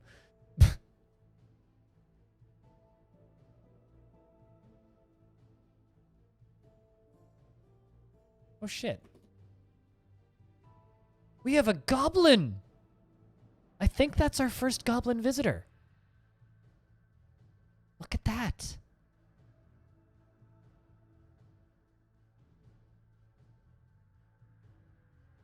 Salsu. The Sanaxost.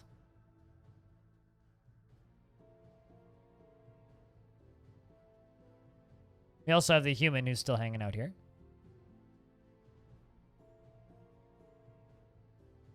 He's gobbling up all of our food. Welcome back, Gate Nerd. We just noticed our first goblin visitor. We do have a permanent human resident, who is this human. Oh, they're all singing. Would you look at that? Do you know him?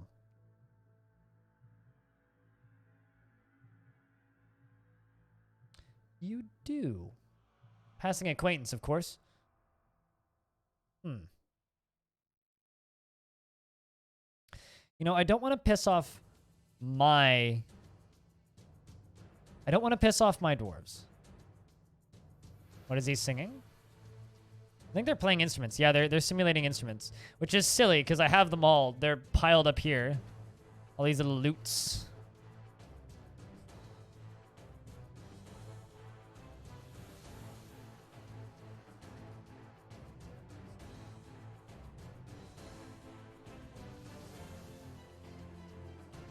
I was cooking whale steaks at a resort.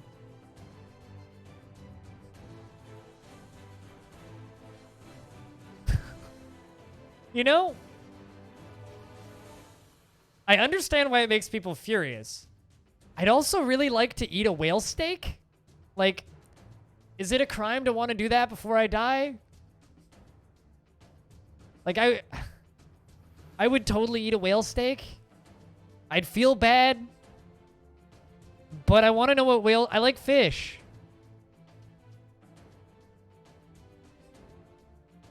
I really like fish. I'd like to eat big fish. Really good? I mean, it must be, because people are still making it.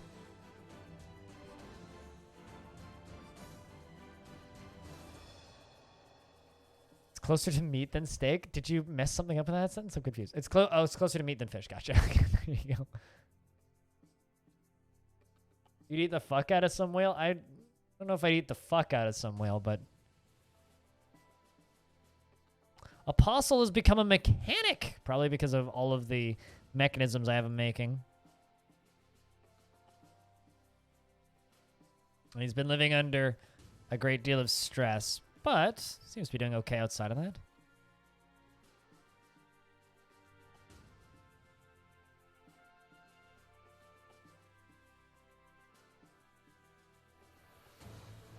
Here's the thing, Astro. You want to know what's kind of gross? Fucking cow tongue. And I've eaten that. You know what? You want to know what else is kind of gross? Moose nostrils. I've eaten that. It's delicious. I've also eaten cow testicles. Also pretty good. So, none of those things to me sound worse than whale steak. Whale steak sounds pretty nice, actually. Yeah, but it looks fucking weird, man. But whale's kind of smart. So's pig, so's horse, so's dog. So we had this discussion yesterday. So's cow. Doesn't stop us from eating it just because we culturally think it's acceptable to eat it. Deers are fucking stupid, so we can eat those. That's fine. Although, Hobo, I saw the most apocalyptic thing I've ever seen in my life last night. The most apocalyptic thing. I mentioned this earlier in the stream. I need to mention it again now that Hobo's here. I was outside, going for a short walk, about a 20-minute walk, because that's about all I could tolerate with the smoke. And around 8 o'clock at night here, a murder of crows will fly over where I live. Thousands of crows will just fly overhead. I was kind of just staring there, listening to my music and watching the crows. And I saw one of them just fall out of the sky. It's the most apocalyptic fucking thing I've ever seen in my life. It's fucking terrifying.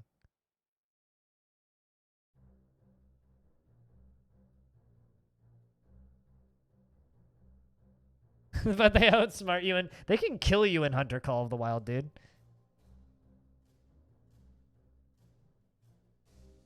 Just a different color. Look at all those dwarves dancing. What are you fighting with? Buzzards? God damn it. Those buzzards are nightmares, man.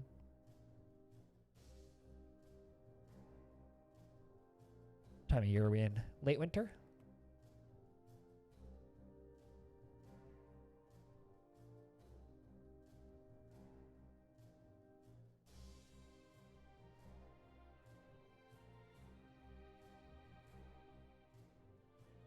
I wonder who did that. I don't think it was... here it's air quality. Not just smoke. That's fun.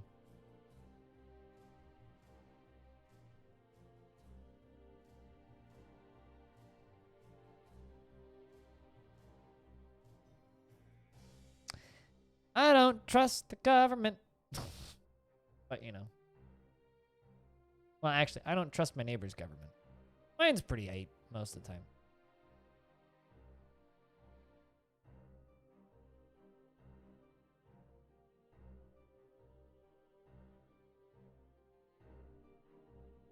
They are marbled? Yeah, that's the term. Yeah, that is the term. Marbled. I don't know. Like, I don't think that... Like, I personally, I'm against farming of whales. I'm against the hunting of whales. Don't think they should be eaten. But if a whale's already dead and someone's got a steak in front of me, I'm gonna eat it. That's kind of me and food. Like, you probably shouldn't eat a horse. But then again, I'm also of the opinion that we probably shouldn't eat cows or pigs.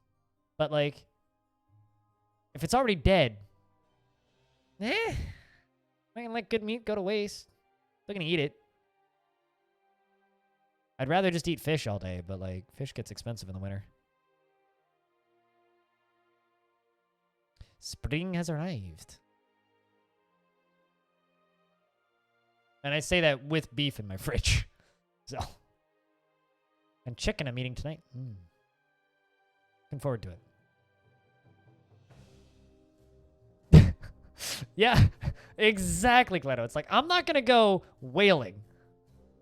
But if you have a steak the size of my face, I will eat it.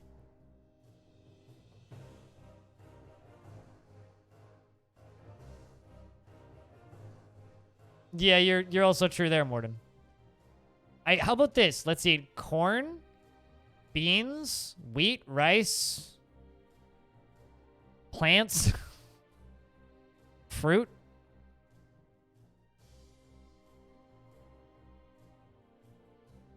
Also, I'm not really saying everybody should, but we also should consume less meat in general.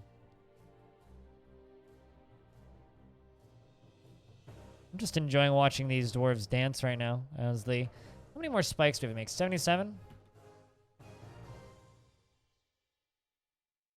Yeah, they seem to have stopped making charcoal. How are we doing on charcoal?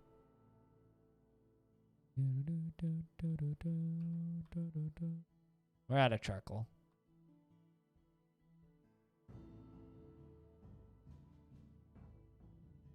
Not eating meat's also an option, but I will probably always eat meat.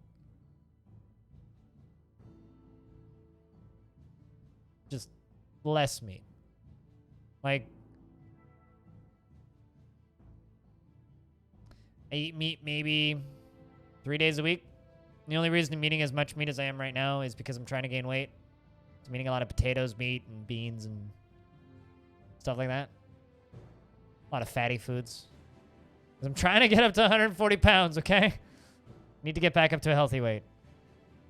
But after that, I'm just going to go back to my diet previously, which was like fuck ton of eggs, rice, potatoes, pasta, that sort of stuff. I'd eat lab meat if it was readily available. It's not readily available.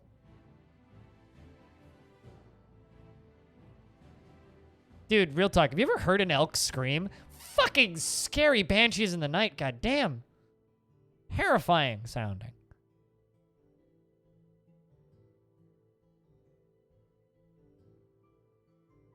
You know... Yes, that.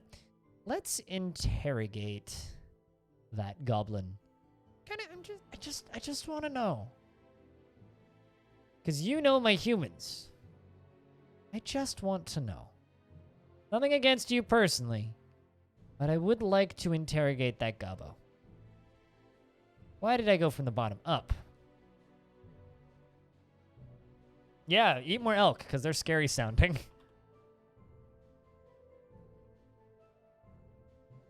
There you are. Goblin Pikeman.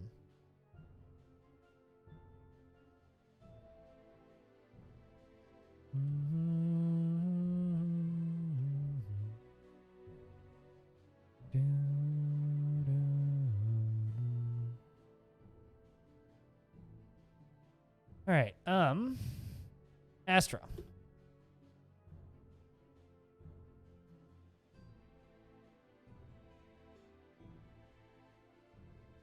Find out where you can buy 1/4 deer or moose. The food is natural and shit, or it's, I see, I would love to, but the one butcher shop that doesn't require a car to get to, that I used to go to buy local meats like that. It's where I used to buy moose, and venison, is closed permanently because of COVID-19. So, and any other one would require either train, bus, or car. I don't really want to take trains places. don't really like taking transit right now, and I don't own a car. So, see how that interrogation went. No information was revealed. All right. Just thought we'd ask. He'll build a train. You know, they've been saying that in my province about close to me for years. It took them 5 years to build. Well, 5 years to finish building the last one after they restarted building it, because they started building it and then we're just like, nah, fuck it, and then stopped for like 5 years because they kind of ran out of money. And then they started again, and it took them 5 years. They only just finished it, and very few people actually use it. The Millennium line, yeah, and then after that, that they finished in 2000, yeah, and then there's Canada line, the Green line. Fucking Green line took them 13 years or something. And now they're like building another line, and they're like, yeah, we'll have it done in 5 years. I'm like, yeah, fucking right you will. Yeah, fucking right you will. Hey, screw it. You're still our expedition leader, by the way. Speaking of expedition leaders, I'm gonna go check my blood sugar. See if I'm in the right area, because I've been all over the fucking place. Yeah, at least we do have fucking functioning public transit. So yeah, I basically, anything I can get at my local market that's 3 blocks up the street, I'll buy. If they don't sell it there, I don't buy it. Fortunately, they don't carry any non-organic meat brands, so all of the meat that I'm buying there is raised by Canadian farmers organically, so it costs a buttload, but it's the organic shit. They care for their cows. But anyway, I'll be right back. I'm gonna go check my blood sugar. The street all dug up. I used to take the bus past the street all dug up. Anyway, BRB.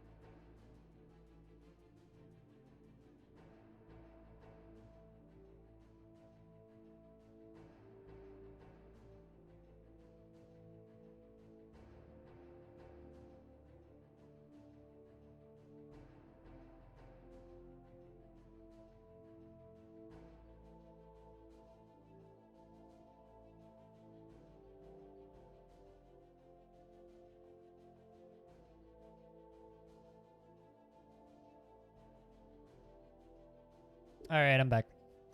I'm in healthy parameters. Also, check out Off Topic on Discord, but I'll just show it anyway. These fungi be zooming, because these weren't here this fucking morning. I woke up this morning and watered my plants, and I just, like, peeked out into my garden. Check out all this fungus.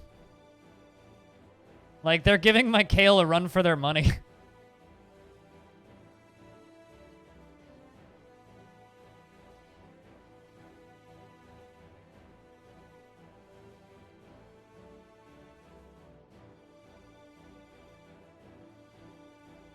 You're going to get used to limited shopping and transport for transportation reasons, and you'll adapt. Yeah, it sucks.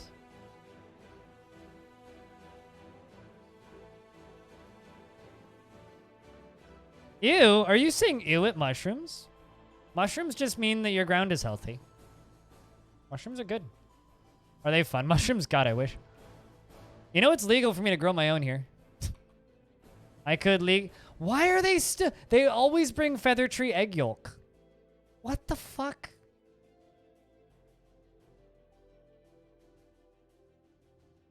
No, those are definitely will fucking kill you ones.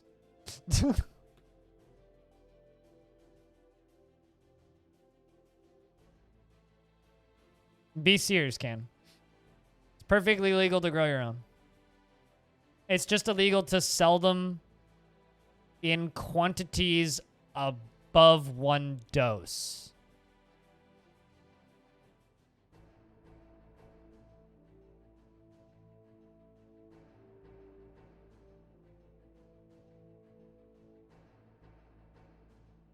What did I say about drying? So it's legal to grow them.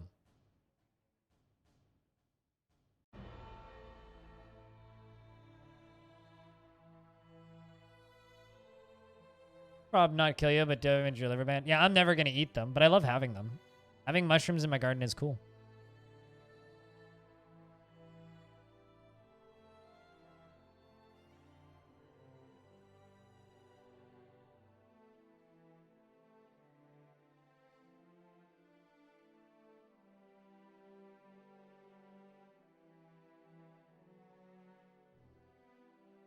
Yeah, I don't fucking know why. The elves always donate this fucking feather tree egg yolk shit to me. Very strange. Hey, look, another unicorn. I mean...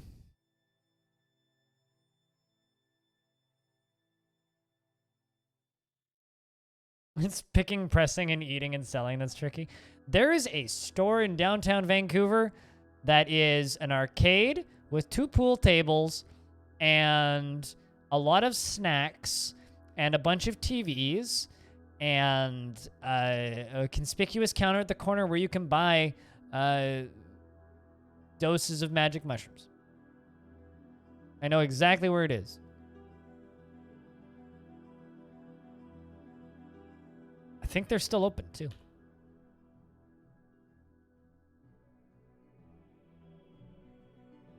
It's not Compassion Club, no. Oh shit! We actually had a mood. I haven't had so many of those recently.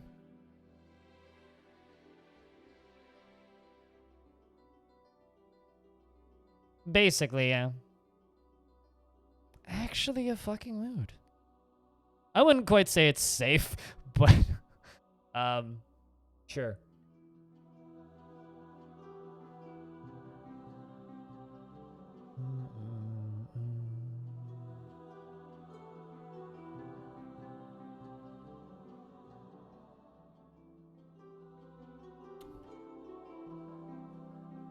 Thought I hit spacebar, guess I didn't. Grabs a boulder.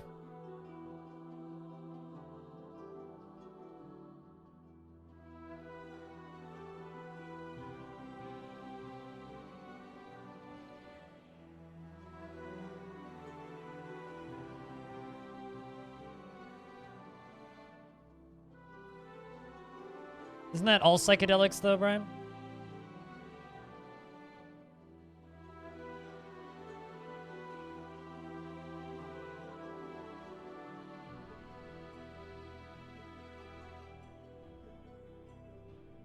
Yeah, you don't want to end up in hospital like one of my friends did relatively recently.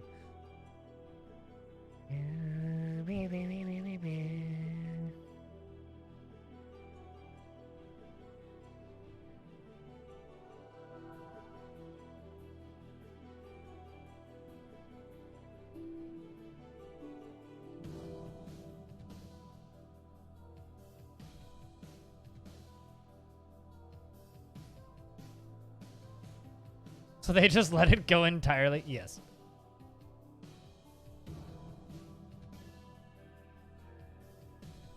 Strapped down at Shams? Wow. With the 400 mechanisms? We're going to potentially trade them. What are you looking for? Probably bones, right? Rough color. Tree life. Maybe trees.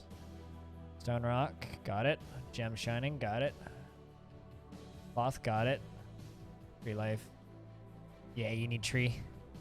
You need me to cut down wood. Duh. Sorry, Elfies. Not sorry.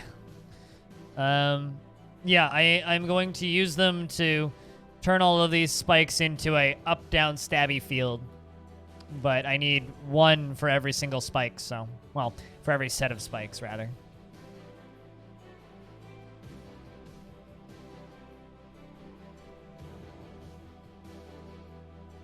Yep, you need two. So one to attach to the lever and one to attach to the spike. Or pressure plate or whatever you're using.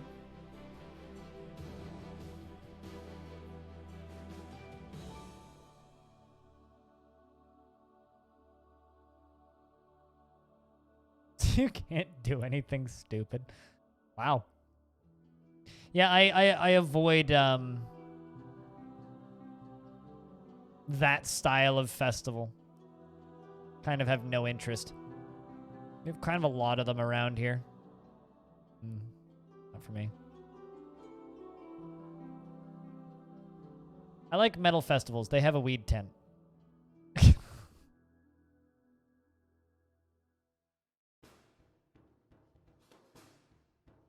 Also, the crowd is more my shtick.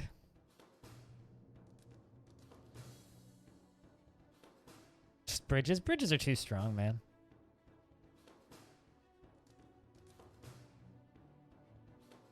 Oh, really? Yeah, well. Such as it goes, Astra.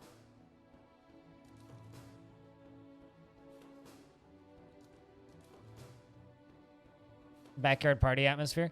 I kind of hate like raves and a lot of the LSD music festivals. Movie festivals? LSD movie festivals. Now that I'd be into. Music festivals. And the reason for that is I used to work in fast food. And so 3 times a year, my store would get inundated with almost completely naked, completely inebriated 17-year-old girls. And it was always fucking obnoxious having to call the cops to ferry them home. And I don't know. That culture just kind of irks me a little bit.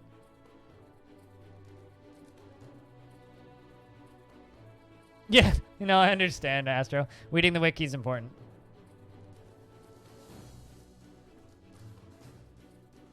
Oh, it's because of Excision and Shambhala mixes. So now you want to go to the Lost Lands, also Tomorrowland? Yeah, I mean, that's fair.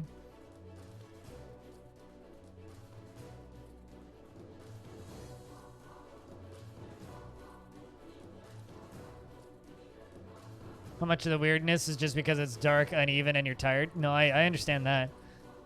One of the best music festival experiences I ever had, I was baked out off my rocks, but I saw Marilyn Manson in a fucking thunderstorm in Edmonton, outside. Torrential downpour. Mud that deep for the mosh pit. It's fucking great.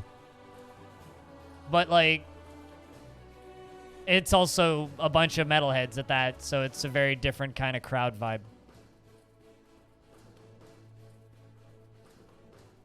And saw fog. Curious to see what you come up with the task that we've given you, by the way. Excision loud. Good t-shirts. Music, eh. Have a house party? I have no interest in house parties. Like, partying just in someone's house, not down for it. 1 or 2 people at a friend's house with beers, I'm down for. More than that,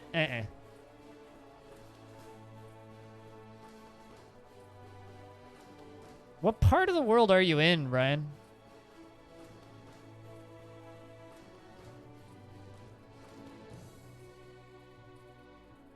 I've never been into the house party scene. Oh, yeah, no, you wouldn't have any. Well, there's some thrash metal bands up from that area. Last Christmas, I think the last metal show I went to. Actually, I might have been to one show since then. Still watching this Dwarf. put together his artifact.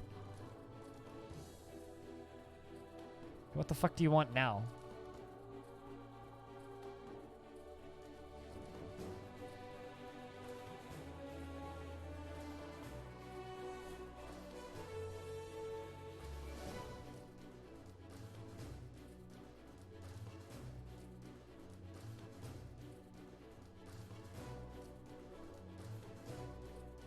Might need more bones.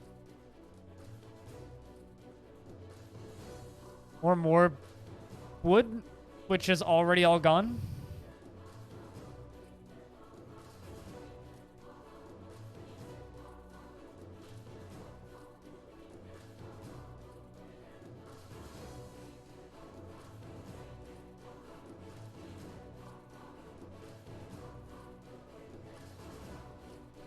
So old ass offspring? Old ass offspring, eh? A goblin crossbowman. Got some goblins coming to visit. I wonder if they'll share any rumors.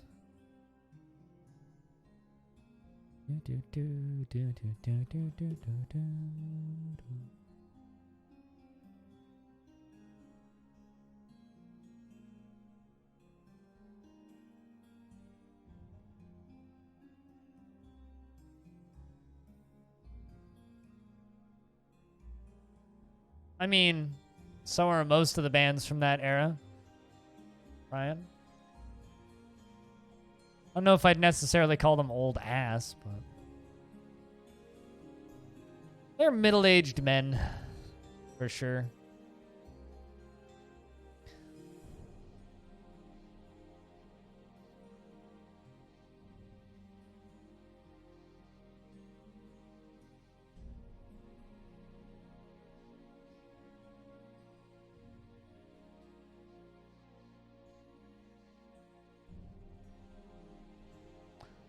Trying to think, who's the band I've seen the most? Seen Sabaton 4 times.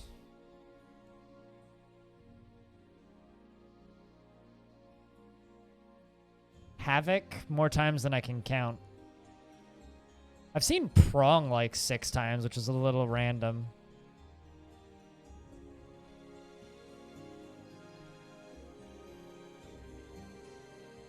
Yeah, I'd skip that. I'd skip that, Brian.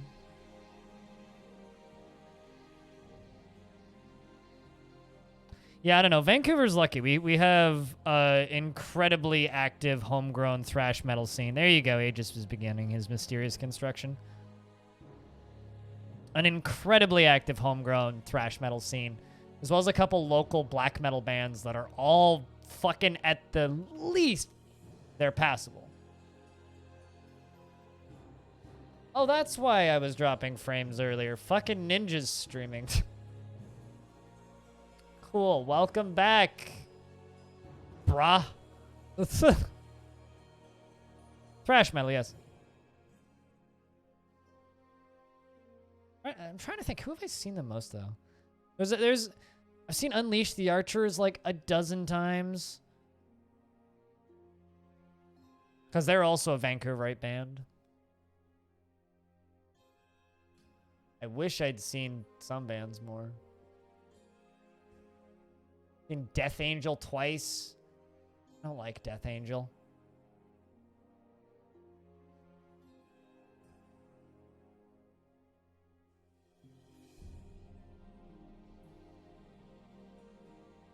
How the mighty have fallen, Morden. How the mighty have fallen. Aegis, the stonecrafter, has created Kaz-Sanreb, a mudstone earring, and claims it as an heirloom in the name of the family ancestor, Aqua. R.I.P. I think Aqua was your parent. This is a mudstone earring. All craftsdwarfship is of the highest quality. It is encrusted with alpaca wool and maple, and encircled with bands of trillion-cut blue jades. This object is adorned with hanging rings of kangaroo bone. The artwork relates to the formation of Longdeath by the eternal adventure of time, of the ignited creation in spring of year 5. On the item is an image of Kibbs, the dwarf, and Squog. Kibbs is making a plaintive gesture, and Squug is laughing. The artwork relates to the mortal wounding of the dwarf Kibbs by the dwarf Squug in Longdeath in the late autumn of 23. On the item is an image of were-raccoons in Praise Opal. On the item is an image of an orflute in the Aquamarine Contingency, the almond wood bracelet in apricot wood. We have seen a were-raccoon, and I remember when Squug killed Kibbs. That's a busy-ass earring, but it's got a lot of history on it. I really like it. It's fitting that it's made out of mudstone, truly.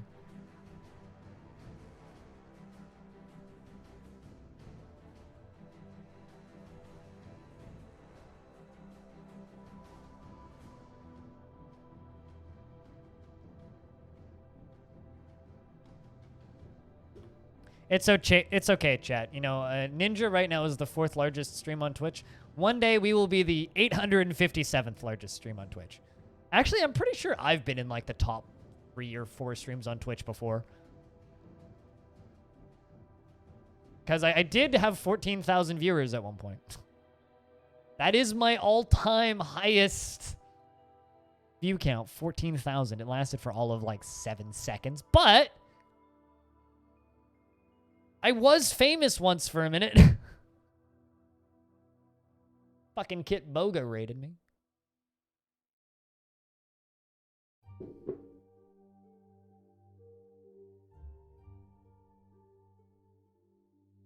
You want to know who my favorite, like, local band is, though? For those of you from Canada? Ninja Spy. They're my favorite, like, homegrown, never really got super famous or well-known outside of the people that kind of went to high school with them. I think they've funded every single, Oh, but I know you've had, like, 90 viewers because I've rated you with that many.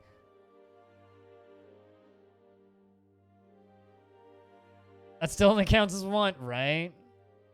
Right? Hey, Tatanka, what up? But yeah, no, it's, All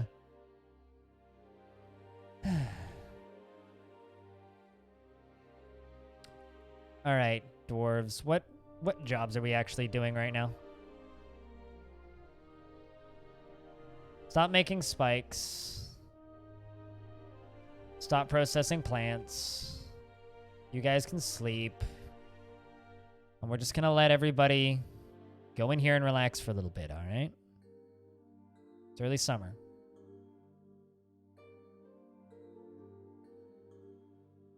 You were the #1 Factorio stream before it got big? Really? Well, congrats to you. That's something.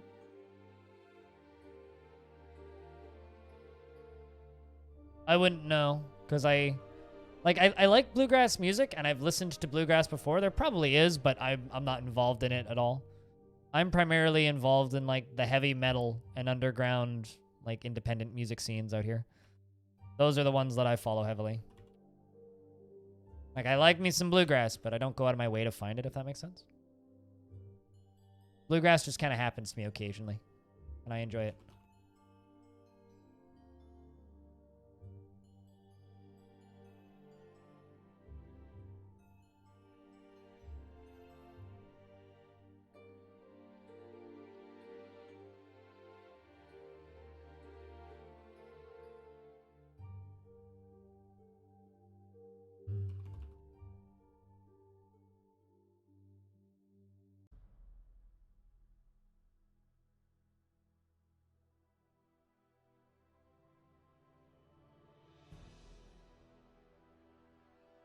Know some bluegrass bands? I mean, yeah, no, but we have a lot of that kind of music around here.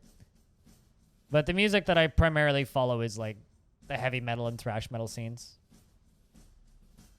But no, this is...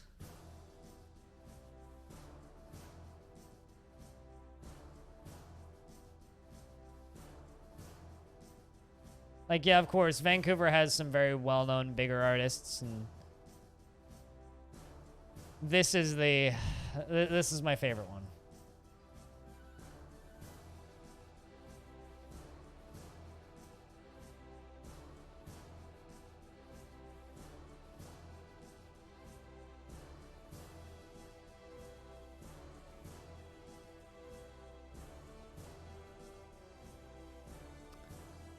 This whole video was filmed in the town that I grew up in, so.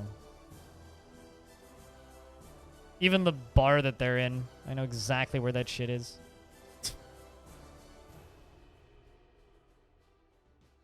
And don't mind the fedoras, that was like 2008.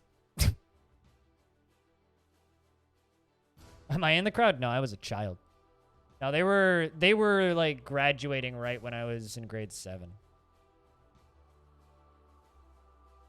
So no, I was not. I am in the crowd for a Saints of Death music video though. For a few frames you can see me like belligerently drunk thrashing around in a mosh pit. I could link that if you want.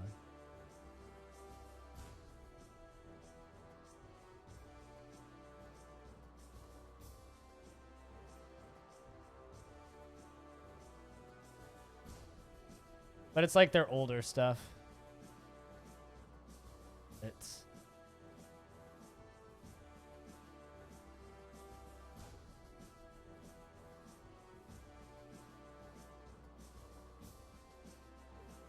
Posted it on the Discord a couple times, actually.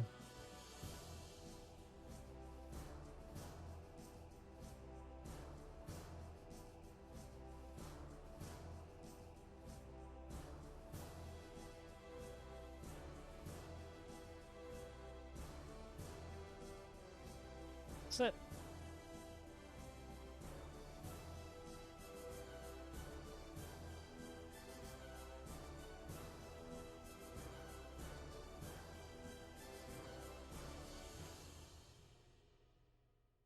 Yeah, it's this one. You like the ska moment in the middle? Yeah, they're good. Ninja Spy is great because they're the thrash metal band that randomly turns into ska, and it's a bunch of white guys with dreadlocks. They're brilliant. I've seen them live a bunch of... They're probably the band I've seen live the most because they used to do free shows every year in front of the library in the town that I grew up in. So, like, there was this event that would happen every year, and they'd have the finalists from all the local high schools battle of the bands. And they were all horrible, and they all played Metallica covers. And then you'd have Ninja Spy, and everybody would show up late and watch Ninja Spy and then leave because no one gave a shit about anybody else, but everybody wanted to see Ninja Spy. And I think they still do that every year. Well, I guess probably not this year, but just a yearly summer event. It was always wonderful. Even once I moved out of town, I would actually bus in there once a year just to go see them. It's like, it's a free fucking show. Why not? Like, a lot of the metalheads that I know from downtown and North Van and all that shit will truck all the way out there just to see them. Because they're good. They have, like, this posse of fans that will follow them when they do the local tours. Because they'll start on Vancouver Island and they'll go to 3 different pubs. 2 in Victoria and 1 on the other end of Vancouver Island. And then they would do 2 or 3 shows in downtown Van at different pubs over about 4 nights. And then they'd kind of cover Pitt Meadows, Maple Ridge Mission, and then they'd do a show at Abbotsford. And that would be their tour, and they would do that twice a year. They're really fucking good. And the people who really like them will just follow them from show to show, and they all have day jobs and kickstart their albums. They're a weird band. I really think they could have gone somewhere, but they turned down every record deal they got offered. They were offered a deal with Napalm, and they turned it down. They were offered a deal with Napalm, and they turned it down. That was the last I heard of them getting offered stuff. Like the Deadheads? I wouldn't quite say they're like the Deadheads, because they're a lot younger than Deadheads. But yeah, kinda. I mean, I've been to like 3 Ninja Spy shows in like a couple months before, and every time I've done that, it's like the front row is the same people. Yeah, they kept... Well, you don't have to go that far, right? Like, going from Vancouver to Vancouver Island's a day trip if you do it right? Or maybe an overnight trip if you're out late.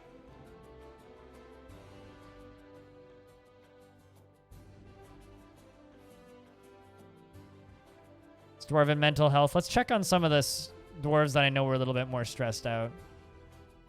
Well, King feels so good even though he experienced trauma.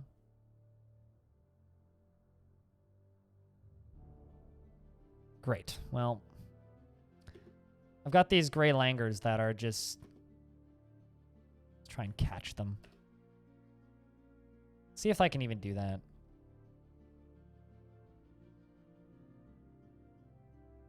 Or if they're gonna be, like, canceled. This taming of gray langurs is an abject failure.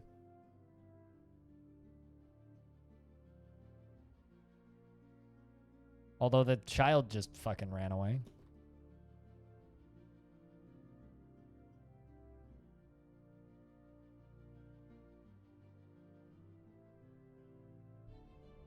Do-do-do-do-do-do.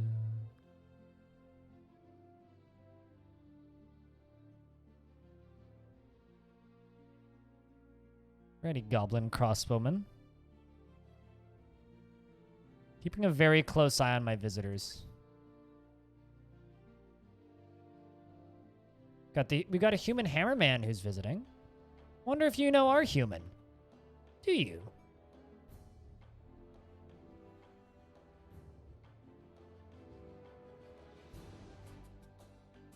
No, you don't. Speaking of our human is 68 years old. Came into the fort at 65.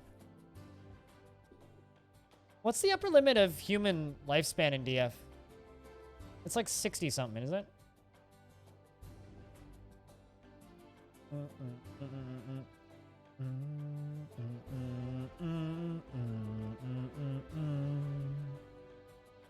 There's this panicking Grey Langur child.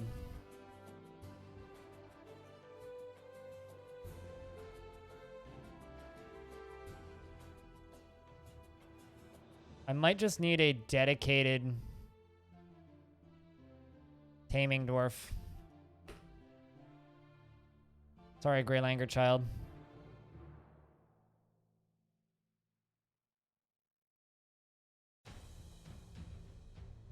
We have to catch your mother and kids back. Swordmaster slashes the Grey Langur child in the upper body with an iron short sword, tearing apart the body. An artery has been opened by the attack. I had to put the kid down because the kid was completely wild. We're trying to tame them, not breed more violent thieves.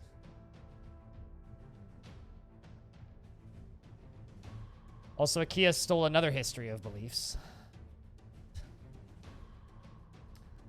All right, I'm worried about traders. Worried as hell about traders. Midsummer. We need the dwarven traders to show up.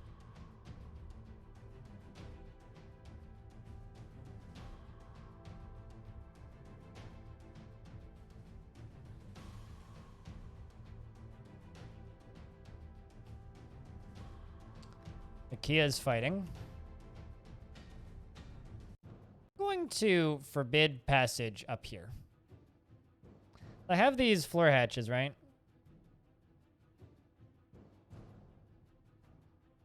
And I have these Kias that are like trying to get in through it.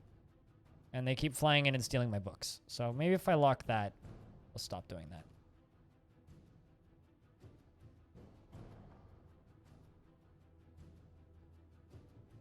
Yeah, I don't know anybody who's actually quit a job just to go listen to a band. Okay, never mind. That's fucking my frame rate. I do, however, know...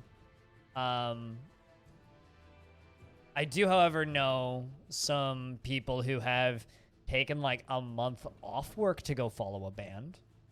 I know somebody who saw Slayer, like, easily 20 times in a year. I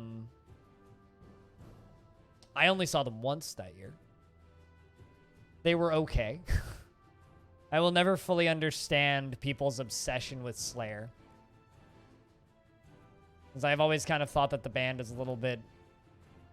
Like, they're okay. They're just not brilliant.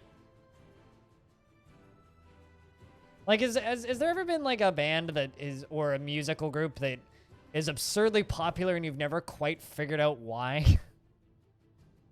Like, I realize Slayer's old stuff is pretty fucking good, but like, it just kind of kept doing the same thing over and over and over, and it never really developed or like retained interest for me. It's kind of got old and then stayed old. I don't know.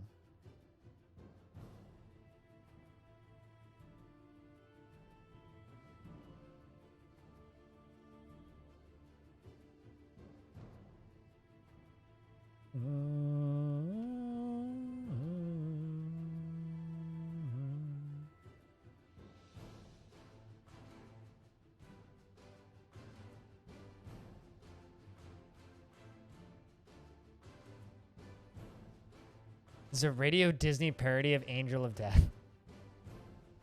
I mean, does that even count? Does that even count?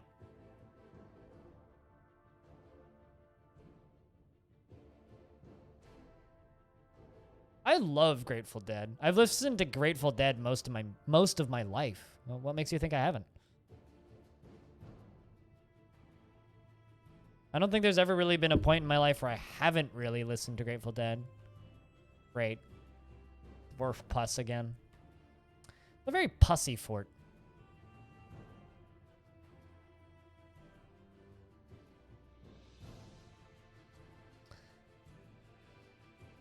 It's like the two really big rabbit holes, music-wise, I fell into when I was younger,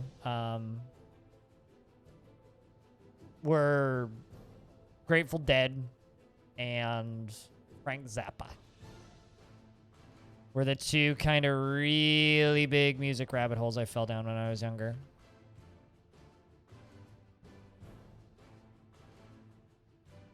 Wouldn't say I really go out of my way to listen to either of them now, to be honest. But I like both of them. I much prefer other styles of music these days. Well, I still listen to a lot of psychedelic rock and stuff like that, but I listen to modern psychedelic bands. Because I kind of believe that, like, there's a point with a lot of, especially a lot of older music, where it's kind of just need to, not let it die, that's the wrong term. Move on from it. Like, just, it's good, it was good, it still is good, but there's new music that needs to be listened to more. And so as much as I love a lot of those older bands, I don't really go out of my way to listen to them anymore. And that's not because they're not good, it's just because there's other stuff I like to listen to. That's where you're at now. I mean, when it comes to, like, psychedelic rock, like, these days, I listen to a lot of King Gizzard. I listen to a lot of stoner rock. I listen to bands like the Porn Crumpets. There's a lot of really good psych rock coming out of Australia. A lot. Mostly thanks to Flightless Records. I'm way into, like, the European grunge scene. There's a lot of really good grunge rock bands. Like, there's so many people out there that are still listening to Stone Temple Pilots, Black Sabbath, and a lot of those doom grunge bands from the 80s, and I'm just like, yeah, you totally can, and they're great, and I'm not going to tell you that they're not good. They're amazing fucking music for what they are, but, like, you gotta give some of that new music a chance, because there's so much fucking good stuff out there.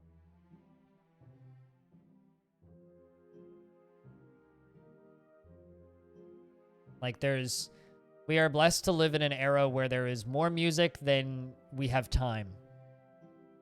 Which is why, like, you know, if you listen to Grateful Dead, you like bands like Grateful Dead, listen to people that are walking in their footsteps. What's that, Decker?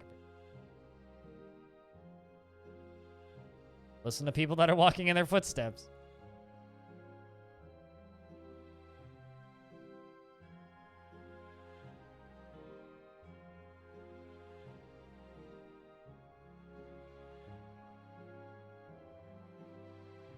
Wee bit framey right now.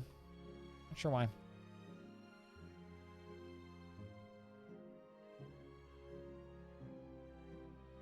See what the job cancellations we're getting are.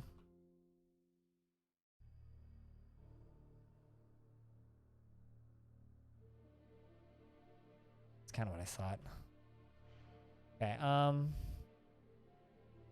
let's actually just cancel these jobs. Because I know I need more spikes. I know I need more charcoal. I know I need more wood, but I really just want the dwarves to relax for a bit.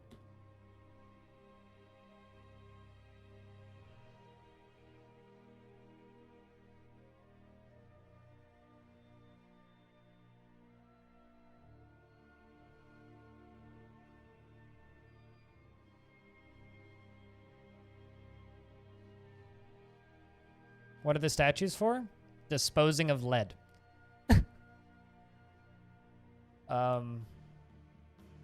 Yeah, basically just that.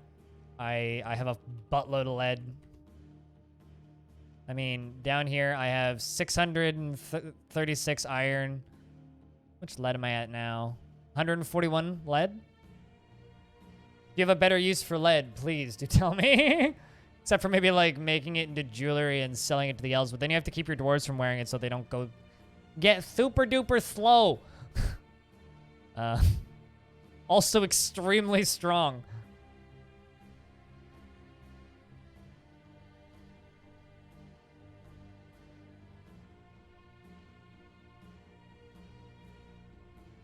Ooh, a crafting demonstration is happening. And animals doing research. In my kitchen? In the cookie jar? What are you researching exactly, Dwarf?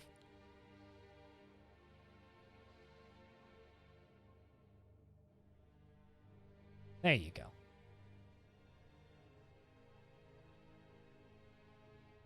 Oh yeah, Casa Sui is real good. The Semisar Blues experiment.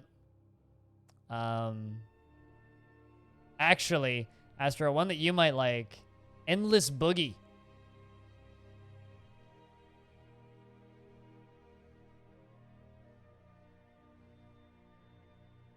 Get you their Bandcamp page.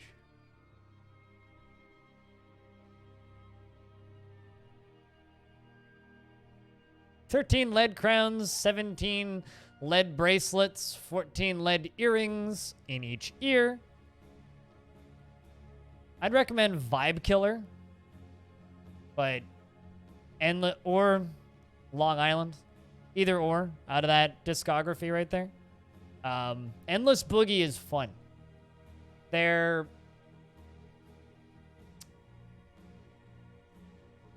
basically just two guys that write kind of loosely bluesy rock.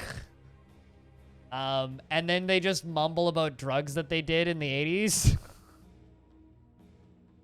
But they're really fucking good. It's just good fucking kick back and listen music. Up, Firefly G. It's been a minute. Yeah, indeed. How long has it been? Let's find out. You last year.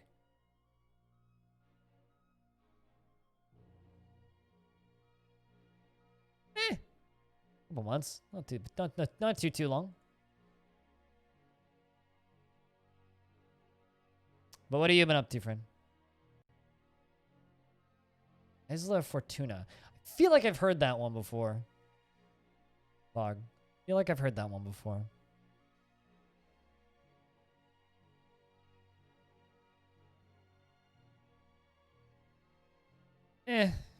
I'll pass on the RimWorld content. Until there's an event or some reason that I have to play it, I'll pass. I try to avoid Stoned Meadow of Doom. Not because there isn't good artists on there, but because the guy that runs that channel is a bit of a shithead. It's a good channel, content-wise. Guy that runs it, kind of an ass. Well, damn, we're 50% of the way to making me go away for a day. Cheers, guys.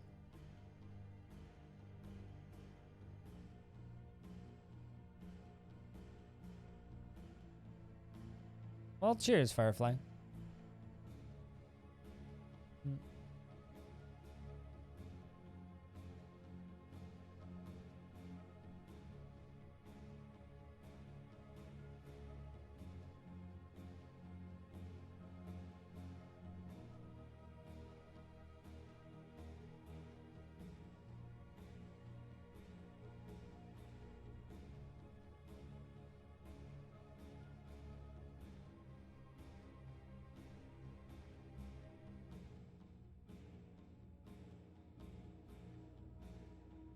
Enos, bit of a dick or just normal? Kind of an asshole to the channel, to the artists that he promotes, basically.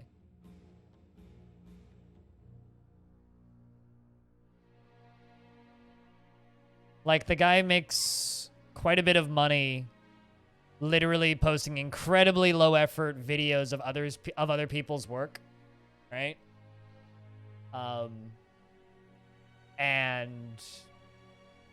And it treats the artists like crap. That's all.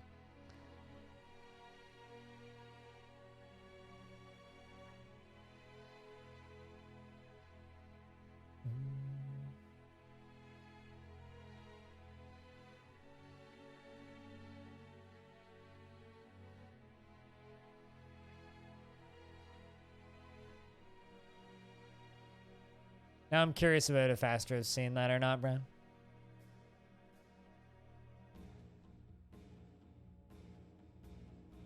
I don't know. I guess for me, like, a lot of the music that I follow now is stuff that's doing weird things or trying to do something weird. Like, we're taking old styles of music and, like, doing it better and differently. Or bands that just have, like, a unique kind of sound. Like, it's one of the reasons I've been listening to the Murlocs a lot recently is because, like, they're a blues rock band with fucking harmonica solos. No, they really are. They really are a great discovery tool, but I mean, that's all that they are, right? They're music discovery, but they're profiteering off of music discovery. In reality, I think channels like that should either be like underrated albums and not be monetized, or if they are going to monetize it, they need to pay their artists.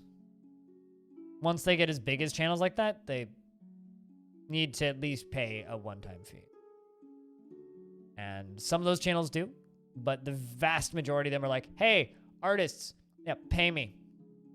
And let me monetize this video. And not a fan. Also, really fucking stupid name for a band, but a band that I've been enjoying recently is a band called Viagra Boys. Fucking dumb as hell name. But they are entertaining as gall heck. They're just kind of a bunch of fat, out of shape, middle-aged dads with way too many tattoos. Who write songs about drinking beer and cheating on their wives. And they're very fucking funny. But, like, also kind of very self-serious. They're maybe, like, the most American band I've ever heard in my life. But they're from Sweden? So, also they have a saxophone, so...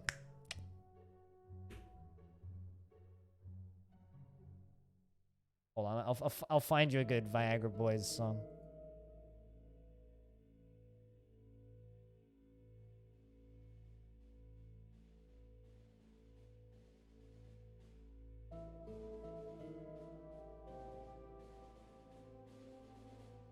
This is a particularly good performance. Sports. Yeah, you found sports. Sports is good, but sports maybe isn't the best introduction to Viagra Boys.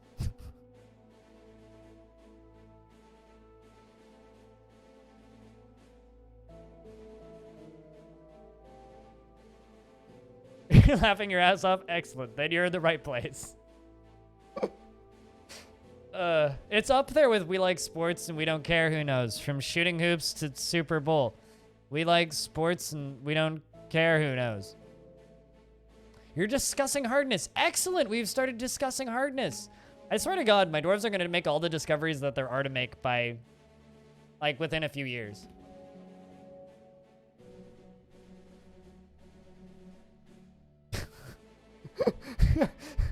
He gets hit in the butt. Yeah. I love a music video where the budget is like 17 cents. It's like, well, what'd you do? Well, we went downtown and played tennis for an hour, and I mouthed the lyrics and walked around. Actually, my favorite low-budget music video is probably the Murlocs.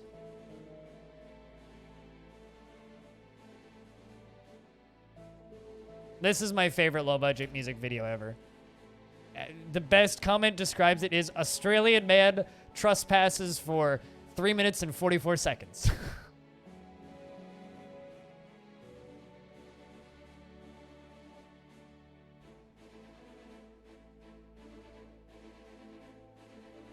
Clowncore. God, that one band. Are they wasn't that one band literally called Clowncore where all of their songs are just them in an outhouse just going brrr for like 4 seconds? Fuck, what was the name of the band? Were they literally just called Clowncore? I think they were literally just called Clowncore, right?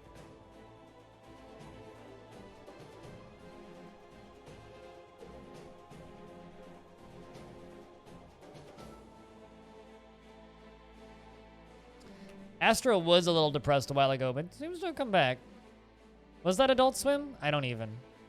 Clowncore Toy Levy? Okay. Was that Adult Swim? Because if it was, that's news to me. But I do remember seeing those videos everywhere.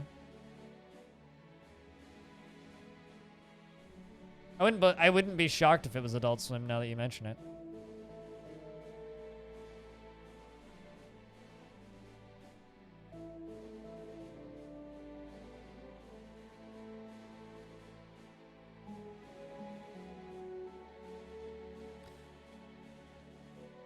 I would love to go to a Clowncore show. It would be about 20 minutes. They'd play every song in their discography.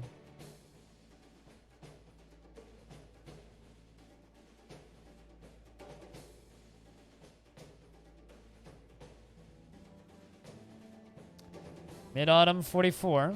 All right, where the hell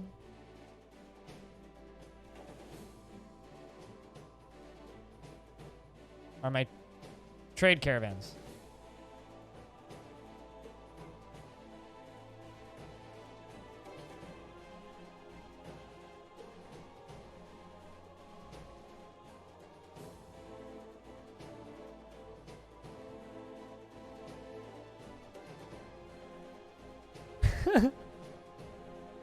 Private show in a porta potty. That, or it would just be a porta potty on stage with them playing in the porta potty.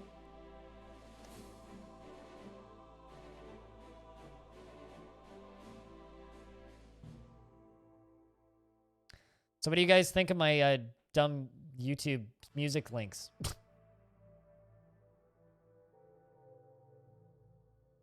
Find something equally stupid.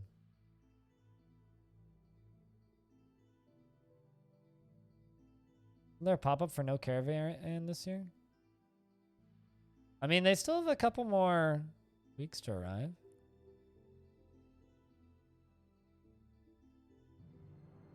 Nope. So he became a planter, though. Jaden is still whack. 44 mid-autumn.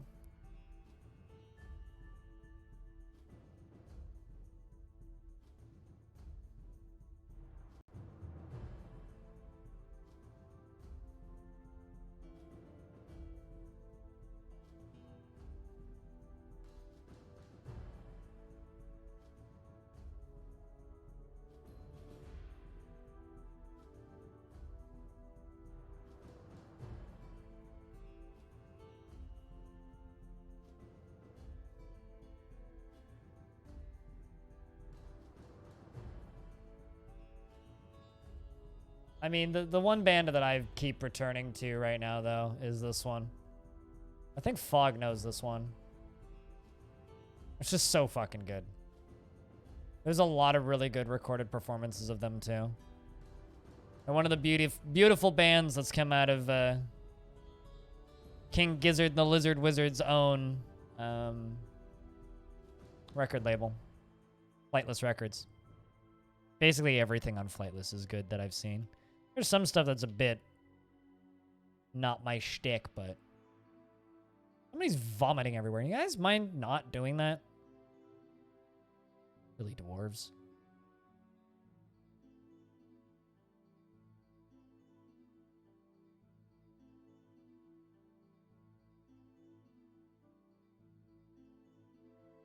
Still nothing about a caravan.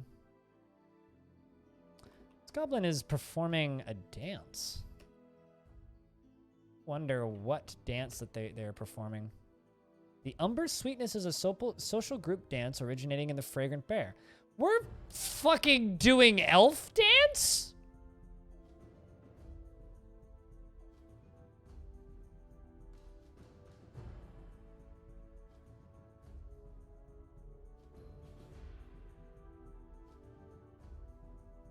They're all sisters too, Astra.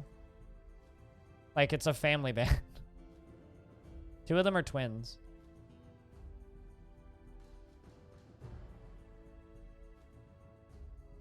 Well.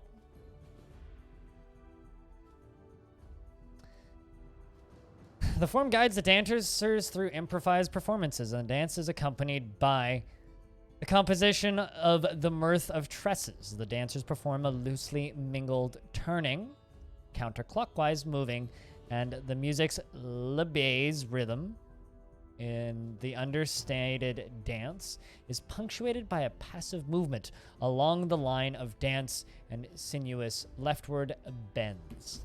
Well, burn it down. God damn it. And here I was worried about goblin insurgencies. Actually, I wonder if it was the human that taught us those. Yeah. Or maybe it's the goblins that are. Goblins may have traveled to the elves and have now come here and are now showing us elven rituals and dances.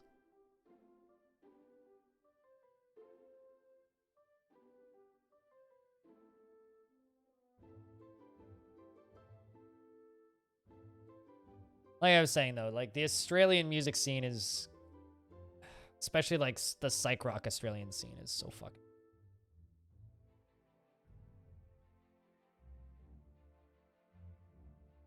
Yeah, I'm gonna pop it. Who are the 2 that are twins?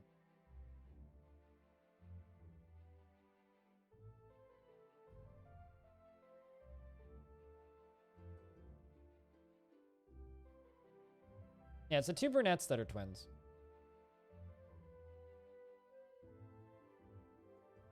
One of my favorite comments on that video is, somewhere out there's a really proud dad. Prettier. Yeah, they're all pretty.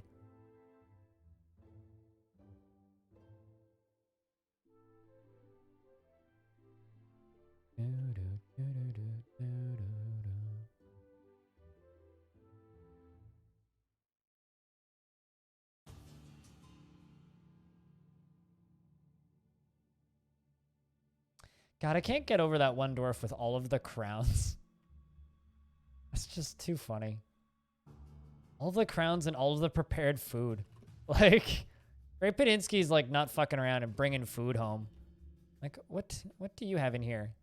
Like, there's nothing in this coffer. Ton of clothing in this coffer. And whose bed is this? This is Eutherus's bed. And this one's just full of fucking weapons. It's got some dresses, nothing in the coffer. It's like some dwarves like don't care about owning stuff, and then some dwarves it's like, it's full of stuff.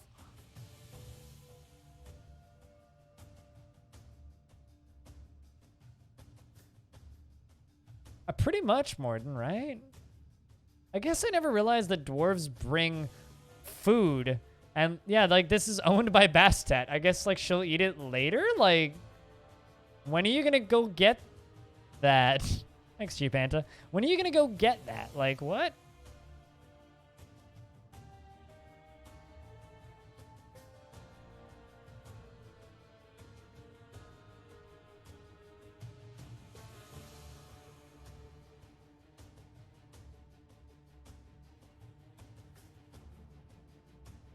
Yeah, right? I think you can really tell which dwarves have the greedy streak, right?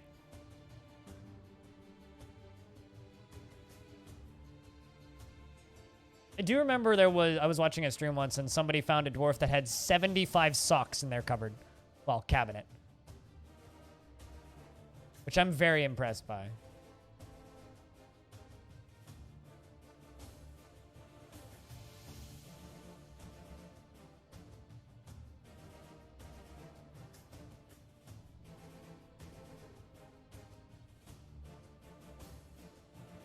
How do they get items?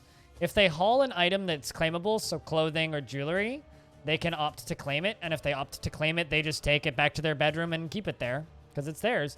And if they don't have a bedroom, then they'll just chuck it on the floor somewhere and come get it later when they want it. Or they'll wear it.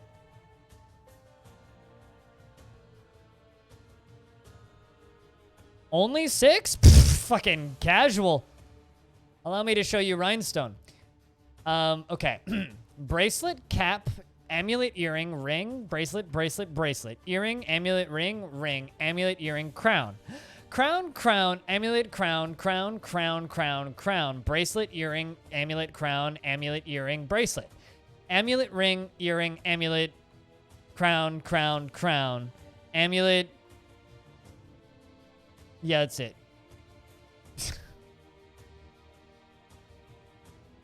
Exactly, impending misfortune. Like, I keep this now, thanks. Some dwarves are hoarders precisely. And that's why Phil is taking all the socks, and my kids are having panic attacks because they don't get socks, and it's like... you need a robe, a cape.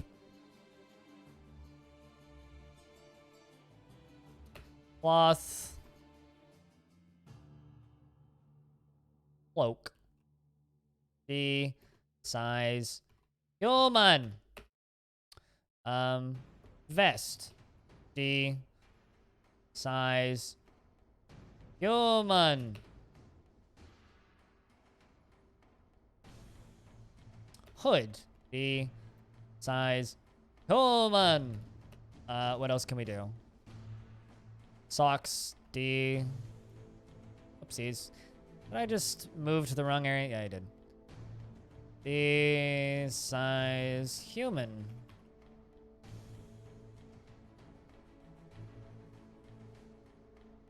All doors are playing DF2. Or just like a JRPG, but that would just be belts and belts and belts and belts. And there's a wasp outside and belts and belts. And please don't come inside. Belts and belts and belts and belts and belts and belts. And no, I think it flew away. Now that I think about it, does Dwarf Fortress even have belts?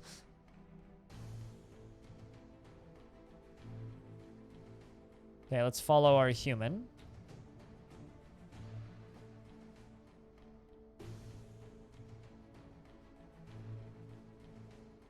I had a nice ringing.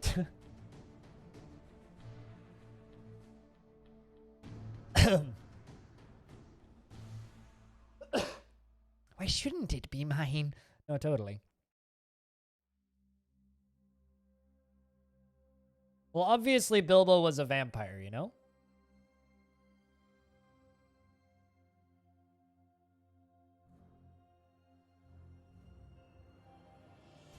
Oi, human!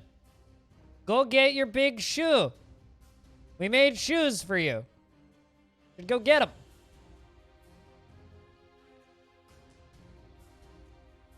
Do you ever just walk in circles because you have nothing to do? Oh, there you go.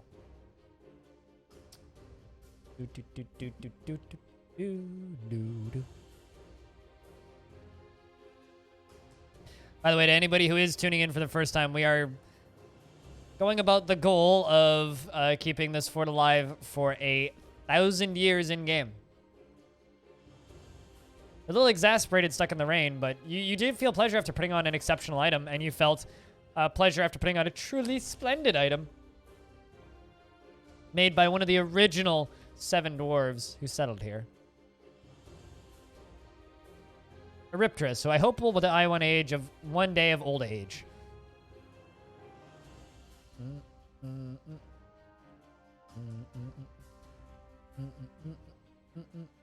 Oh, you started stripping halfway through. That's why you kept walking.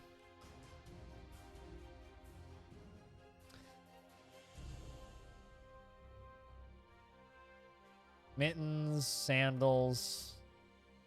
You go get some shoes, because we can't make you loincloths? Loincloths or sandals, but...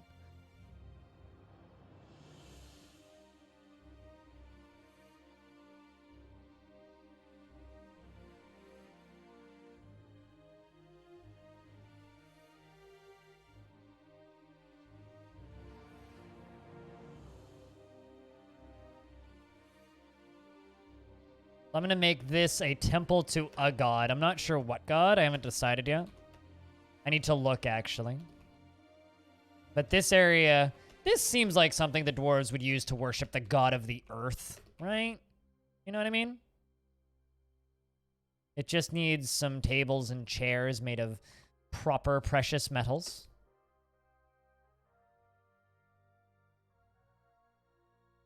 An altar or two.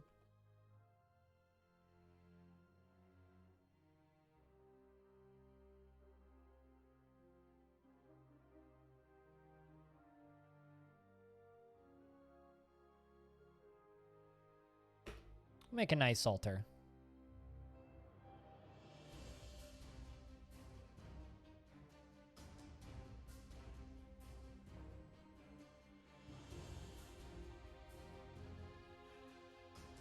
Let's make floor of brass.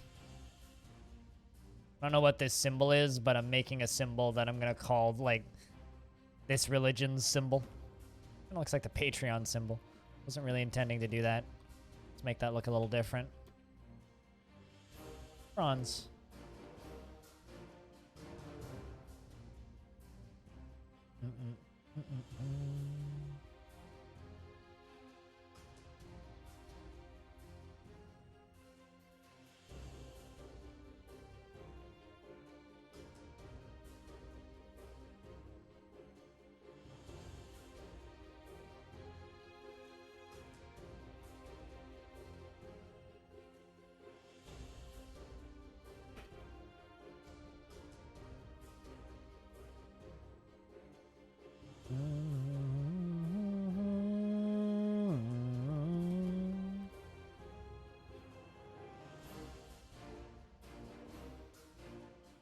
Let's also seal off this wall. And the reason we're going to seal this wall off is having less weird, awkward places for them to pass to helps frames a little bit.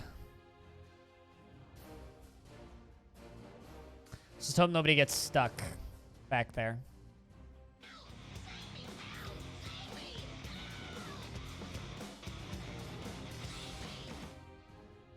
Befit Zero, thank you very much for keeping that sub alive for a 21st month.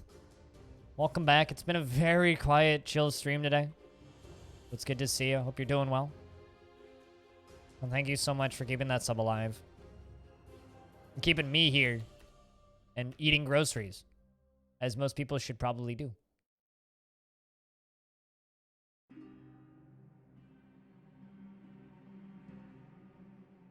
Eating groceries. Whether or not I should be here is debatable, to say the least.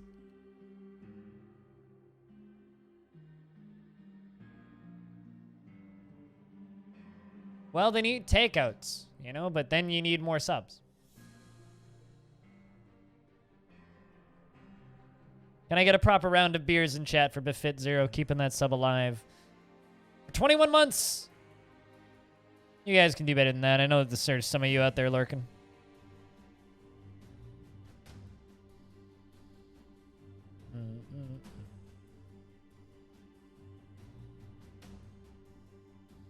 All right, meeting, location, add location, temple, god of lust. Nobody cares about the god of lust in this fortress.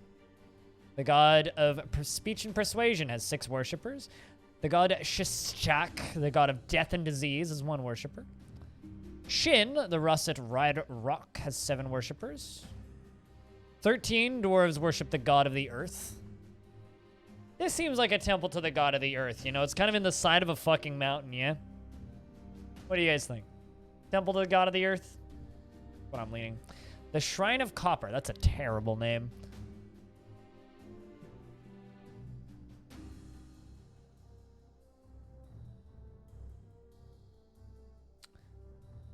Citizens and long-term residents only.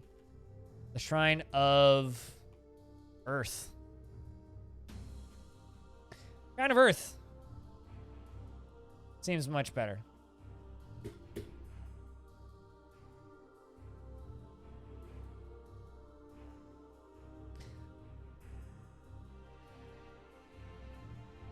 Cheers, Mavi.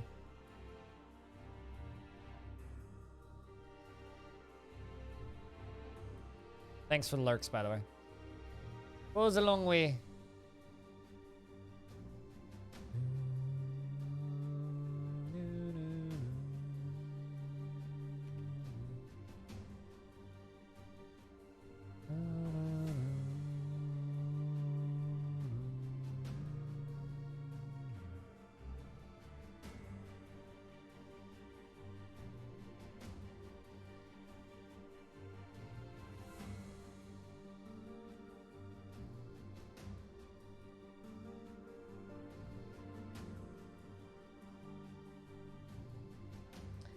Oh boy, it finally happened. The t-shirt makers have appeared in the Blaseball subreddit.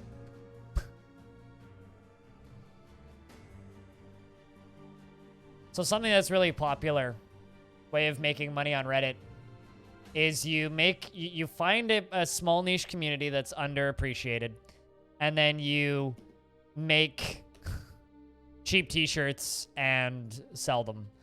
Somebody is selling Crabs jerseys.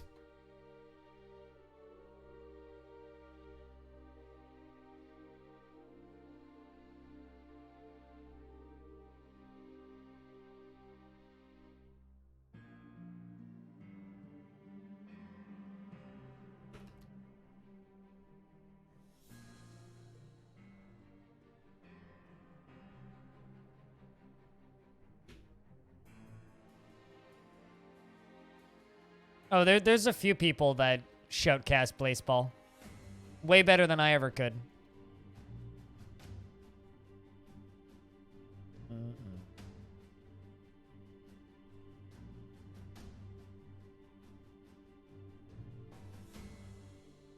Slash our butt chirpies merch. I mean, can make that happen.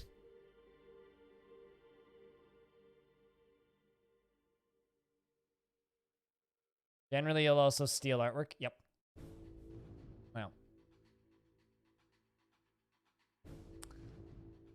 Clino was one of the first people to really point me out to that problem, but once Clino pointed me towards it, yeah, completely agree.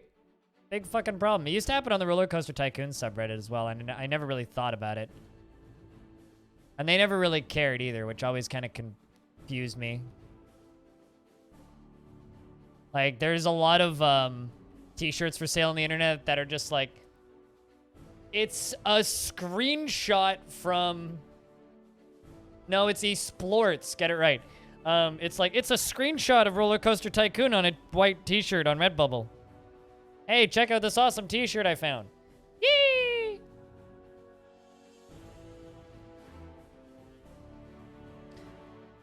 What is Blaseball, though? Blaseball, or Blase Ball, is the premium online sport betting simulator where people play sports in the immaterial realm, and you can bet on them if you so wish. Speaking of which, Flowers are beating Moist Talkers. God, come on! Flowers are 12-42 on this season, Moist. And you can't fucking beat them. Christ almighty. Not happy at my team right now. It's salty bet, but you bet on a sports team's algorithms for fake sports. And different cities have different teams for Blaseball. Like there's the Baltimore Crabs, the New York Millennials, the Canadian Moist Talkers, all of your favorite teams. Yeah. Your food stockpile's on fire and fucking exploded. Alcohol will do that, yeah. Alcohol will blow up if it catches fire. Good question. What did you do to set it on fire? One of my favorite fire bugs that I found, which Clino might find fucking hilarious, was I had a fortress that was a volcano fort, and it ended by murder. We all died. It got invaded by soldiers that killed my army really quickly and then just, like, mauled their way through my fort. But that wasn't the beauty of it. The beauty of it was I had a bunch of artifacts that were in that fort. And, you know, I didn't want anybody to steal them. So me, as the smart person that I am, was like, well, let's carve into the side of the volcano and flood the whole volcano with lava. You know, no problem, right? I'm like, flood the volcano with lava, and then no one gets my fucking artifacts because fuck you, was my thought process. And then afterwards, I was in a different fortress in the same world, on a different faction. I was like, hey, you know what? Fuck it. I actually really liked some of those artifacts. Let's go get them. Also, I swear a lot when I'm sleepy. Ever notice that? So I sent my dwarfs out to go get some of those artifacts back. And I'm like, man, I'm a goddamn genius. I can go get my artifacts back. And the first dwarf that comes back, I suddenly, like, get these notifications that something has collapsed outside. I was like, what the hell? Half the fortress is on fire. And most of the world map is on fire. So my only theory is that the dwarves went and brought back a bunch of artifacts that were still burning and spontaneously combusted when they got back. What are you doing? Oh, you're worshiping. It's an odd place to worship. Let's just, like, remove this wall. There you go. Perfect.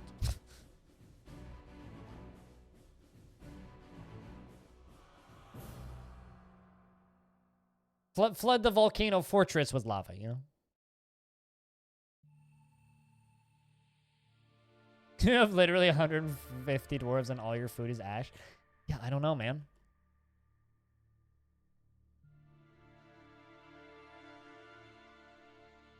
You love this game? Yeah? Down on my magma forge level, you saw these fire snakes, and then one of them was freaking your armor out because she hates them. So I set one of the animal traps. Oh no! Oh no!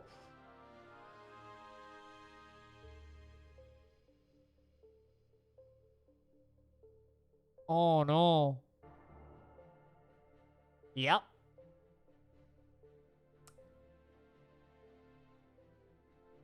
Because artifacts burn for all eternity with it and aren't destroyable with lava.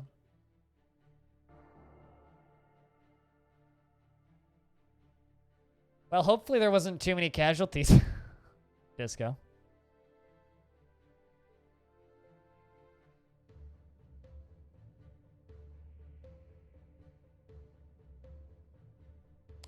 You know what's something I'm going to do? I'm going to pre-dig out a bunch of our history rooms.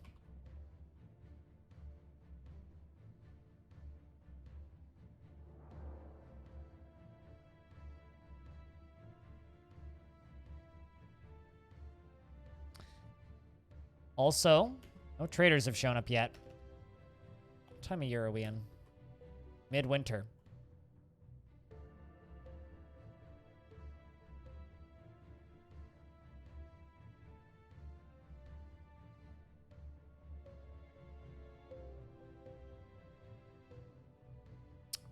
Shit.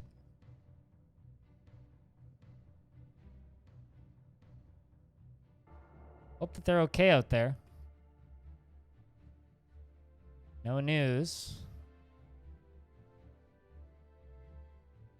Guys, you ate out there?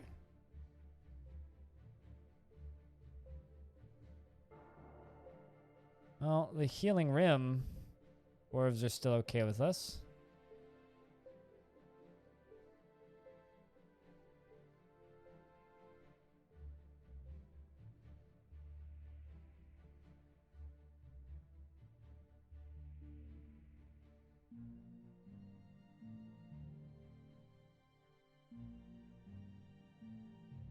They must be mad at me.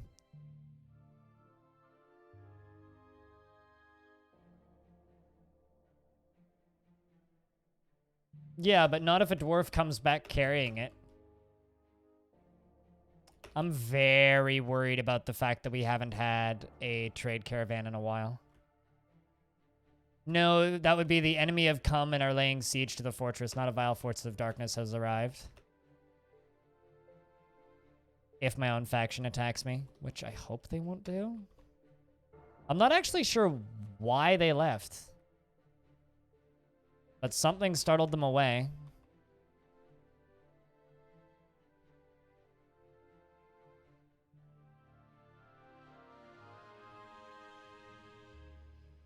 But you might have a point, G-Panta. May or may not have a point. Gonna remind everybody that there is still an open spot on that bits leaderboard this week.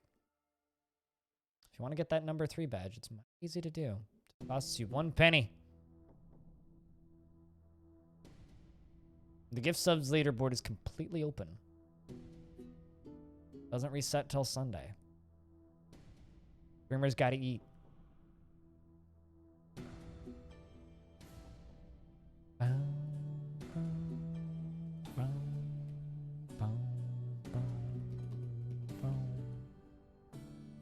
Let's dig out a bunch of space for some more statues. Yeah, I'm worried. Like, I don't think they're gonna invade me, but, like... would be nice to know what's going on, guys. Maybe we just have to wait a couple years. Maybe the outpost liaison died. Of old age. It's possible. We've only had the one outpost liaison.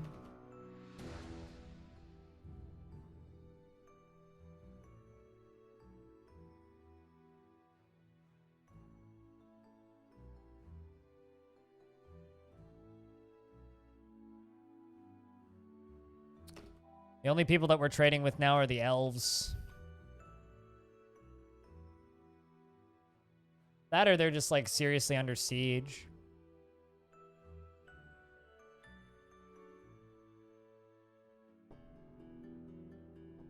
Hope somebody gives you water soon.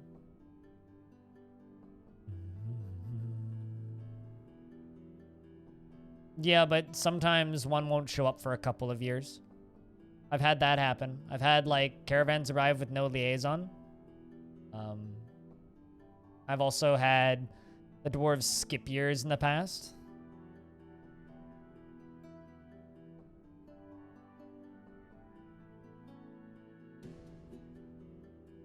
But yes, you can get more if one dies.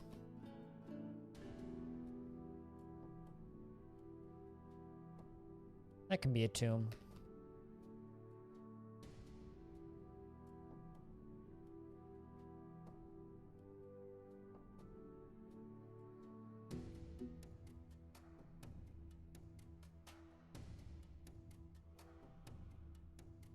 We'll leave 2 tombs right there. Not sure what for. We'll find uses for them, I'm sure.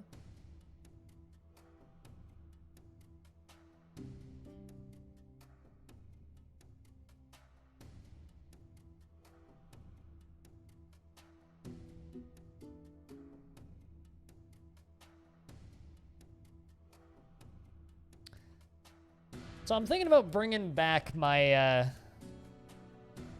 my Christmas mugs. It's been a while since I've done kind of a limited run of merch. I used to do them like yearly.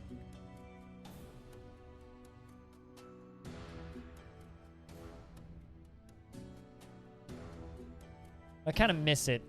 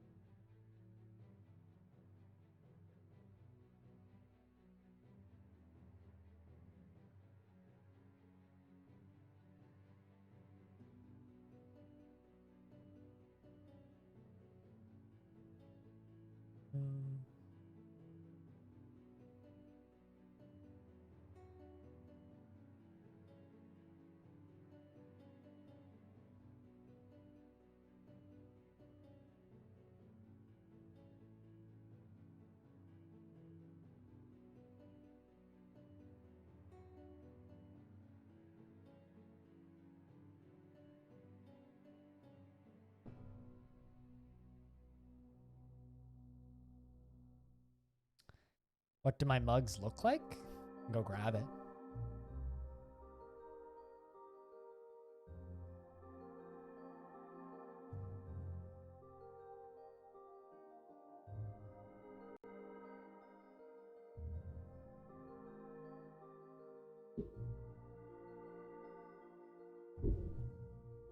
These are my Christmas mugs.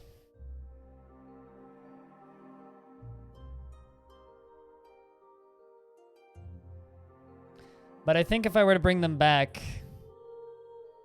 Carpenter is frequently oblivious, yeah. We've got two kind of far gone dwarves, and that Carpenter's one of them.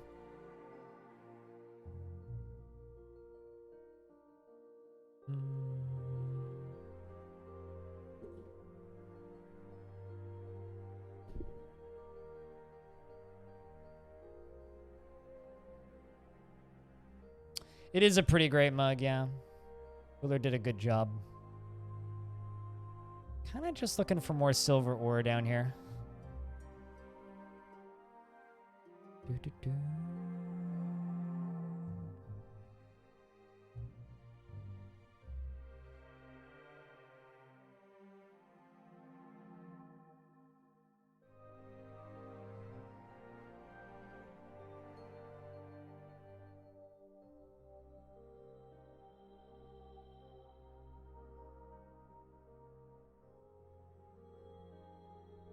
And these will be my history rooms that'll continue.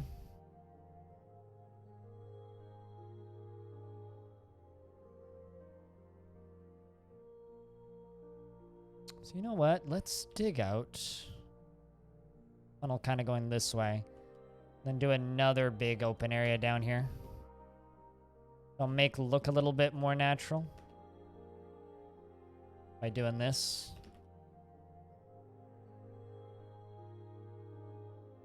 Kind of looking for more silver ore and more lead ore.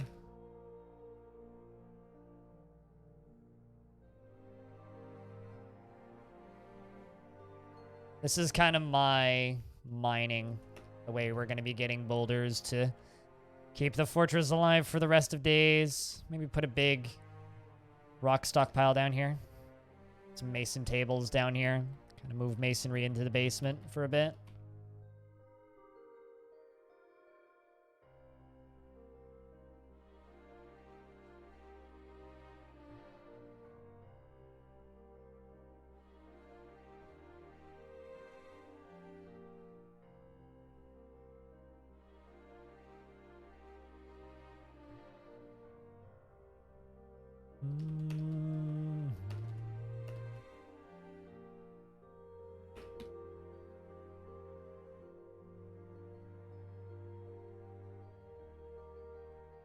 I guess my problem with bringing back merch and stuff is if I do bring back merch, I'd want to just kind of give it to a certain tier of my patrons. Like, I'd want to just give it to my $25 a month patrons type deal.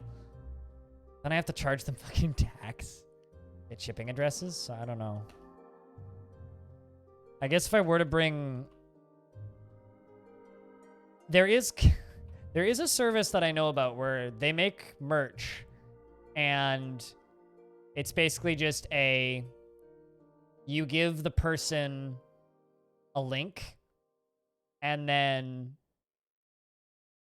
you kind of have your upper limit. So you email them a link, they click it, they put in their shipping address, they put in their information and everything, and then the business or the person who set the whole thing up pays for it, and it just gets shipped to whoever put their address in, basically, up to a maximum amount, and you pay for them in advance. And that's probably how I would do it for Patreon. So I'd do it through a third party, not through Patreon, because Patreon stuff is a little iffy. But yeah, no, that dwarf is frequently depressed. It's Jaden. They're one of those, like, I don't have family and want obscure food dwarves, and it's brutally destroying them, which sucks. But there isn't much I can do about a dwarf like that, unfortunately.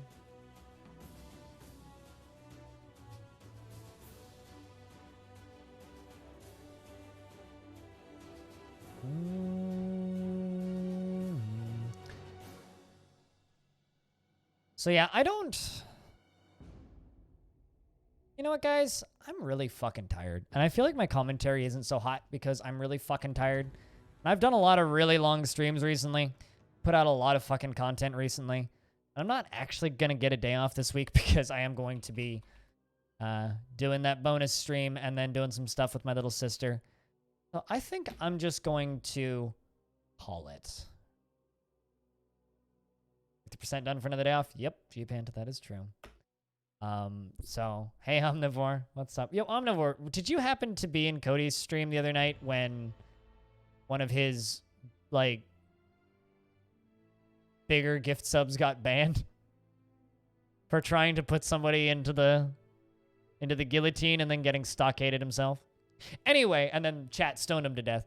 But what I am going to do is I'm going to hop onto Discord probably in about 30, 40 minutes and just kind of hang out. So if anybody wants to play some games or just chit chat or yell at me for whatever reason, call me dumb. I don't know what people do or what you guys want to do, but I'll be on Discord in a little bit 'cause it's been a while since we kind of done like a midweek Discord hangout, so. Heard the Fallout the next day and oh boy, it's been juicy. Yeah, it's been fun. It was entertaining. Although, that being said, I think like fucking 500 people got gifted subs after that to make up for Reed getting nuked. Otherwise, you'd totally join. What time will you be doing D&D till? Do you have an idea?